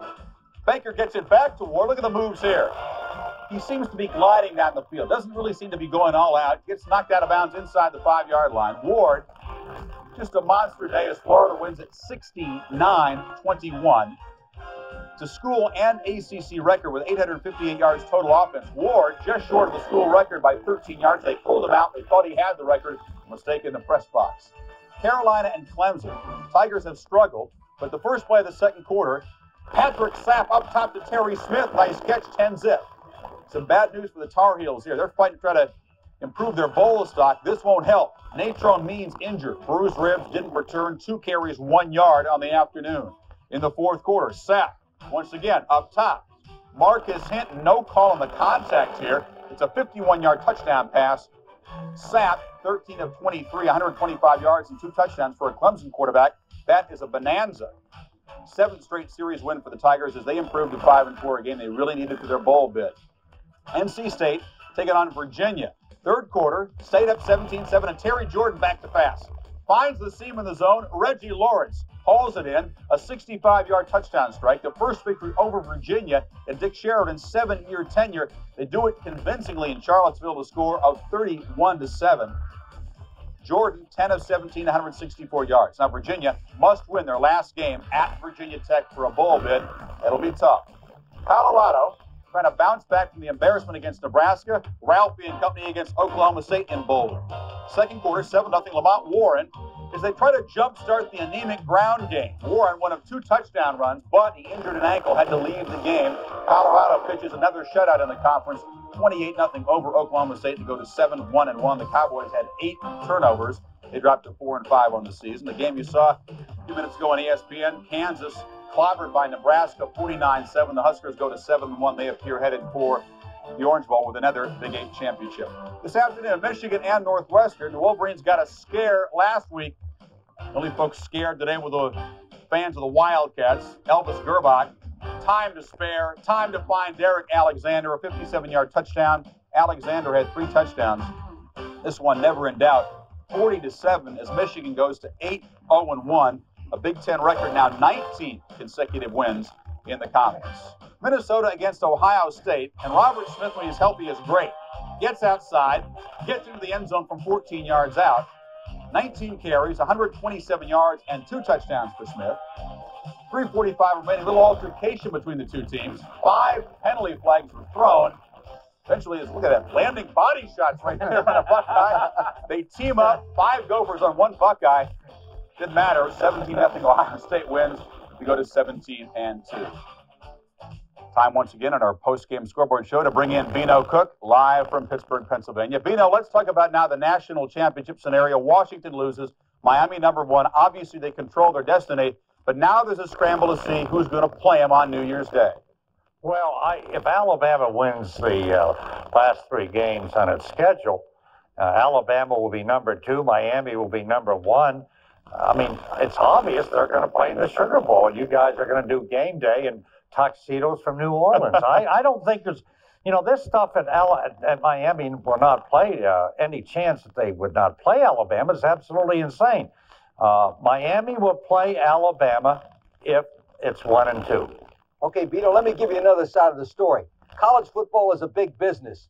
And the big business it is, Miami's a private school. They need all the money they can get because they don't get any state funds to run their entire athletic program. If they could get $1.5 million more for playing at home in the Orange Bowl, I personally think they'll take a shot at getting the national championship on a split poll. They need the money. Wait a second, Lee. Here at Miami, teams have ducked Miami, mainly Notre Dame. Florida won't play him. Now, all at once, Miami won't play Alabama because of money. Nonsense. Miami will play Alabama 1-2. We can bet $1,000. Well, I'd have to loan him $1,000. He won't ever buy dinner up here. Let me tell you what really hurt, who really gets hurt in this situation: the players at Miami and Alabama, and #2, the fans. Because if Miami's 1 and Alabama's 2, they better tee it up and play, because this will be the game of the life for the players at both of these schools. And what does Miami have to worry about? They don't have too much run defense, too much of it. They got too much big time for anybody else in the country. And if you don't have the game, why have the coalition? Amen. Why have the deal? I agree. Let's not pretend that Miami's got all kinds of financial problems. They got plenty of money. But let's talk about another scenario. Say it's not Alabama ranked #2. The Tide, after all, have a tough road. Say that Texas A&M is the highest-ranked coalition opponent for Miami. I think they might not go to the Cotton Bowl because there's bad relations there. They might skip over A&M and play a lower-ranked Nebraska team. What about that? No, if A&M's #3, you might be right.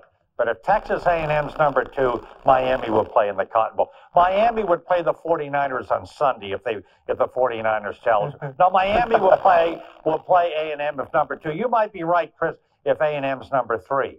But no, I disagree. If they would play 1 and 2. All right, let's look at the top 4 now. After it shakes down, I think it's going to be Miami, Alabama, Michigan, and A&M.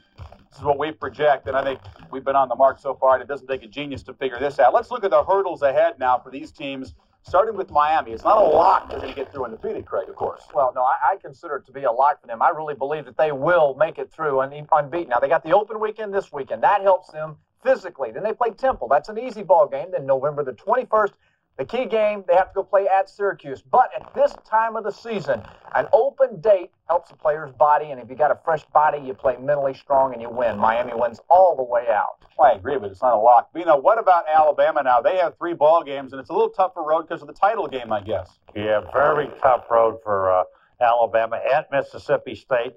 Then they play Auburn and Birmingham, and that's a rivalry game. And then they do have the advantage of either playing Florida or Georgia on December 5th in Birmingham. But of the teams in the top 4, 5, or 6, they definitely have the toughest schedule. And that's why they should be number 2 if they win the next 3 games. And we'll talk more about their games coming up in just a minute. Bama can't throw, so any game is a dicey situation. Now, what about Michigan, Lee? Their road ahead. Well, Michigan has Ohio State, and Ohio State has the players to beat Michigan. And there's also another case. If Michigan clinches the Rose Bowl, and they will, going into Columbus, psychologically the Buckeyes will be sky high and go after them, and I think they got a great shot at Michigan. And as for A&M, well, they're another team that doesn't throw the ball very well, so it gets pretty dicey. The game with Texas, despite the loss by the Longhorns today, still for the Cotton Bowl. It's always dangerous when you play an Austin in a rivalry game. All right, Bino, hang in there. We'll talk about next week in a couple of minutes.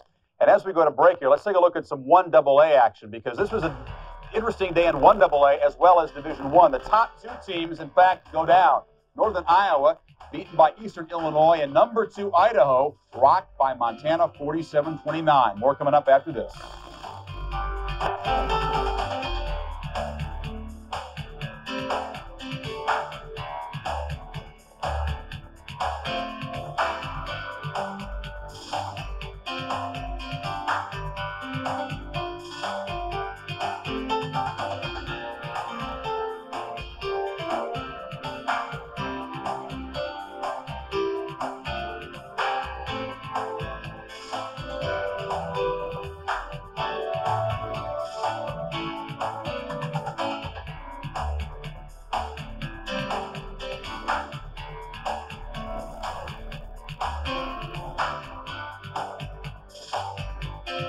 Friendly service and quality products are waiting for you at Bogart's. Throughout the store, from the deli to the frozen food departments, you'll find fresh food and full shelves. Save this week on the following specials.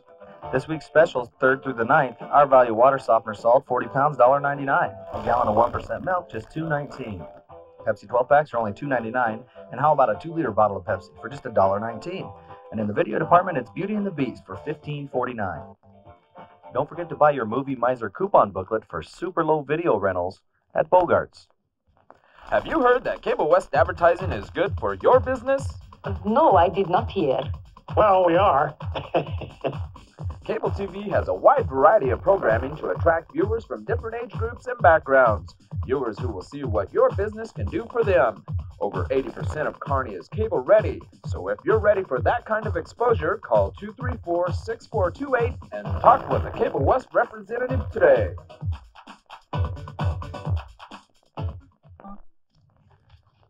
And welcome back to the Residence Inn College Football School Board. You know, no team this year has had more misfortune than Navy. With all kinds of injuries, a bad call at Air Force cost them the chance of the Commander-in-Chief Trophy. But the Middies, the last Division I-A team to get a win, they beat Tulane by 3. The Navy defense sacked the quarterback 6 times. Air Force, though, beat Army 7-3. The Commander-in-Chief's trophy stays in Colorado Springs, and so does the Liberty Bowl bid. BYU blanking New Mexico 35-0. Jamal Willis rushed for 149 yards and 3 touchdowns for the Cougars. Wild ball game in Tulsa, 48-39 to the Golden Hurricane as Gus Farrat, 288 yards passing and a couple of touchdowns. Mississippi beat Memphis State 17-12. Memphis State's winning streak is snapped at 5. The defense of Mississippi not allowed a touchdown in the last 2 ball games. Louisiana Tech taking on South Carolina. The Gamecocks have been on a roll. Aaron Ferguson picked off by Frank Adams. This seals the Gamecock victory. A very hard-fought game, literally. A nasty brawl breaks out between the teams. Players kicking and punching. Coaches trying to break it up. The state police come out of the squad cars to finally break up this brawl in Columbia. 14-13. The Gamecocks win it. They won 4 in a row. Frank Adams had a kickoff return for a touchdown, 91 yards. Vanderbilt beats Kentucky 20-7. Vandy is 3-5. A very damaging loss for Kentucky's bowl hopes. They were held to 48 yards rushing. Wake Forest, speaking of bowls, at 6-3. Wake, if they win one of the next 2, they're at Georgia Tech and at NC State. In Bill Dooley's final year, the Demon Deacons, bowl bound, it could happen. Baylor helps its bowl hopes, 31-27 over Georgia Tech. Tech must win the last 2 games against Wake Forest, and then between the hedges against Georgia. Rice clobbers Texas Tech 34-3 to level the record at 4-4.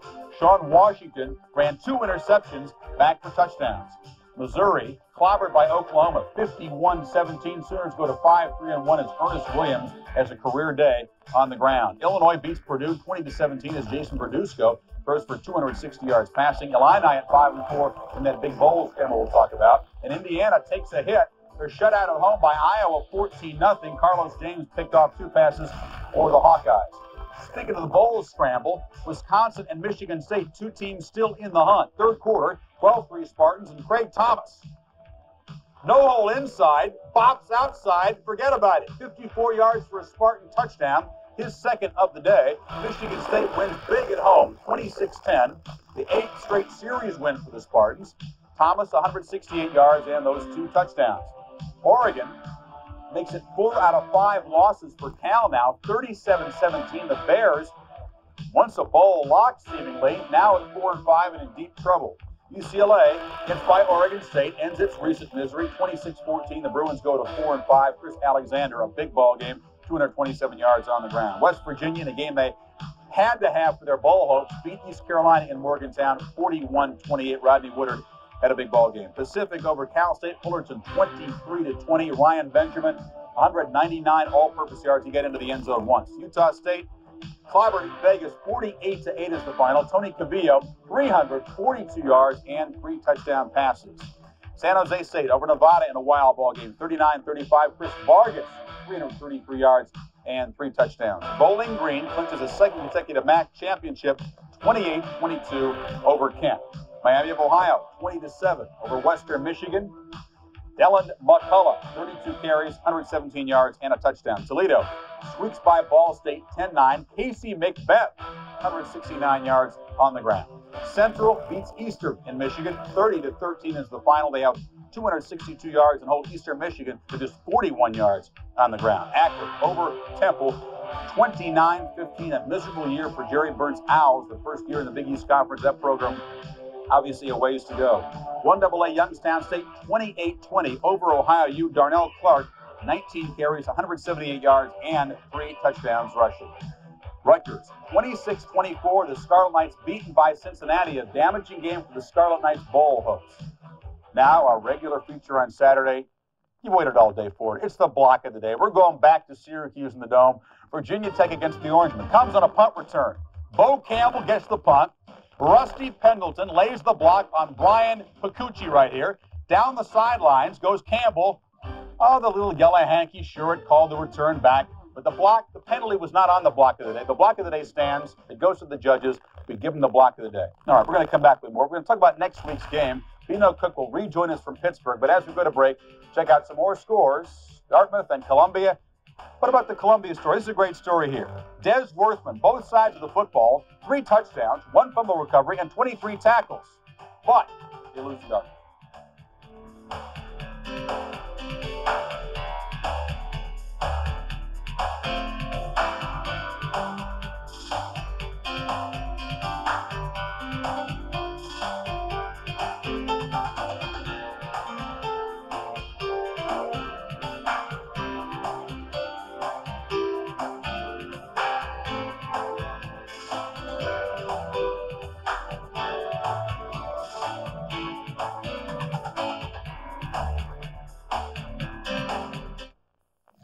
You can saw logs at any hotel, but at Residence Inn, you can burn them too. Residence Inn by Marriott, the extended stay hotel. At Residence Inn, we've made room service available 24 hours a day. Residence Inn by Marriott, the extended stay hotel. September 1957. Road and track on the Volvo 444. With a car like this, who needs a sports car? October 1992.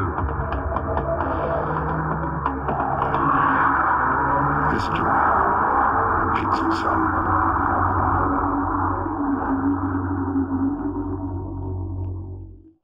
Something to drink, sir? Yeah, make it a Bud Light. Sorry, we just ran out. Oh. Excuse me.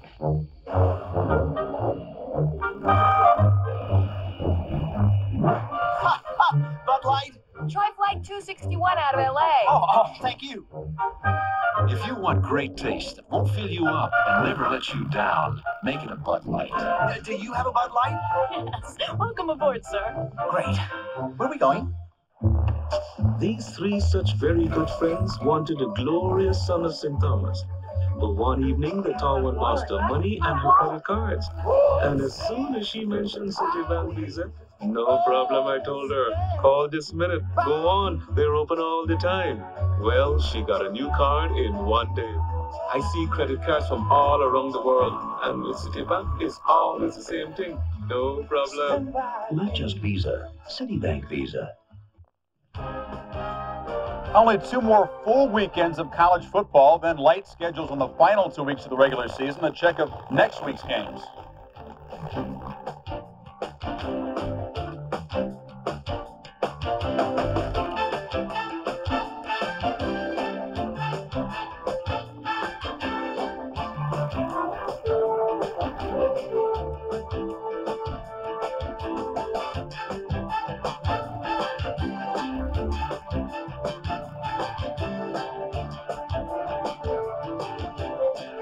As we look ahead to those games next week, the national championship contender with the toughest challenge has to be Alabama in Starkville. It'll be our ESPN game, 7:30 Eastern Time Saturday night. Want to bring in Bino Cook again from Pittsburgh to talk about that ball game. Bino, 2 great defenses. Sherrill against Alabama. Yeah, Jackie Sherrill, who played at Alabama, played on 2 teams and won the national title, 64 and 65. You know, Lee Corso, who's hot, he said Arizona would beat Washington 6 weeks ago. I think Mississippi State can make this close, but my guess is that Alabama will win it. My guess is that Alabama will play Miami for the national title. And Bino, if the rest of you guys are superstitious, keep picking Alabama, because I'm going to give you a stat you're not going to believe. Alabama has won the national championship, and during the term of every Democratic president since President Kennedy. Listen to this: 61 Kennedy, 65 Johnson, 78 Carter, 92 Bill Clinton. Watch out. I love it. All right, off the campaign trail, back to reality here. Alabama, this is the 4th quarter. Players and teams go through this. They realize now they have a chance. They smell hay time. They know they got a chance to control their own destiny. 4th quarter, Alabama and all these top teams, they throw it to another gear. Mississippi State's defense is up to it, but I don't think their offense is. They don't have a player like David Palmer. I think he's the difference in this ball game. Let's talk about some games that are going to impact the Fiesta Bowl. First of all, Syracuse at Boston College, Craig. BC trying to recover from a big emotional letdown, getting crushed by the Irish, and what could have been a breakthrough game. Oh, breakthrough. The only hope that Boston College has next weekend is that their home crowd will pull them out of the tank. These guys are 30 foot underwater, and they had their egos bruised severely today. This was a huge hump game for Boston College. They got to come back. Yeah, the winner of that ball game apparently could be headed for the Fiesta Bowl, the loser to the Hall of Fame Bowl on the basis of the deal that was struck this week. Now, on the other side of things, let's talk about Arizona and USC, because the Pac-10 runner-up goes to the Fiesta, and that's really the battle for the runner-up spot. No one's going to beat Arizona the rest of the year because they have 3 ingredients that you need to win both on the road and at home. Number 1, they can kick the ball beautifully, they play pressure defense, and they run the ball. Those are the things necessary to win home or away. I'll say it again, if not for that Tyne Corvallis, Arizona. And if this were basketball, if there was some kind of a tournament or a playoff, you'd have to like Arizona's chance at a national championship. They won't get it, though, because of the early season pitfalls. Bino, let's talk about Notre Dame and Penn State next week in South Bend. Are the Irish rolling again now? Yeah, very good team, one of the best in the country. This series started back in 1981. Penn State's dominated. Penn State's won the last 2. Penn State got out of the 1993-94 games. So this is the last game of the series. Last year, Penn State humiliated Notre Dame at Happy Valley. It won't happen this time. Holtz wants to beat Paterno, and he wants to beat him bad. Notre Dame's another one of those what-if teams. What if they hadn't blown the big lead against Stanford? I guess Notre Dame needs about 7 or 8 things to happen for them to have a national championship Notre Dame still has the best material in the country. I don't care what anybody says. They got more football players than anybody. It's no shock they beat Boston College. I would say out of Boston College's first-team offense and defense, maybe 2 players could start for Notre Dame. Yeah, but Bino, the only problem that Notre Dame has is whenever they're trying to come back and go down the field to win, they like to run the ball to find out what the coverage is. I.e. that roll. That's nonsense. That's nonsense. By the way, it's a fact, Bino. That's nonsense. They were back in the 12-yard line. Don't ever go into coaching. That's why you didn't coach. That's exactly why you're a PR guy, not a coach. We got 2 non-coaches arguing strategy. What are you going to do about this, Lee? I pass. I picked Arizona. I'm never picking another game.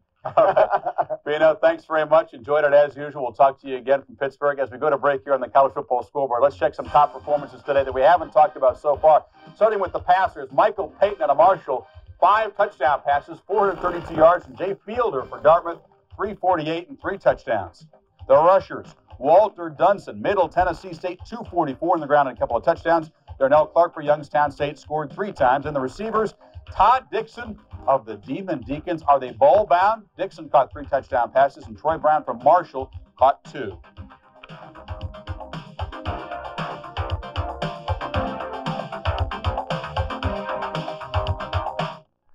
When your car is ready for a new battery, make it the 75-month Napa Legend battery.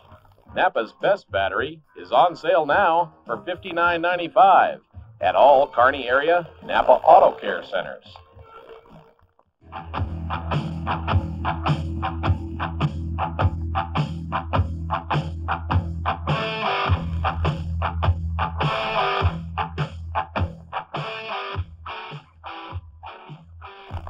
The Big Apple Fun Center has something for the entire family. It's football time. That means QB1 at the Big Apple. Test your skills and knowledge up against other QB1 players as you play along with the live game. Be sure to check out QB1. And Saturday nights are a blast when you bowl in the Saturday Night Sweeper. Bring your friends out and bowl for cash prizes. And get your tickets now for the Holyfield Bow Heavyweight title fight. Reserve seating available, so call the Big Apple Sports Bar today.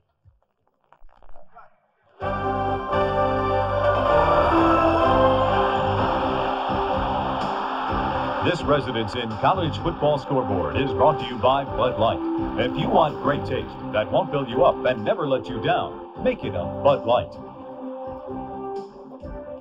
It's the time of year when players go for those milestones. These guys going over $1,000 today. Ryan Benjamin, Reggie Brooks, Trevor Cobb, Adrian Morrell, all of them over 1,000 yards. A lot of guys next week will also jump over that plateau.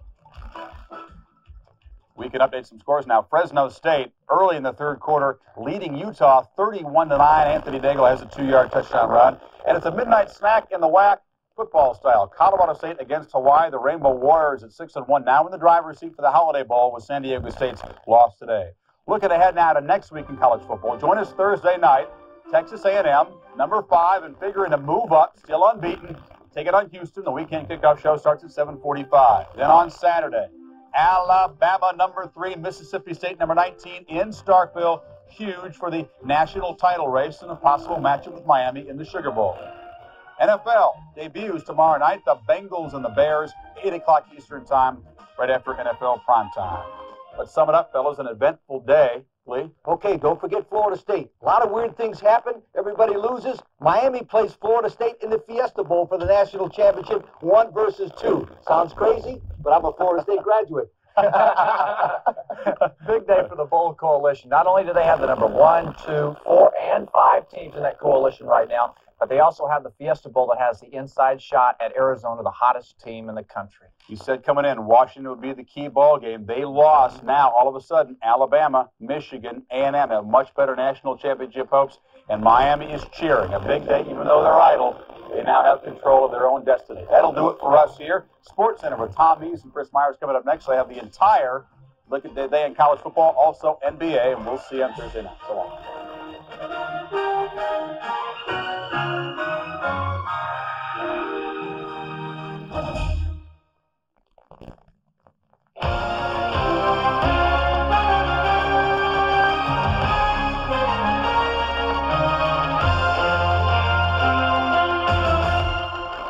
On the run to number 1, coming up on Sports Center, college football's top dogs met their master in the Arizona desert. In South Bend, the Eagle has landed with a thud, and holy horned frog, a Texas-sized upset. O'Neal leaves his Florida shack and sets up housekeeping at the Capitol Center. Michael Jordan and the Chicago Bulls has the ring of a winner, doesn't it? Mario Lemieux strikes again versus the Falling Leafs, while the goalie strikes back in Boston. Hey, Sports Center gets an A for effort. Next.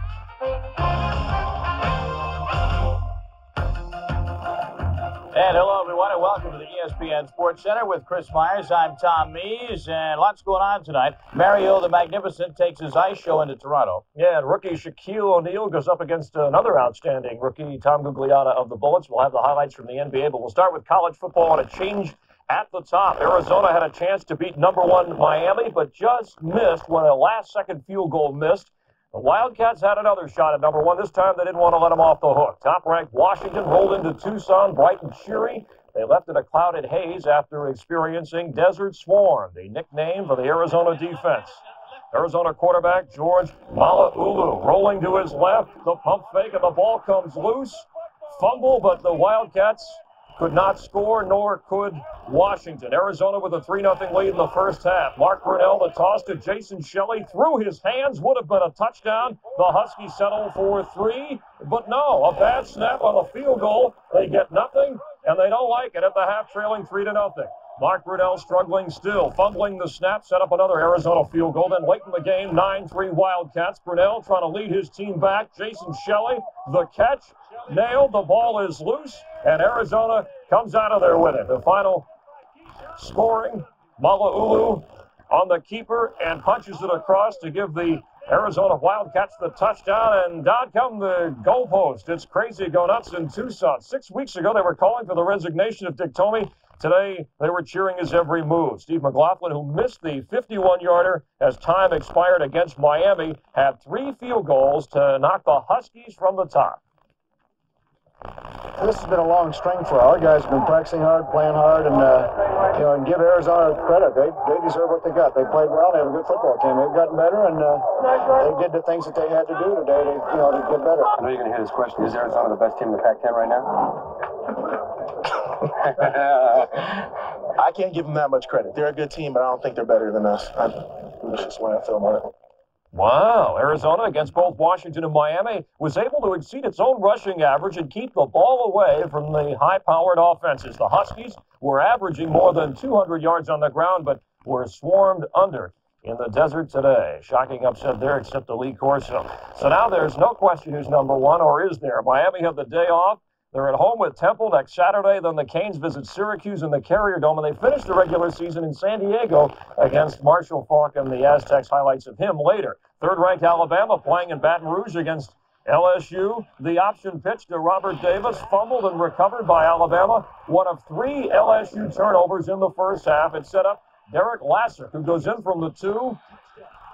And to applaud his effort, one of 4 Alabama rushing touchdowns on the day, as Chris Anderson had 149 yards rushing, and the Tide does roll at 9-0. They will move up in the polls, and they clinch a share of the SEC West title. LSU at 1-8, headed for its worst season ever. And next week, Alabama playing Mississippi State. And again, you'll see on ESPN. Michigan at Northwestern. First quarter, no score, but Elvis Gerbach to Derek Alexander for the touchdown. 14-7, Gerbach again, 57 yards. Alexander behind the D and hauls it in. The junior from Detroit had a big day receiving. Second quarter, Gerbach goes back to where the getting is good. Alexander with the fake and to the corner for the catch. 3 touchdown grabs. Michigan rolls on. The Wolverines clinch at least a share of the Big Ten title. Tyrone Wheatley ran for 143 yards and a score. Michigan's defense had 8 quarterback sacks. At South Bend, Boston College and Notre Dame. Lou Holtz and Tom Coughlin discussing the game plan. First quarter, it was Lou Holtz who had the better game plan. Jerome Bettis making the catch out of the backfield, puts a move on and goes 37 yards to make it 14-0 Notre Dame. Second quarter, 28-0. On third and long, Reggie Brooks takes the handoff and does some maneuvering to go 73 yards, 34-0 Notre Dame, just like that. Second half, they were filming a movie at the game. Georgia Tech actually lined up on the field, but this belonged to the Gippers team as Notre Dame pulls off the victory, and it really was a surprise that it was that lopsided, 54-7. Boston College had been off to its best start in 50 years. The Irish defense allowed the Eagles into their territory just twice in the entire game. Now let's move from the gridiron to the NBA. Imagine, Chris, how the Atlanta Hawks felt tonight. Last night, they lose their home opener to the Knicks. Early this morning, the Hawks climb on a plane to Chicago to face Michael Jordan. That's tough enough. Then they walk into Chicago Stadium and find the Bulls are receiving their championship rings. The Hawks had a shot, right? Well, let's go to the stadium. Remember 5 months ago, Michael and the Bulls celebrating their second straight NBA title. They lifted the banner high in Chicago Stadium, and there's a look at the new ring. And early on, they looked like champs. Armstrong, the alley-oop to Scottie Pippen. And Bob Weiss, the Hawk coach, is worried, but the Hawks come back. Mookie Blaylock, acquired from the Nets, gets the steal, and the Nets were jamming, but Mookie, who's now a Hawk, he's jamming. Then Dominique Wilkins with a turnaround jumper. The Hawks led by 14 at the half. Second half, the Bulls come back, though. Jordan with a steal. Remember, he's a great defensive player besides all his other talents. Dishing it to Pippen for the slam. The Bulls within 3 at 93-90. Then Scottie Pippen gets the pass from Grant, and he buries the outside jumper. Bulls by 1, but the Hawks take the lead on free throws. The Bulls had one more chance. Michael Jordan, the turnaround. He is blocked with 1 second left by Dominique Wilkins. And the Hawks hold on to beat the Bulls in Chicago. The Bulls lost only 5 games at Chicago Stadium all last year. Michael Jordan's 35 points are for naught. The Hawks, who didn't beat the Bulls all last year, are 1-0 against them this year. Shaquille O'Neal took a show on the road tonight to meet the Bullets in Landover, Maryland. And they're diagramming are the Magic. Their game plan around the Shaq. Not a bad idea. Strong D from O'Neal. Purvis Ellison, the double pump. Get out of here. Then after Tom Gugliotta attempts the ill-advised pass, gets it back, but Shaq says, get out of here. And the same goes for Michael Adams. You have got to be kidding. The Magic led for most of the game. Matty Gugas, the coach, loves it. And meanwhile, Shaq doing it on offense. The rebound, and look out below. Shaq had 22 points, 15 boards, 4 blocks. But with Shaq on the bench, the Bullets come back. Michael Adams, the little guy from BC, the miss, but never nervous Purvis calmly lays it in. The Bullets lead by as many as 8 in the fourth, but this is the NBA. Back from the Magic, Chris Corciani, the alley-oop to Nick the Quick Anderson. The Magic retake the lead, and in the closing minutes, O'Neal says, get out of here. To Rex Chapman, you have got to be kidding. The Magic win 103-98. Shaquille O'Neal, 4 blocks on the night to go with his 22 and 15. Michael Adams led the way for the Bullets, who are 0-2. And for comic relief, the 76ers in New York against New York. Obviously, in the light show. Hey, turn on the lights. Tony Campbell to John Starks to Patrick Ewing. The Sixers wish the lights had never come on. Ewing had 16 points, 16 boards. In the fourth, though, it was a tight game, but rookie Hubert Davis hits the runner. Knicks by 6. The Sixers tied up at 85. Greg Anthony hits the clutch jumper. He had 12. The Knicks retake the 2-point lead. Now, Jeff Hornacek had a chance to tie the game up again, but he misses the layup. Elementary. You got to hit those. The Knicks win at 89-85. The Sixers are 0-2. More losses to come. The Knicks are 2-0. And Pat Riley has a good thing going. The Warriors, in their never-ending search for a big-time center, settling for 6'9" Tyrone Hill for the moment. Golden State shooting for its second straight road win to start the season, playing in Minnesota, and Timberwolves rookie Christian Laettner trying to rebound from a disappointing opening night. At the Target Center, Laettner got hot early, 12 points in the first half, and hits that one. Game tied at 60 at the break. Third quarter, Billy Owens, the crossover dribble off the glass, 10 of his 11 in the first half, or in the first 3 quarters. Then Laettner comes right back, reverse move, and a one-handed stick, so they lead by 3. Hardaway, though, the 3 ball, his third of the game. Warriors take the lead heading to the fourth quarter. In the fourth, Thurl Bailey's missed, but there's Laettner to follow and stuff it through. Dave Winfield liked it. Don Nelson did not. They were tied. 108 went to overtime in the OT. Chuck Person, the hot hand. He nails the 3. The Wolves were up 1. Hardaway, though, comes away with the defensive play, and after the swipe, takes it in all by himself, and the Warriors take it in OT, 121-119. Jeff Grayer had 7 of his 15 points in overtime. Laettner finished with 26 points and 14 boards. Hardaway, who went 0 for 4 in the fourth with 2 turnovers, finished with 23 points in the game. The Jazz and the Mavericks going at it in Dallas. Richie Adubato still without his top pick, Jimmy Jackson. But he has the veteran Derek Harper, who throws up a 3 ball and then a 2 ball. And he ran the table in the first half, scoring 15 points. The Mavs led by 2 at halftime. Third quarter, Sean Rooks, the rookie from Arizona, a hoop and some harm. He had 20 points in his debut. The Mavs had a 3-point lead under 5 minutes to play. That's when the Jazz came on. Stockton to Karl Malone for the lay. Then Jeff Malone falling away baseline and the foul. Then Stockton, the mailman cuts and he delivers. Jazz scored the last 19 points in the game. Can you believe that? And they go on to win it. David Benoit had 18 points and 13 boards. Karl Malone 31. Jeff Malone had 27. In Phoenix, Charles Barkley beginning his son's career with the Clips in town. They're in the fourth quarter, and the Clips are up 4. We can update that. Barkley with 20 rebounds already and 33 points, and the game is not over yet. Mark Jackson has 11 points and 7 assists. We'll keep an eye on this game throughout the show.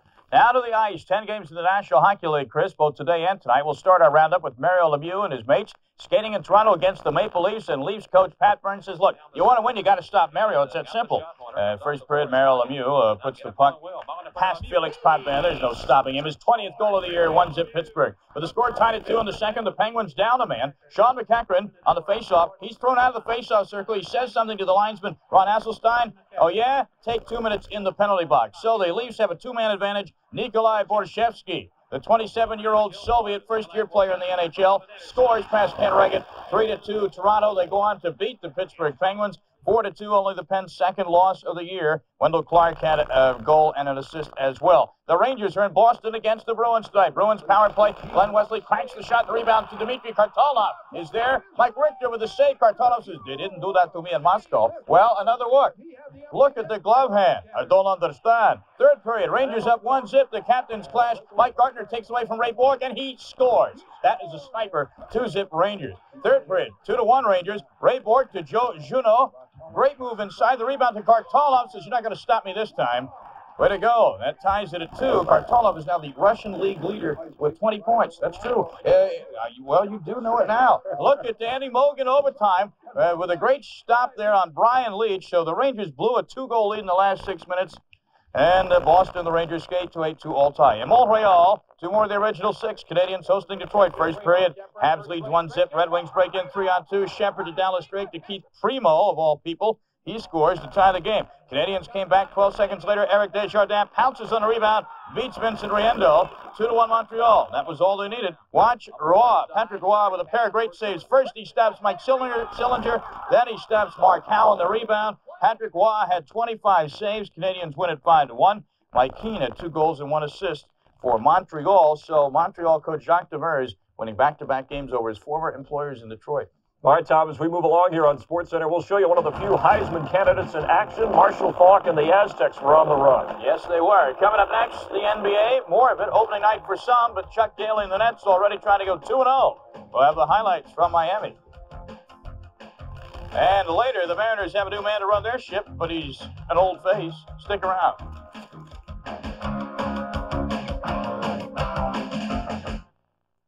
On November 13th, Budweiser will make the world rumble, rattle, and roll when 2 of the most devastating powers on Earth collide. Evander Holyfield, Riddick Bowe. Live on pay-per-view from the Mirage, only one will walk away the undisputed heavyweight champion of the world. Brought to you by the King of Beers.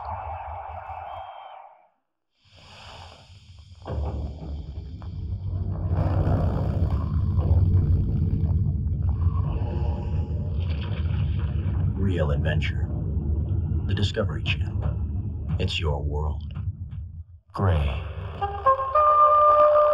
It's how black would look if it could just lighten up a little. Flint and steel, stone and mist. Gray. A color for any age, any time. And nobody does gray like Dockers. Tan. From mocha to khaki, beige to desert sand, tan's a color with 1,000 faces. A color that always seems to say, hey pal, how about me? And you say, of course. Tan. Couldn't be easier. And nobody does tan like Dockers. Rust. What it can do to the outside of your car, weak, neglected antifreeze can do to the inside. You need Presto. No matter what happens to the outside, Prestone protects the inside. Prestone stops the rust that stops your car. SportsCenter is brought to you by Budweiser, the king of beers, with that fresh, pure, natural taste. Nothing beats a Bud. Back to the show and back to the NBA now, where in Miami the Heat had its home opener tonight, hoping to even its mark after losing in Shaq's shack last night. The not-so-loyal opposition, the 1-0 New Jersey Nets, and Harold Miner, who didn't play in the first game of the season, making his pro debut. First shot's an air ball. Sorry, Harold. Kenny Anderson outlets the miss to Derek Coleman, who slams it down. That's a 9-point lead at one point. Kevin Lockery, he didn't like it. Third quarter, the young guys take over for the Heat, though. Heat Askins on the give and go with Ronnie Cycli. Wow, that's a pretty play. Fourth quarter, Bimbo Cole sparked a 15-6 run. Takes Ramil Robinson to the hoop, gets the foul. Then Bimbo Coles goes to the hole with the left hand and the foul. Bimbo had a career-high 25. Chuck Daly not amused. The Nets are 1-1, the Heat 1-1, and still 80 games to go. Miami wins it by 8. Pistons on the road in Indiana. The Pacers opening their season. Dennis Rodman gives the good effort here trying to go after the loose ball, but look out, cameraman. Wow. Fourth quarter, tight game. Joe Dumars, Delane Beard, and Mark McGuire, who drills the three. Well, I call him Mike. Pistons up by 3. George McLeod hits the 3. Tying the game at 86. McLeod, a career high 24 for the Pacers. McLeod with a chance to win it. Detroit leads by 1, and guess what?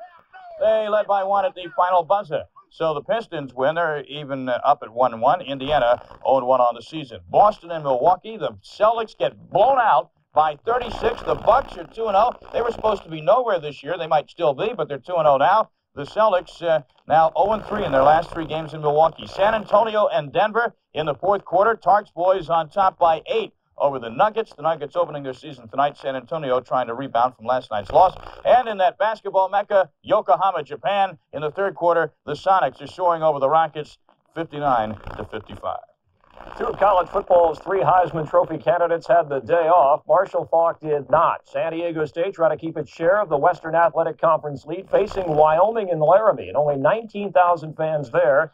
But they saw an interesting play here in the third quarter. The Cowboys run the reverse. Ryan Yarborough takes the handoff, pulls up, and then he's going to throw it. Eric Edmond alone for the catch and the touchdown. Cowboys with a 17-6 lead. Marshall Faulk, you're trying to run the sweep. Not a lot of blocking. It's strung out, no gain. Faulk, still the nation's leading rusher, though, did have 127 yards on 33 carries, 19 yards his longest run. Still the right choice for the Heisman. San Diego State's record now 4-3-1. That's 4-2 in the WAC. Florida State at home against Maryland. And Charlie Ward was outstanding. 394 yards passing. He threw for 4 touchdowns. This is one of them. He also ran for a touchdown, and he even caught a pass. Watch him flip. He falls down, but gets back up, catches the ball, and takes it upfield for a 28-yard gain. Florida State, 858 total yards of offense and 40 first downs, 69-21 final. Louisville at Texas A&M, first ever meeting between these schools. Greg Hill, 3 touchdowns, including this 32-yard dash. The Aggies stay unbeaten with a 40-18 win. Virginia Tech in the Carrier Dome against Syracuse, and Marvin Graves, they held him in check in the first half, but he got loose. Antonio Johnson hauls it in, one of his 2 catches for touchdowns. Syracuse, another one to Antonio Johnson, and Syracuse wins 28-9, the final in that matchup. Kansas going against Nebraska, and the Cornhuskers and Jayhawks. Chip Hillary, the quarterback, intercepted. And Hillary, where's Bill Clinton when you need him to cut the deficit? Intercepted here by Tyrone Bird, who takes it 30 yards for the touchdown. The Huskers rush for 351 yards and win big, 49-7. We'll have more college football later. Depression is a serious illness that can cause persistent sad moods, loss of interest in ordinary things, constant fatigue, and feelings of hopelessness. Sometimes a person suffering from depression needs support from friends and loved ones to get help from caring professionals. Once depression is diagnosed, treatment is fast and effective. Learn more about depression. Call today for a free brochure. 1-800-421-4211. Hi, everybody. I'm Jeff Schmall, and welcome to Husker Highlights with Tom Osborne. Well, how about those Huskers? They are playing great football right now. Last night, Nebraska dismantled 13th-ranked Kansas 49-7 to go 7-1 on the season and 4-0 in the conference. The Huskers now have the inside track to the Big 8 title and a trip to the Orange Bowl. On tonight's show, we'll review the big win over Kansas and get Coach Osborne's comments. We've also got a number of other features planned, so stay with us for the next hour right here on Husker Highlights.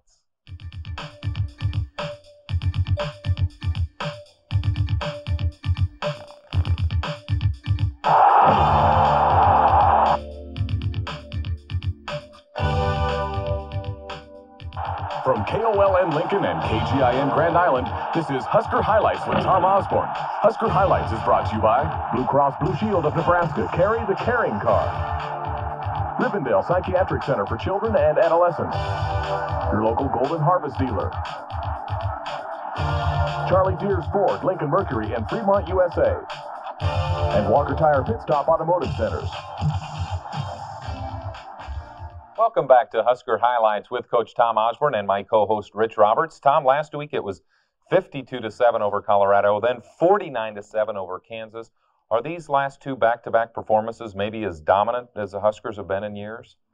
Well, I suppose so. I can't believe it myself. I think both of those games, before the game, I'd been very happy to get a 1-point win. And that included yesterday against Kansas. I thought they would probably be a more dangerous opponent than Colorado because of the style of football they play. You know, very good defense, good running game, and felt they'd try to keep the ball away from us. Great kicking game. So we've been very, very pleased. Of course, we've had great crowds behind us in those two games. Good field position. The kicking game's been important, and then we've come up with 8 turnovers and we've lost none. And anytime you go a +8 turnovers in 2 games, sometimes it'll make you look pretty good. But we've earned some of that too. So we've played well, and still a lot of season left. So don't want to get too carried away, but I think that we're doing well at this point. You bet. Played awfully well yesterday, and for the second week in a row, a team with the Big 8 title hopes walked into Memorial Stadium looking to knock off the Huskers. But as they did with Colorado, the Huskers knocked around the Jayhawks with a dominant display of football. To those of you who thought maybe Nebraska wouldn't be ready to play in another big game, forget it. Come on, Big Red, let's go! I want to see you, Zach! Woo! Good old Nebraska night. And it's a night to honor the seniors, their final home game in front of 76,000 faithful. The Huskers end the home season with an impressive display. Snap to Hillary, quarterback draw. He's tackled for a loss on the play. Greg Albert knocks it down his finish, gobbling up to Hillary. I think coming to the game, we knew we had to play well, and coming off a victory we did against Colorado, we had the confidence, and it just kept rolling. The Jayhawks will agree with that, and they may tell you Nebraska drove a steamroller around the stadium. In the first half, NU scored 5 times. But more amazing than that, the drives totaling nearly 300 yards took a total of just under 5 minutes. I thought we could do anything we wanted to them. I thought, they're a great defensive team, but and I think that we also played great offense too. And I thought, that we could have ran anything at them and it would have worked. Snap to Tommie. Tommie gives to his tailback. The 50, 35, and it's round inside the 40. Something about this Nebraska team that really impresses me. The past 2 weeks, we've done just a tremendous job, and you can't take anything away from the 2 opponents that we've played, but this Nebraska team has really been playing well. The Weebacks is one reason why both rushed for over 100 yards against KU.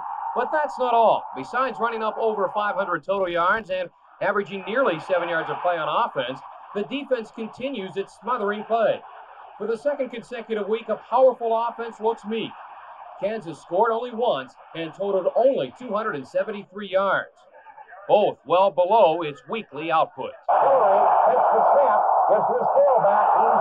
Everybody's confident. They know what they're doing. They know what the coverage is, and everybody's going out there and making plays. Everyone's having fun. Everyone's out there encouraging each other. It's just like it's a big family out there, and I feel like that's why we've been successful the last couple of weeks.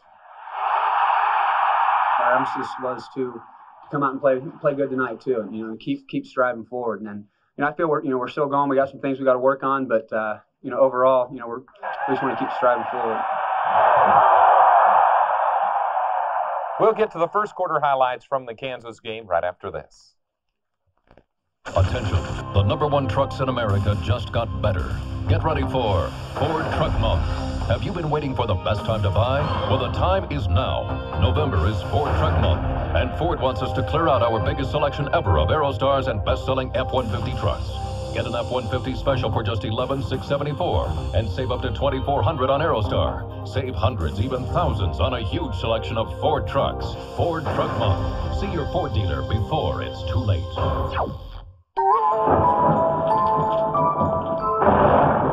When it's scary out there, it's nice to know someone is there for you. someone you can depend on.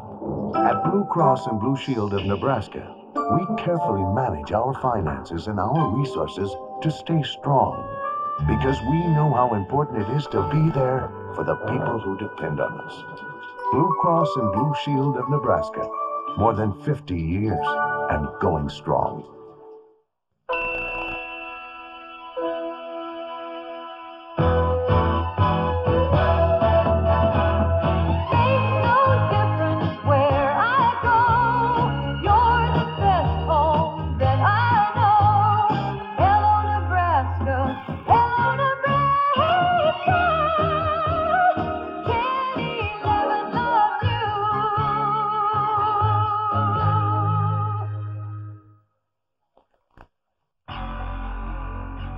Hear what I say, they just don't listen. I feel like such a failure. I just don't fit in. Why doesn't anybody listen? If you're really down and no one else is listening, there's a number you can call. You'll talk to someone who does care and will make a difference. And it's completely confidential, so you don't have to worry about anyone else knowing. When you need to talk, make the call. The number is 475-6261. Thank you for making the call. How may I help you? The call, someone you can turn to. It was cold last night in Nebraska, but that didn't prevent a sellout crowd of over 76,000 from cheering on the Huskers. The temperature at kickoff was 33 degrees, and there was a pretty good wind out of the south. Tom, I don't know if being a night game on national television had anything to do with it, but you said after the game about the crowd, they were really into the ball game last night. Yeah, the crowd did a good job again, and of course we seem to play well in weather that's not the best. I don't know why, but we play well in any kind of weather, but it seems like when it gets cold or nasty, we play our best football here. We had a counter sweep first play, and then their Tommie Frazier on an option picks up a nice gain of about 8 or 9 yards. This is the first drive of the game, and it's a 5-play, 80-yard drive. Took just 1:30. Here's the touchdown to Gerald Armstrong. Well, this is a play that really maybe shouldn't have worked as well as it did. We had called a different play, and it was brought in wrong. And but the point was that play action worked because Kansas really committed a lot of people to the running game. And last year we got the options rolling on them, and so they had their secondary playing a little bit differently than we've seen them play this year. And as a result, play action passes were pretty devastating to them on 2 or 3 occasions. 7-0, that one made it early in the first quarter. And then the Husker defense doing its job against Kansas as well. Coach, tell us about the defense last night. They sure seemed dominant from my side of the... Well, we have a lot of quickness up front. Here you see John Perella weighing right at 290, chasing down a guy that probably runs 4 or 5. Mm-hmm. And of course, this guy is really a good quarterback. I think that he's played awfully well this year. This time he went the wrong way, and we ought to stop him. Tyrone Bird came in on Travis Hill because he ran away from his blockers. But here's a screen pass that was knocked down. I think had they completed that, they might have had something going because they did have the back out. There were some people in front. But our quickness, our reaction was good. And the thing that was surprising to me that we ended up playing an awful lot of dime defense last night against a great running team. And that means you don't have very many run defense players in there. Derek Brown on a straight ahead draw play, nice run and a big gain. Was that a missed block there or just a blitz that worked? Well, in that case, Tommie just simply got sacked. There was a problem on the. We did have our center should have gotten out backside. I think Jim Scott probably had 50, 60 plays in there, and that was probably his only bad one. Mm-hmm. He hardly ever makes a mistake, and so we just didn't have anybody out backside. And that was the play that we called earlier when we scored a touchdown, and when we ran it right, we got sacked. Go back to the other one, right? But again, we get a great field position here, and I think that the last 2 weeks, the thing that has helped our defense a lot is that other teams have had to go a long ways. We've not given them any cheap field position. They got a slant pass there, now an option play. Good play there by Tyrone Bird as well as others. And, we see option football in the spring and in fall camp, and so it isn't quite as big a shock to our system as it is to some people when all of a sudden they hit the option. Here's a quarterback draw, and Nice play there by Trev Albers. Trev was really very obvious last night. He made a lot of big plays, he and Travis Hill. And you hear a lot about the outside backers from Colorado and Oklahoma. But I'll guarantee you these guys are playing great football. Seems like they've turned their game up the last 2 weeks, too, Tom. They're playing really well. Here, Tyrone Hughes signaled for a fair catch, and apparently the guy covering the punt didn't see him make the signal. So we get a personal foul there, dead ball play. This is just a one-back zone play, and you see Derek was within about 6 inches of popping that one. But a very well blocked play up front. Here you see it from the end zone. Well, we're going to see the other play, 33 yards. Derek had over 100 yards rushing in the first quarter alone. That had to be a good signal, Coach. Yeah, we should have left him in the whole 400 yards. Huh? So he would have had a day about like Calvin did a year ago against Kansas. But, he had a lot of help with some good blocking. And then, of course, Derek ran awfully hard. I know he got knocked out of that game last year. He was seeing double at the end of the first quarter. They hit him so hard down there in Lawrence. And after that game was over, 59 to whatever it was, 24, people thought it was a ho-hum game, but it wasn't. It was a head knocker. Kansas was ready to play, and they had a good football team, and we just about dug ourselves a hole we couldn't get out of. So it was a tremendous win a year ago, too. Yeah, that was 17-0 after one. I think you were down at halftime in a 24-20. And a great second half. Huskers leading this one after 1 quarter of play, 7-0, but more touchdowns to come. You'll get to see those plays, plus all the second quarter highlights in 2 minutes. For over 40 years, an independent U.S. tire company has been offering high-quality tires at very affordable prices. And now Hercules Tire introduces the all-new Mega TR. For style and performance, this tire you have to see to believe. The Hercules Mega TR. See it at your local Hercules Tire dealer. Now available at Rathbone Village Conoco or Q-Play Standard, Bennett Co-op, Bellwood Co-op, Vogel's Auto Care Center, Nebraska City Farmers Co-op, and all Walker Tire stores. American Family Insurance would like to remind you of all the reasons for choosing one insurance company over another. The most important reason by far is the service you'll receive when you really need it. Choose wisely. In Auburn, your American Family agent is Tom Smiley. In Nebraska City, Carl Satterfield. Attention! All audience personnel are instructed to watch MASH, the Emmy Award-winning classic. Olé! With all the laughter, passion, and drama you've come to expect from the 4077. We're the crazy generation. So join Hawkeye, Trapper, Hot Lips, Frank, Radar, Klinger, and Colonel Blake for a roll call of classic comedy. MASH, weeknights at 10:30 on 10/11. Hi, you think I'm slowing down just because I'm 44? Hey, I still feel great. You know, as you get older, regular exercise is more important than ever. You might want to try biking, swimming, or just a brisk walk. Check with your doctor first, then do it. I hope I feel this good when I'm 84. What? I am 84? The first quarter ended with Nebraska on the move. The Huskers began the second quarter with the ball on the Kansas 11-yard line. On the first play of the period, Tommie Frazier looked for and found his favorite end zone receiver, Gerald Armstrong, the junior out of Ponca, Nebraska, hauled in his 6th reception of the year, and all 6 have been for touchdowns. Tom, does Gerald have that special ability to get open in the end zone or something? Well, he doesn't have any special ability in the end zone. He's just one of those guys that's a pretty good receiver. Gerald has become a great football player. He's a great blocker, number one, and he's a very good receiver. And this is a very good play by Tommie. You know, he thought this play would work. We tell him to check it out when he pitches the ball, and he said it was there. Actually, it wasn't there. He had 2 guys right in his face, but he had good concentration and good athletic ability and threw it to Gerald. And I doubt if there's been a player in the history of football that's all 6 receptions have been touchdowns. That's right. You know, if this were baseball, people keep track of those kind of things. There's all kinds of crazy statistics. You watch baseball games, but here they do get a short pass completed.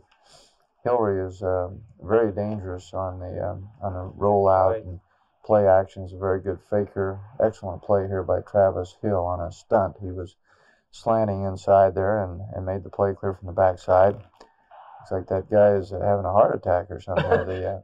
This is Eddie Stewart on the sack here, along with some company. Ernie This Beeler. is a blitz here, wide blitz, and excellent pressure from the outside. And I think we sacked Hillary 3 or 4 times yesterday. Here's a play-action pass, and as I mentioned, they were really loading up on the run, particularly the options. See, last year we finally got something going. We struggled through the first quarter, then we went to option football and just kind of ran them off the field. And so I figured this year they were going to spend a lot of time on the options, and they did. And they made some real extreme adjustments with their secondary, and that made them very vulnerable to this type of thing.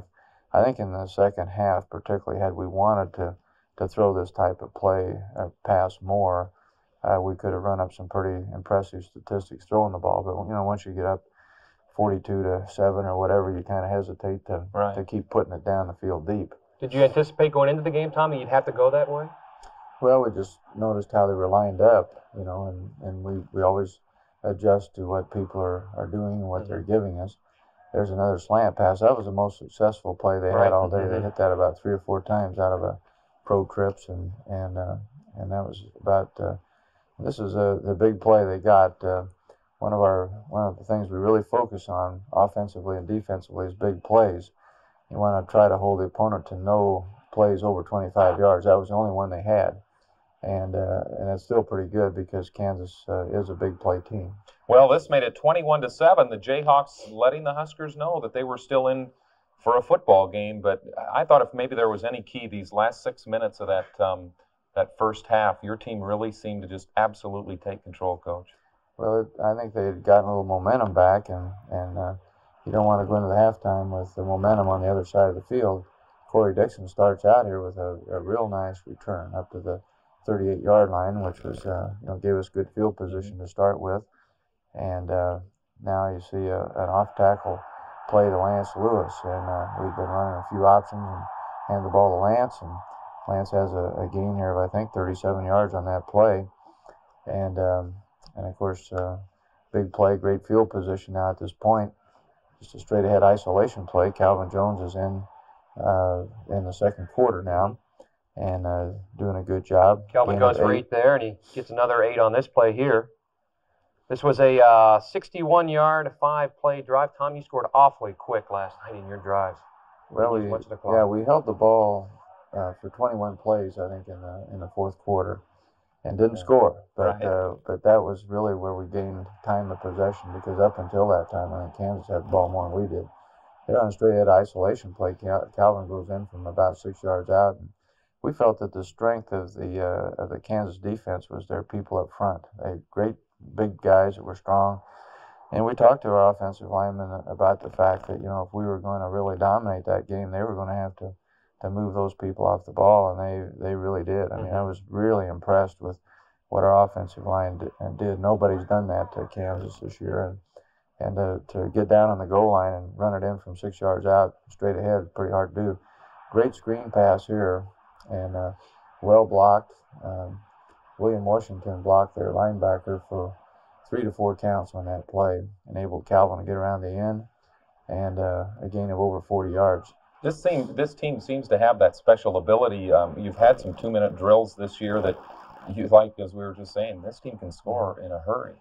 Well, we've got speed, and I think anytime you have speed, you got a chance. And now again, Calvin goes in from 5-6 yards out, straight ahead isolation play, and when we get in that set, it's no big mystery where we're going. And so that's just execution. It's not anything tricky. That was a 6-yard touchdown run there by Kelvin, 35-7, and Glen Mason, he can't be feeling too well at this point. Huskers up with a big lead here in the second quarter. KU gets the ball back, and there's Elvers with the tackle. Trev, as I said, really showed up a lot, and now they drop back, hit a quick out, and we're perfectly content at this point to let them make those kinds of receptions. Here's an option play, and this one it was the best option they ran throughout the day. I think that was a gain of 13 yards on that play, and they have got the ball up near midfield here now, and now Kenny Wilhite makes a great play here on the ball. The thing that Kenny always does is reacts well to the football, and so he's really played well the last couple of weeks, and that was a big interception. Well, those 2 touchdowns late in the last 4 minutes of the first half make it 35-7 and put the Huskers firmly in control of this football game. The domination continues in the second half, and we'll have those highlights in just a little bit. But first, our halftime report, so stick around. Wearing those Walker tires, great service at Walker Tire. Are you gonna get new brakes today, or are you gonna need a muffler? We'll change your oil, we'll tune up your car. Need a transmission, and we do foreign cars. Service at Walker Tire, complete service at Walker Tire. Service at Walker Tire, complete service at Walker Tire. Shocks and alignment for a smooth ride. We're more than a tire store, don't you come inside. Wearing those Walker tires. Charlie Deere's Ford Lincoln Mercury, Nebraska's #1 customer satisfaction dealer, presents the ET Challenge. To become Nebraska's #1 Ford Escort dealer, every new Escort is priced with special ET Challenge discounts. And special discounts make this the best time to buy a new Taurus. Choose from one of Nebraska's best selections and get the highest trade-in allowance during the ET Challenge at Nebraska's #1 customer satisfaction dealer, Charlie Deere's Ford Lincoln Mercury in Fremont, USA. It could be about women with international hunks, or women whose husbands wanted to date hunks. Everybody asks me the same thing. Whatever happened to them, Oprah? Okay, I'm gonna tell you. Remember this bride left at the altar? Is she still single? Just a minute. Remember this couple who never met but they wanted to elope? Now, I can't believe that. And you won't believe it when you hear what happened. But you'll never know what happened to any of them if you miss our 1992 follow-up show on the next Oprah. Oprah, tomorrow at 3 on 10/11. What do you want to do when you grow up? You know, I could really see myself as a doctor. Great job, everyone. Ever since I was little, I had this fascination with flying. We're coming in for a landing. I think it would be totally cool to be a judge. Overruled. Couldn't you see me as one of those Shakespearean actors? To be Rosamund?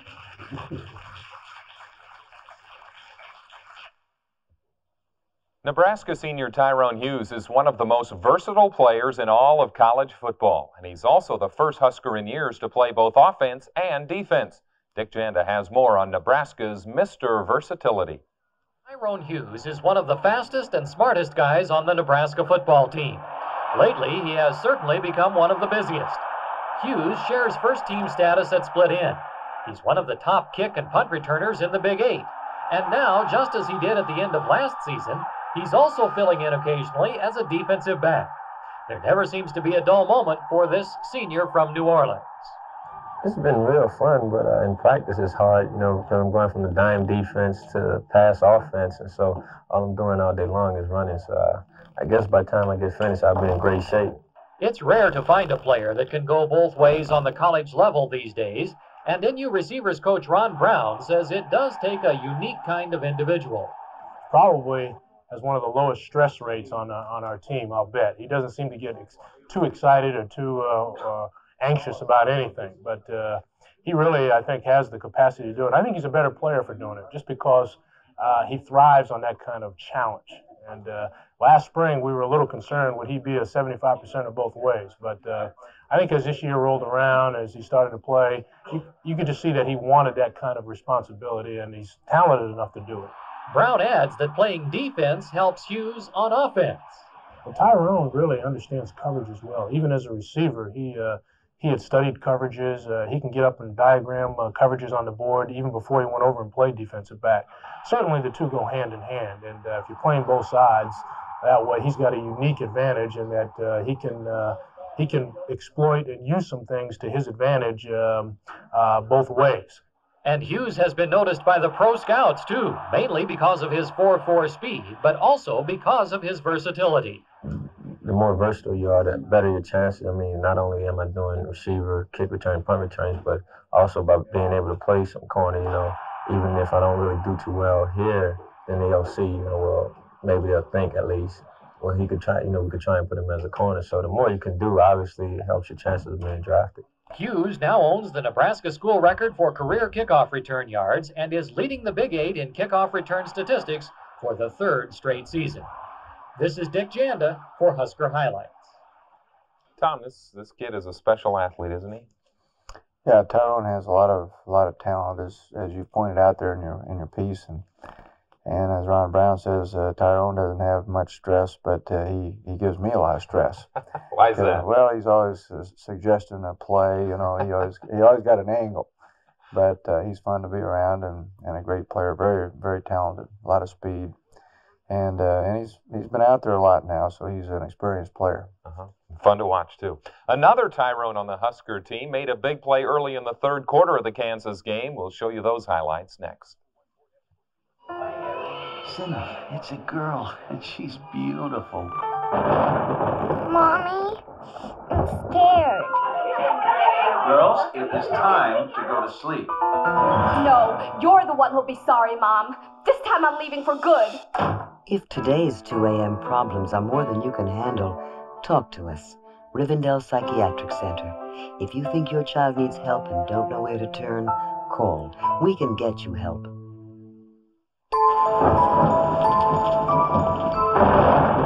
When it's scary out there, it's nice to know someone is there for you. Someone you can depend on. At Blue Cross and Blue Shield of Nebraska, we carefully manage our finances and our resources to stay strong, because we know how important it is to be there for the people who depend on us. Blue Cross and Blue Shield of Nebraska, more than 50 years and going strong. At Golden Harvest, we've based our reputation on one thing, our seed. We're committed to earning your business with great new genetics, unexcelled quality, and speedy service. We offer more information on managing our hybrids than any other seed company. Golden Harvest Seed. You depend on it. We stake our reputation on it. A transporter malfunction transforms the crew into children. Are you here to relieve me of duty? I am still Jean-Luc Picard. And a powerless young captain is about to lose his ship to hostile aliens. Computer, deactivate all command functions. Authorization, Riker Omega-3. We have secured the bridge. Stripped of command, can Picard stop a savage attack? I will execute every child on this ship. On Star Trek, The Next Generation. Star Trek, Sunday night at 11:30 on 10/11. Leading 35-7, I'm sure Coach Osborne told his troops to come out strong in the second half and keep the momentum on their side. And that's exactly what the Huskers did, because on the third play of the third quarter, it's Tyrone Bird picking off a Chip Hillary pass, and he's gone from 30 yards. Tom, Tyrone, one of the seniors this year on the team, what's he meant to the ball club this year? Well, I think the first thing Tyrone always does well is he gets you lined up. He's been out there so long that his check calls are really good. Anytime he's not in the game, we've missed him that way. He's not necessarily noted for his one-on-one coverage, but there we were in a blitz and he had man-to-man coverage and made a great play on the ball. Great break, and he's a good tackler and a very smart football player. And this is one of the finest individual plays that he's made in 3 years. And the only thing here, I wish he'd maybe hung on that ball a little bit longer, because you can always see that ball coming loose. And he started that about the 8-yard line, which we'll probably review for him. But he was a quarterback in high school and played both ways, so he's not unaccustomed to running the football.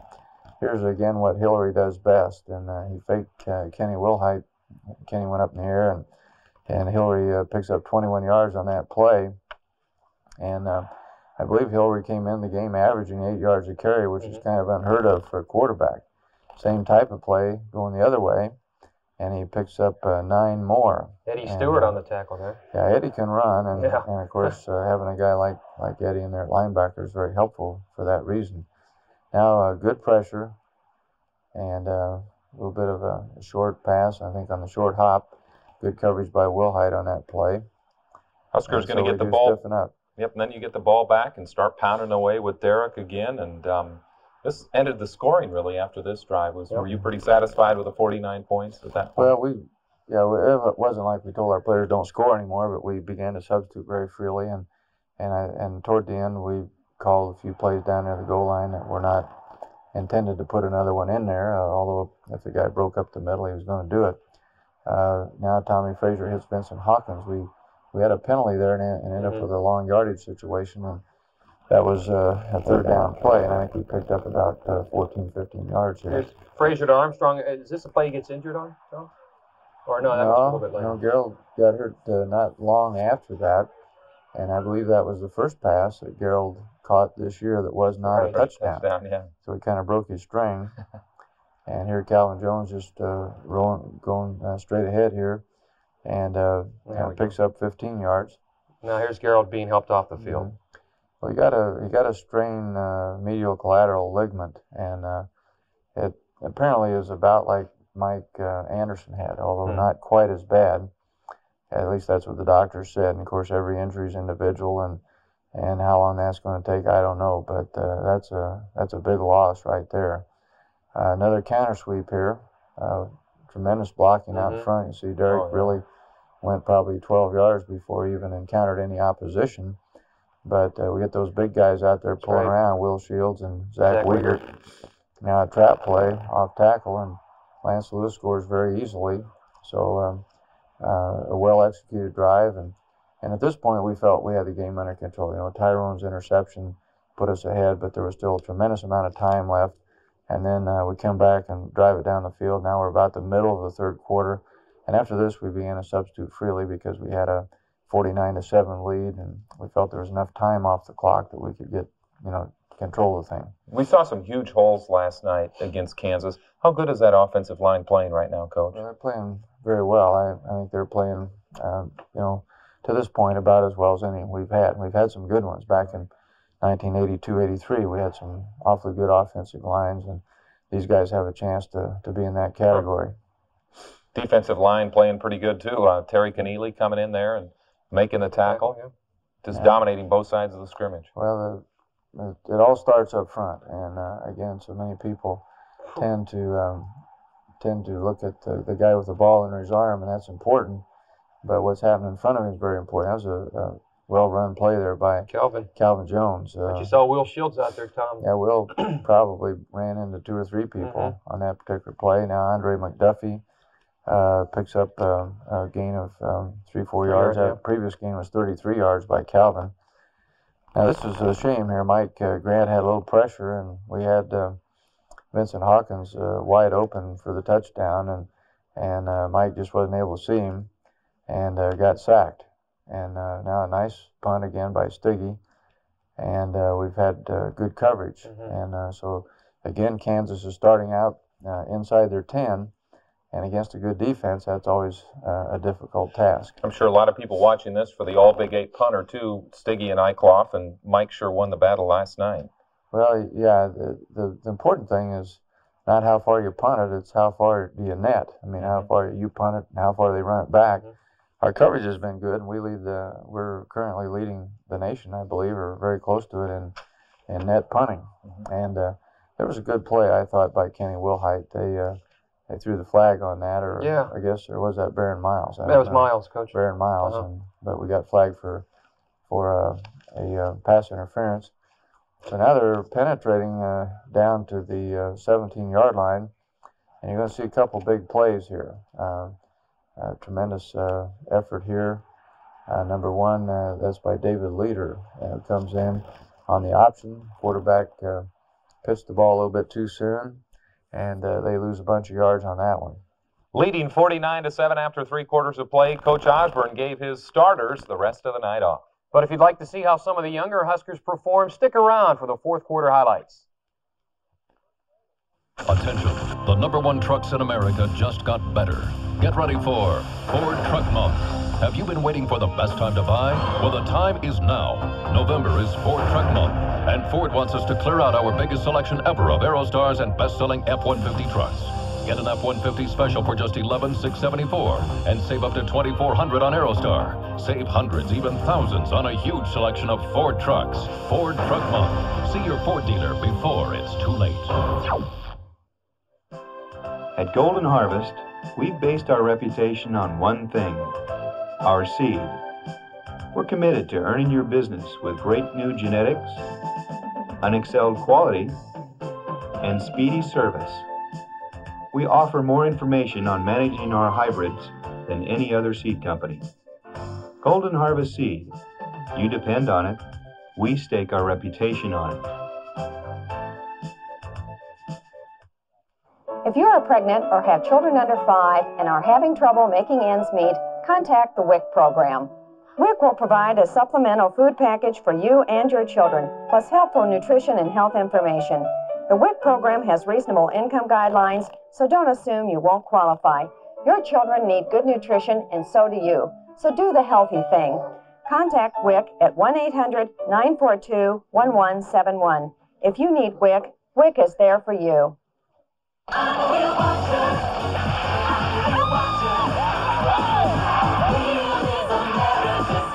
Care to solve the puzzle? I'm a wheel watcher. Everybody play. I'm a wheel watcher. I'm a wheel watcher. It's America's game. Wheel of Fortune, weeknights at 6:30 on 10/11. Nebraska opened the fourth quarter with what had to be one of the most time-consuming drives in Husker football history. NU with a 21-play drive ate up 9.5 minutes of clock, and the Huskers did it with all backup players. How ideal was this to open up the fourth quarter, Tom? Well, I think it's good for your defensive stats, obviously, and I think 21 plays is. I'm sure we may have had a longer drive sometime, but I can't remember one. And that was an option play well executed by Mike Grant, Andre McDuffie on the carry, and there's a quick screen out to Tyrone Hughes. Tyrone picks up 9 yards, and Kansas also got called for a face mask on that particular play. You see the guy had him by the face mask as he tackled him, and I think we had a penalty in there someplace too. And here Andre was anticipating a lot of opposition, and actually, if you look at that from the end zone view, if he just stayed on his feet, he probably would have scored because there was nothing there. And now we had a fourth down play later in this drive, and Andre makes a great run and a good execution on the screen, and he picks up first down by about a foot.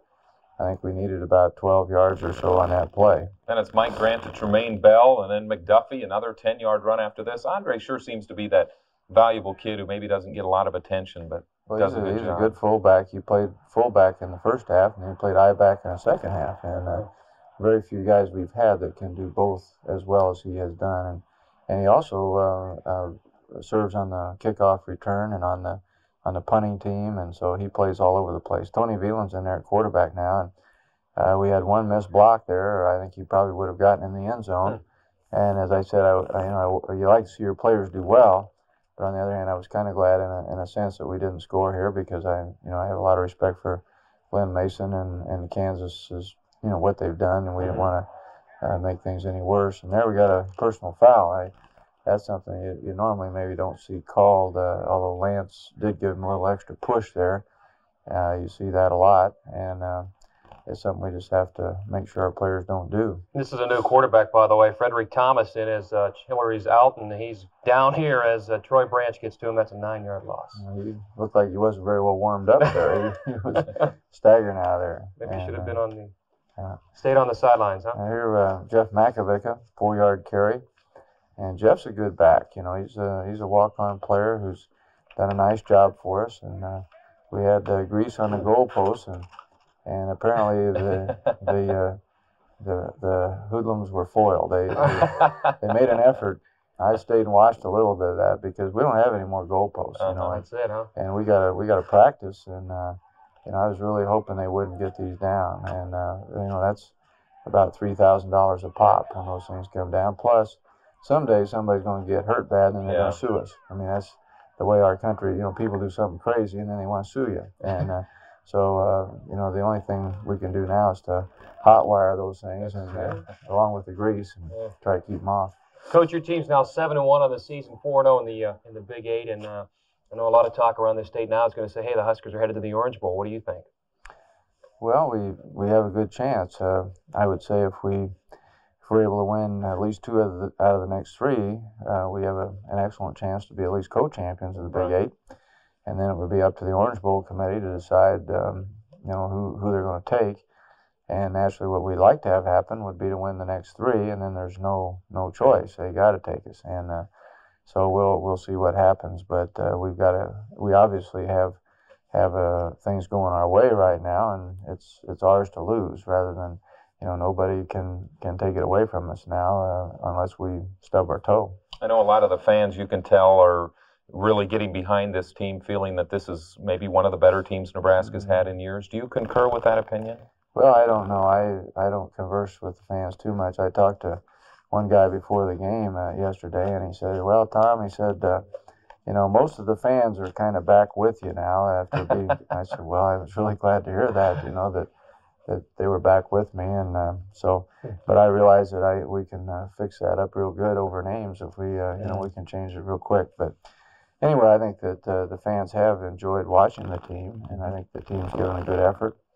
And I just hope they maintain the attitude and the poise that they've had, because sometimes it's harder to deal with success than adversity. We've had a lot of people over the last couple of years reciting the litany of what we haven't done, and now there may be a little reversal of that, and they'll start saying, "Well, but they've done this and this," and then that's kind of when you got to watch out, because in athletics, you still have to keep your eye on what you want to get done and not listen to what people are saying. Tom, this team seems to be very confident. Did that start with the coaches up top? Well, I think the coaching staff is confident. I think we're also realists, and the thing about it, we've had a couple of weeks where things have really fallen together. The turnovers, the home crowd, a lot of good field position. Down in Missouri, it didn't fall together. We had to win a game with some adversity. Right. And over at Ames, I don't know. We may come out of the gate charging, and everything falls into place, and we may have to deal with adversity. So it isn't always going to be quick and easy. Every game has to be won, and so we'll see what happens. Well, coming up, we'll preview Saturday's game against Iowa State. But first, Joe Bateman joins us on the Referee's Corner. Daddy, how do turtles get a shell? Mommy, how did our baby get out of your stomach? Come on, Dad, why can't I get a dirt bike? Why is everybody against me? How come nobody cares what I want?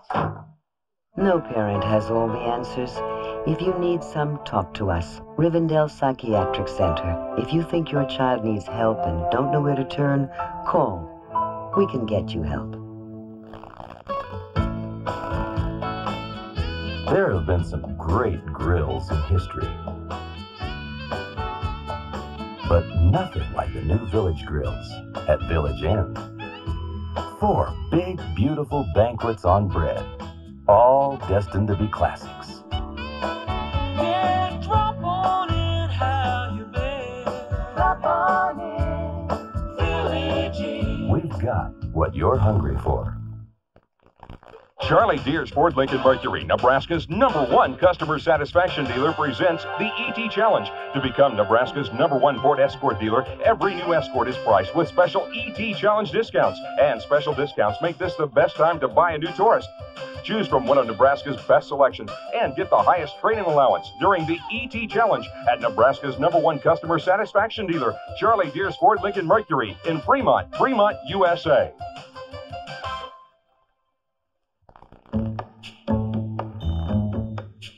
When the night has come, no, I won't be afraid just as long. If you need help standing by a loved one with Alzheimer's disease, call the Alzheimer's Association. Our helpline provides informational and referral support even if you can't leave home.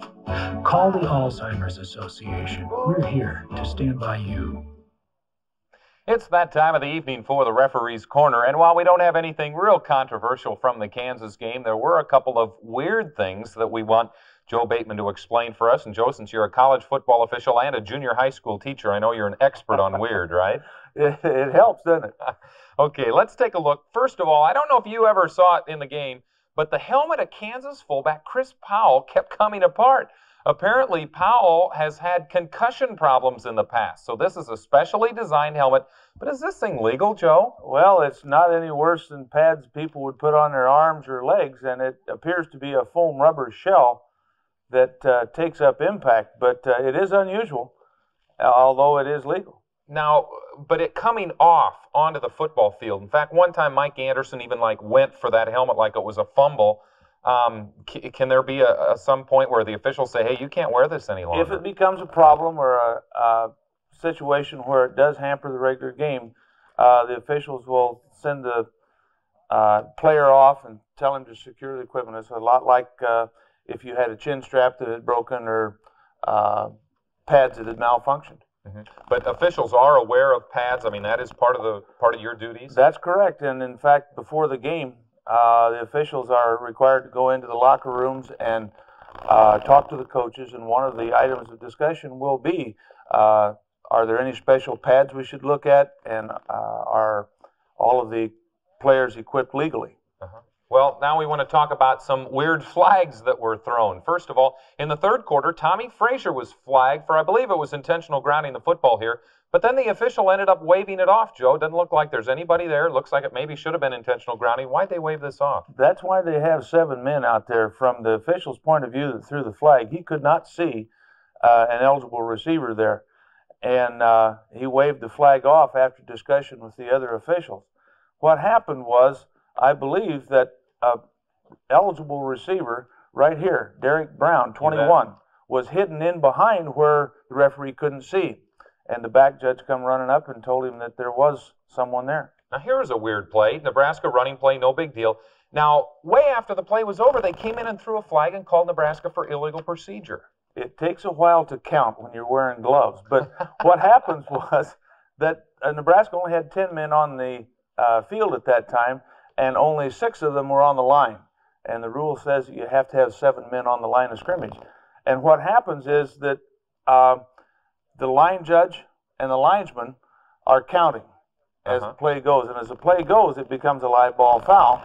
And they go in to discuss it after it's over. And I had 3 on my side. You had 2. There were 3 in the backfield. And simple math puts it at 10. Okay, and so then you throw the flag. Mm-hmm. One other play we want to look at, Tyrone Hughes fielded a punt. Kansas was called for a 15-yard penalty for fair catch interference. Joe, we've discussed this play before, and where it's 5 yards. Why was this a 15-yard penalty? Well, there was contact. This is fair catch interference. He caught it. He had all the protection that he can't be hit, even incidentally. And incidental contact would have been 5, and contact like that was 15. That hurts. So it doesn't matter how hard he's hit. It didn't look like Tyrone was hit very hard. Once you're hit, you're usually going to get 15. Right. Anything that is not unintentional, a brush or something like that, if it happened to be blocked into it, it's no foul. But that was a 15-yarder. Okay, well, thanks. Boy, you put a lot of light on weird things. That's good for you. Well, we'll be back with talk with Coach Osborne on the upcoming Iowa State game next. Another new car? Boy, did you get tired of the old color? No, we get a new car every 2 years. How do you do that? Oh, it's simple. We lease from our Ford dealer. Isn't that expensive? Get a lot more car for your money when you lease. I got this new Taurus with a great stereo, power, everything, even dual airbags for a lot less than you think. Right now, lease a 93 Ford Taurus for $248 a month for just 24 months. So thanks to our Ford dealer, we get a new car every 2 years. In 2 years, I'm lucky to get new windshield wipers. Know your husband, or did you marry the wrong man? Nick Donahue, this smart, successful woman thought she had it all when she met and married the man of her dreams. But her dreams were shattered when she discovered too late that her loving husband took her for everything she had. Other women have found out that their husbands are actually gay or con men. Could your Mr. Right turn out to be Mr. Wrong? Find out next Donahue. Donahue, tomorrow at 4 on 1011. The town I live in is so small. Most people don't really even think about HIV or AIDS. But my old boyfriend had it, and now, so do I. You know, I found out that AIDS is increasing in small towns. I think it's because people here just don't think it can happen to them. Find out how you can prevent HIV. Call 1-800-342-AIDS.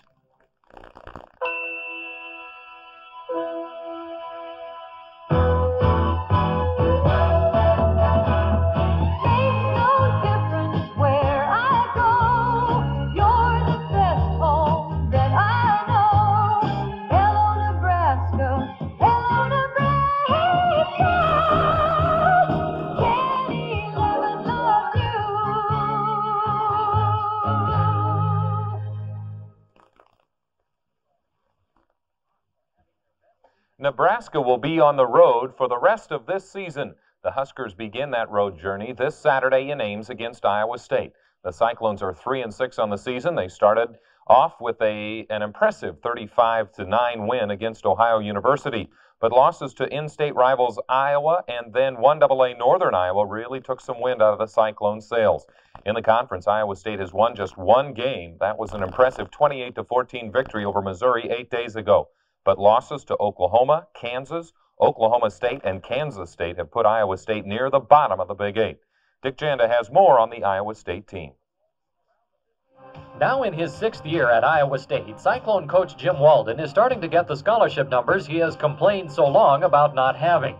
Among the Cyclone players to watch are Chris Spencer and James McMillian, two speedy runners who are both from the Omaha area. Spencer, number 89, a senior split end from Millard South, has been Iowa State's leading receiver each of the last 3 years. And McMillian, a junior from Bellevue East, is the top punt returner in the Big Eight. An all-conference punt returner in 1991, McMillian has returns of 91 and 87 yards this season and broke a 55-yarder last year against Nebraska. Iowa State's kicker is also an Omahan, sophomore Ty Stewart from Omaha Westside, who was second-team All-Big Eight last year as a freshman and has been consistent on long-range field goals again this season. On defense, Iowa State is led by senior middle linebacker Malcolm Goodwin, number 40, who leads the team in tackles and could become the school's all-time single-season leader in that department. Iowa State has suffered through a number of injuries again this season, but as Coach Walden says, he now has some depth to fill in. We're going to rest a first-teamer with maybe a guy that's just as good as he is, and that's a fun thing, man, because I've seen us get beat in the fourth quarter here too many times because we just couldn't get guys on the field. Iowa State has not beaten Nebraska in football since back-to-back Cyclone victories over the Huskers in 1976 and 77. NU has won the last 14 straight meetings. Tom, I know that a lot of people might look at Iowa State's record and say this team isn't very good, but yet some of those games they played against Kansas, Missouri, some of those folks shows that, you know, they are dangerous. Well, that's the thing you have to always look at is how good is a team capable of being. Mm-hmm. And you've got to figure you're going to see them at their best and not at their worst. Obviously, if they beat Nebraska, it will do a lot to rectify their season.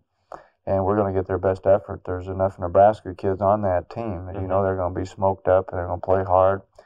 And so it'll be a head knocker, and it'll be one that we'll have to win. Mm-hmm. What about your kids as far as, you know, they've had two big games, that big game mentality, and now chances for them? And I really think when we went down to Missouri, that even though it was not listed, you know, in the national media as a big game, so to speak, that we realized that was a big game at that time. So we've had really 3 straight weeks of it. And but I think that we've got enough maturity on our team and enough focus at this point that we'll practice well and we'll play well. I guess I'll know a little bit more as the week goes along, but that's my suspicion right now, that we'll perform well. Mm-hmm. Tell me about the focus on this football team. I know I talked to some of the trainers and other people even yesterday at the football game, and they said this team really seems to have a focus in the locker room, whatnot, before games and in practice. Well, and they do, and last year's team did. The thing that was really disappointing to me was kind of the reaction of some people to last year's season. We were behind in 7 games. We came from behind 7 times to win, and we did win the Big 8 championship. We had the best record in the Big 8, the best ranking in the Big 8. We got beat by Miami in Miami, and but you know, going into that, we only lost to one team, and that was Washington, a great football team. So we've had good focus for 2 years here, and this has been a continuation of that. I think this year's team maybe has a little more confidence than last year's team even, and every bit as much focus, and I just hope it maintains and stays throughout the rest of the season. Okay, well, we'll be back to close out tonight's show with Coach Osborne right after this.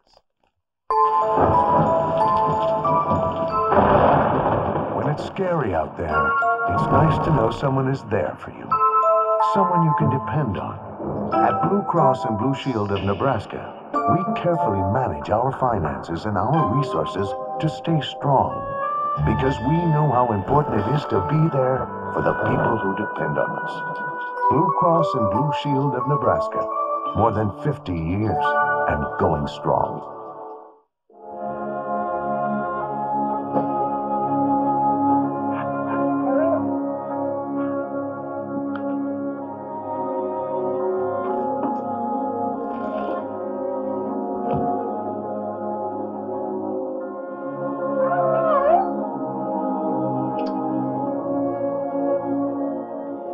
If your best friend is leaving home, maybe you're not spending enough time with him.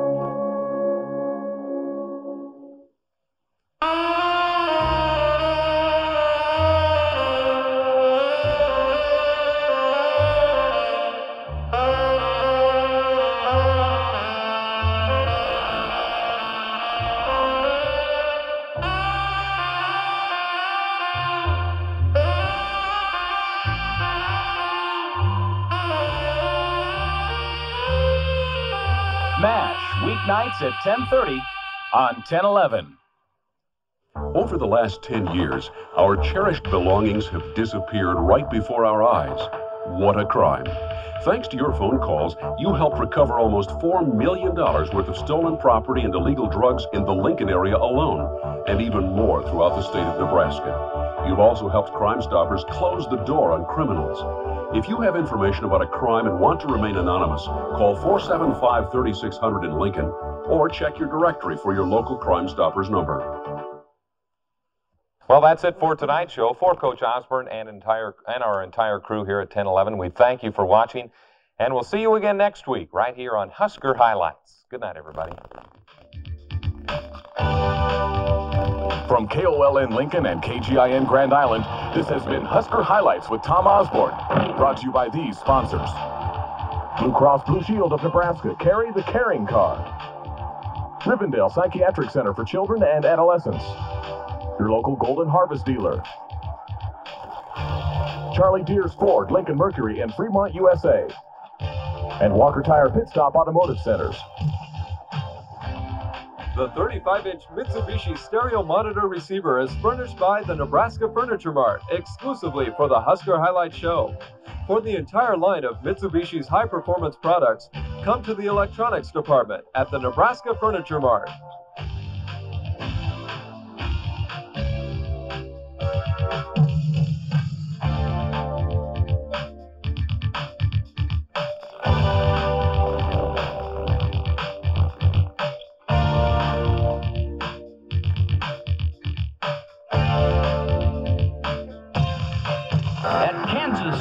Football with head coach Glen Mason and voice of the Jayhawks, Bob Davis. Brought to you by the Columbian National Bank and Trust Company. It's what a bank should be.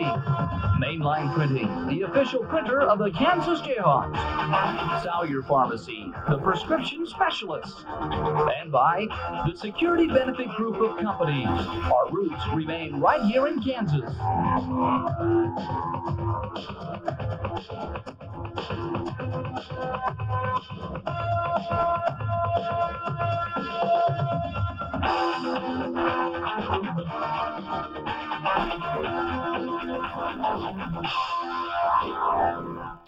Hi, once again, welcome to the KU Football Show. Saturday night in Lincoln, Nebraska, the Jayhawks played the Cornhuskers. Nebraska with an impressive, dominating performance, winning the ball game 49-7. And, Coach, after the game, many observers were saying if this isn't the best Nebraska team ever, it's among them and the best in a long while. Well, I don't know why they didn't listen to me before the ball game, Bob. You remember at my weekly news conference last week, I said I think Nebraska was ranked 7th, and if there were 6 better teams in the country, I'd like to see who they are. And, you know, when you play a team like that in front of an electrified crowd at home there, and they're highly talented, and they play well offensively, defensively, and kicking game, and your team does not play up to their potential, it's going to be a long night. And the young quarterback, Tommie Frazier, really adds a new element to this team. Well, Tommie Frazier is a very talented quarterback. He was the most highly recruited quarterback maybe in the country last year, surely out of the state of Florida. And the thing that's really amazing to me isn't what most people are talking about, how quick his feet are and how strong his arm is, but more how he's running that offense as a true freshman. And as if they needed it, they had a great home field thing going in that ball game. The crowd got behind the Huskers early. Well, they did. That's to their advantage. I don't think I've ever really seen the real Nebraska because the crowd never had to really be in it, and they thought they had to be in this one. And you really cannot hear offensive signals. It's a big disadvantage. I heard Bill McCartney talking about it, and he's exactly right. And, we started out, and everybody knows when you play Nebraska, you got to try to slow their run down. Here they come on their counter sweep, and we do not do a good job. You have got to slow that thing down before it gets around the corner, and we did not do it. And we get a 5-yard face mask call thrown on the top of that. But, they've got an excellent offensive line. They got two great running backs. Here comes a reverse, and you can see their speed here. I thought we played this pretty well. It's a nice play by Robert Vaughn. After that, we kind of got into the flow of things. But here they come with a little bootleg pass, and he puts it right on the money. And, when you're going to load up to stop the run, you're going to be vulnerable to those type of things, and hopefully you can come back at them, and hopefully sometimes they'll throw some foul balls at you. But he put that one right on the money, and the results are 6 points. Armstrong, the tight end, had 2 TD grabs and caught only 4 passes coming into this game. Yeah, he's got 6 receptions, all for touchdowns over 2 years. You think that would tell you something? Here, we almost break out of there. I thought our special teams played fairly well, and here comes Hillary on a bootleg, and that continues to be a good play for us, and he just gets, I was really impressed with Nebraska. They're a highly disciplined team. There's a number of times right out of bounds we're going to, and they pull off. They're not going to take a chance of getting that late hit on a quarterback or on anybody. They know that penalties will kill them. Then we come with a blitz here, and Hassan Bailey puts good pressure on, and Kyle Moore finally finishes them off. And, I thought, you start turning things around. You start settling. You start playing. Here's a view of where Hassan just kind of breaks the play up, misses the sack by himself. You see Frazier's an awfully strong young man, good size. They come back with the same play that we talked about before. That's what I say, you got to stop that thing before it gets going, and Kyle Moore makes a play there in the backfield. Then we come, and this was a important series for us because they put us up against the end zone, and we hit this little slant pass. Good view it here to get us out almost to midfield. It's a little pass from Hillary to Mo Douglas, working on their strong safety. Again, it seems like, we're playing better. I mean, to play a team like this, you got to be able to control their line of scrimmage and both sides of the ball. And I don't think we did a consistent job of that all night. This is a costly penalty. We got a freshman in there, and he makes a mistake, and there's no excuse for that. Absolutely none. And we've got to, if you're going to be on that punt coverage team, you got to recognize that fair catch. And initially I thought he might have been blocked or fell into him, but I saw the replay. That's not the case. We missed a tackle at the line of scrimmage. That should be no gain. And again, there's no secrets as far as playing good defense. You control the line of scrimmage, you run to the football, and you tackle. And we didn't do any there. And then they come with a little bootleg pass. He's under pressure, and he puts it right on the money. Here we are. We throw a little 3-step drop to Matt Gay. To another slam pass to Mo Douglas. I think a lot of people are thinking, well, you should have thrown every down. That's really not our game, and that's really what they want you to do. Run a little motion here, and then we're going to use a little bootleg pass of our own. We put it on the money to Pete Vang, who puts us in a position to score. We didn't really have good field position all night. When you have to go 80 yards to score against Nebraska, that's a rough way to go. And if you give them good field position, you've got problems. So this is a pretty good drive that we put together here. You can see that, and then the first play, there's a late hit on Hillary. And that gives us 1st and goal, and we run a toss sweep, and Mo breaks a tackle, and he walks in the end zone. So it's not too bad now, 21-7, you know, and just got to kind of hang in there and keep going, and anything can happen. But you got to make something happen, you know, and you sit back and wait for it to happen, it's not going to happen. And they throw a screen pass, and they're just faster than we are, I guess. So we're in pretty good position to make the play behind the line of scrimmage by Brown, and he didn't get there.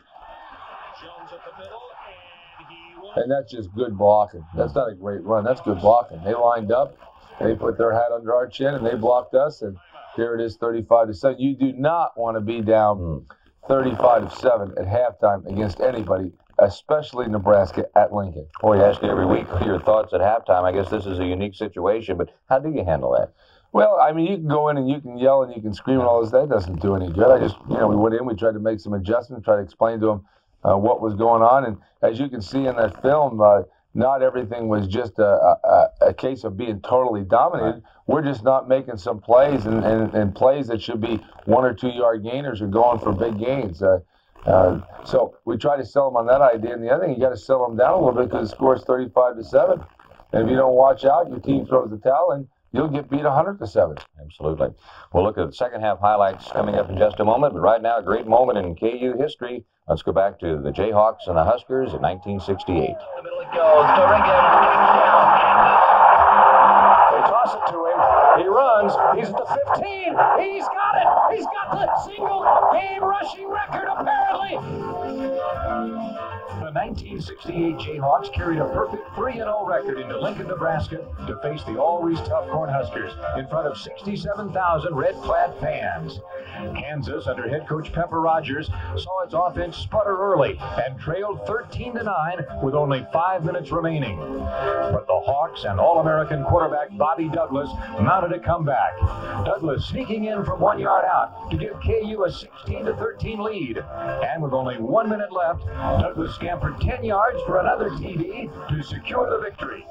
The Jayhawks defeated the Big Red 23-13 and went on to capture the Big 8 title and a berth in the Orange Bowl on New Year's Day.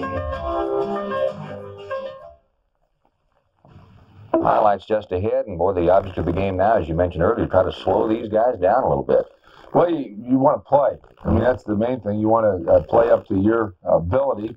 And I really sense that our players were at a state where we can't believe this happened to us, you know.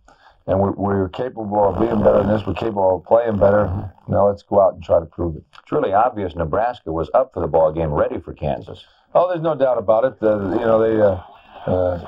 They played their best, and then we did not play very well. But they were fired up. The crowd was really something.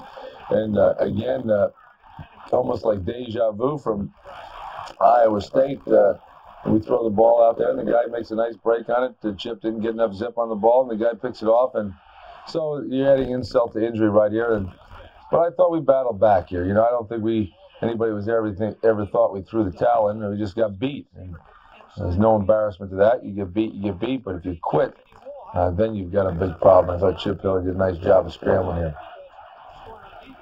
Then we come back, same type of play, and Mo Douglas is open there when Chip decides to run. And now we got to pass midfield. That's a major accomplishment. Just operating there. Then George White runs the ball right up the middle. You got to be able to mix the run and the pass. You got to play good defense. Mm-hmm. And here's they throw intentional downing there, and they pick up the flag. But Guy Howard put excellent pressure on Frazier there. And there's no doubt in my mind that he downed the ball. There might have been someone in that area, but that was. Mm-hmm. Let's see, I see 75, I see 72, I see 51. They're all ineligible, so I don't.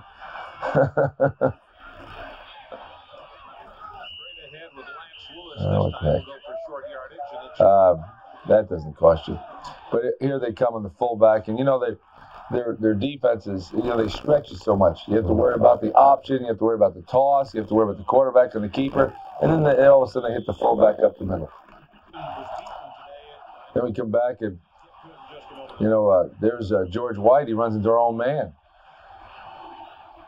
And we go back again, and here's another one. Mo Douglas almost takes the distance, except Matt Gay doesn't get the block on 29. Otherwise, I think it goes the whole way. throw back and hit Matt Gay again. He breaks a couple tackles, gets some good yards.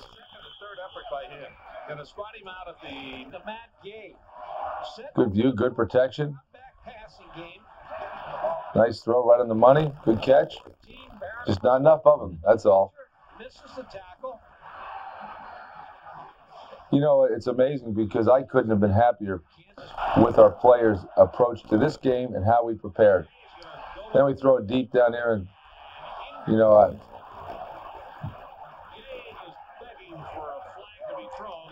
the man's on the spot. What do you think, Bob? I don't think he can catch the ball under the circumstances. Well, there's a good view of it.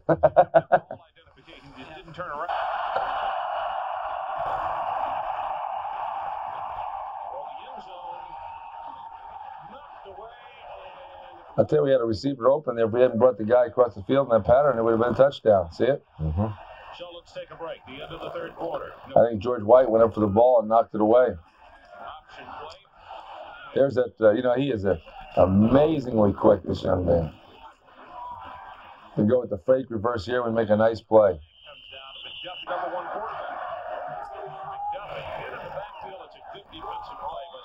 And we're still battling. That's it. Hey, the object is to play the game regardless of the score. We did pretty good once they took one of the first line guys out there. But they're a good football team. They really are. You know, we're making plays, and the game's over, and their fans are really excited. And I can tell you this, though, and I've coached in a lot of places, been in a lot of stadiums. I'd never been in a place like Lincoln, Nebraska. When those people were into it, I couldn't believe that they yelled constantly until, especially that one end zone. I don't know if it's the north end zone or south. The one with 23,000 people dressed in red. They yelled constantly until the ball game's over. And if you're going to go to play those places, you've got to learn to deal with it because it's there. And I guarantee you, the officials aren't, even though there's a rule about crowd noise, officials are not going to do anything about it. It's a tremendous atmosphere. Let's check in on the post-game comments of some of the KU players. Ready for Colorado. Are they that much better than 42 points or something? No, I don't think they're that much better, but I'll tell you, they're a great football team. I think they're the best team in the Big 8, but I think we should have came closer, but we didn't play to our ability, and we got whooped. Are we intimidated at all?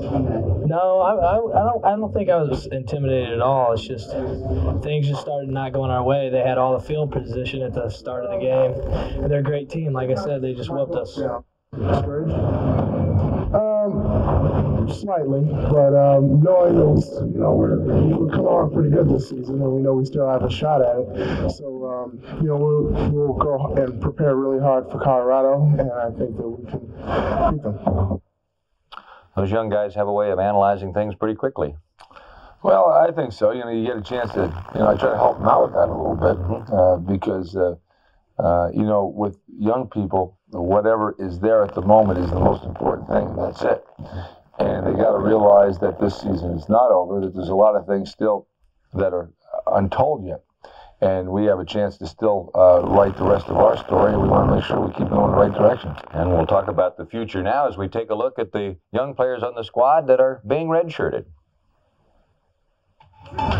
This season, running back Mark Sanders has been Heisman candidate Russell White of California, Dewell Brewer of Oklahoma, and Calvin Jones of Nebraska.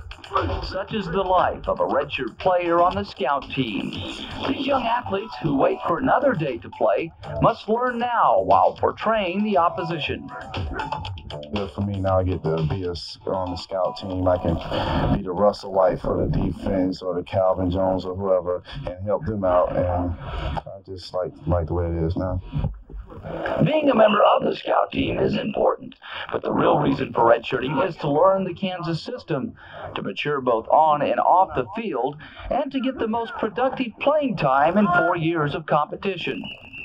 Yeah, hopefully. I'm trying to put on a little weight right now. I'm kind of light compared to the other guys at my position, and working on a little speed and just basically learning the whole system of Coach Mason, Because of a shortage of players in the past, Mason and his Jayhawks did not have the luxury of redshirting a great deal of players. In In 1988, Mason's first season, KU only redshirted 10 of 22 freshmen, and 7 of those true freshmen started at least one game. Those numbers have continually improved. This season, all but 5 freshmen will redshirt. You know, you're not competing for a job right now. You know, you're just giving them a look, and you look forward to it because you don't play on Saturdays, so your practices through the week is more like your game, and you just play hard. Offensive lineman John Jones sat out the 1990 season. Now that experience is paying off. Well, actually, at the beginning, it was very frustrating, but eventually, as the season went on, by looking at game film and everything like that, from watching our people play, you can really say, especially at my position, that offensive line, you need that year to really get your footwork and your fundamentals and techniques now. And actually, it helped playing as the first defense and playing against quality, good quality opponents. Tackle Christopher Booth spent the 1990 season learning the offensive line with Jones, and he knows how important those red shirts are to the team's success. Yeah, well, especially here at KU, the coaches feel that, the demo team is, a very important part of the team because, they feel that we have to come out, give the team a good look, the best possible look that we can give that the other, opposing team is, going to show on Saturday. And while these red shirts toil on the practice fields each day, they survive on the assumption that good things happen to those who wait. For the KU Football Show, I'm Mike Benito. And we've got more of the KU Football Show coming right up. Feature this week, we go to the KU Med Center and a look at kidney research. On your research so many people are unfamiliar with kidney disorders, but Dr. Gerald Armstrong isn't one of them.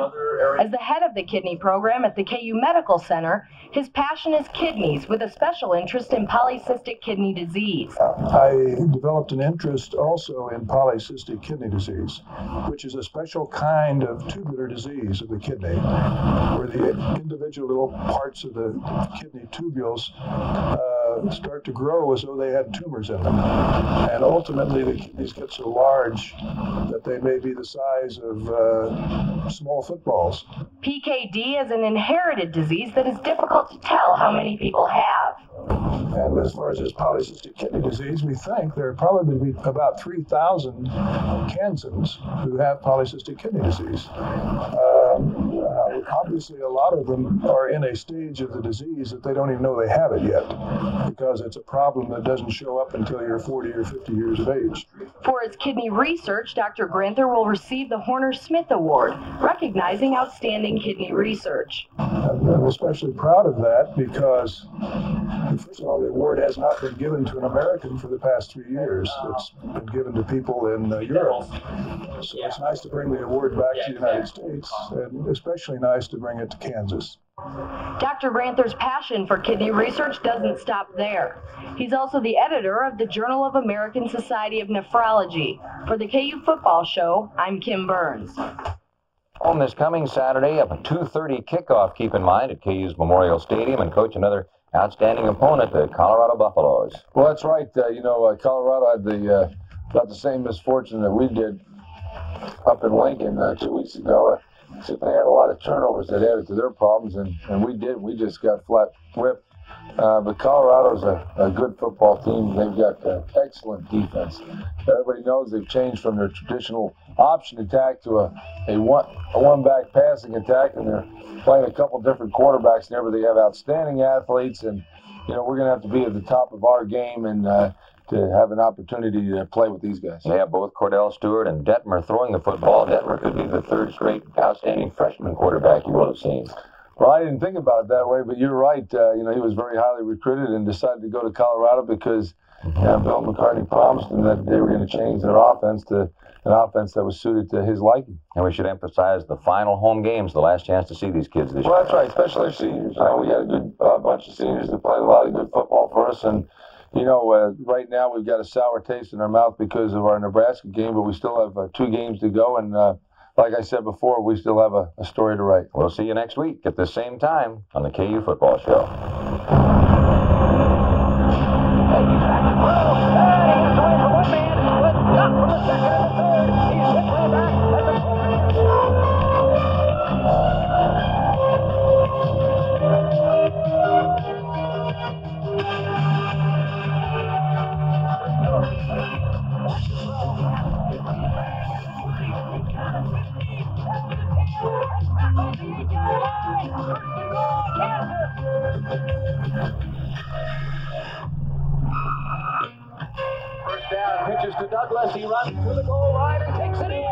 Hurries up and scores. And this is on board.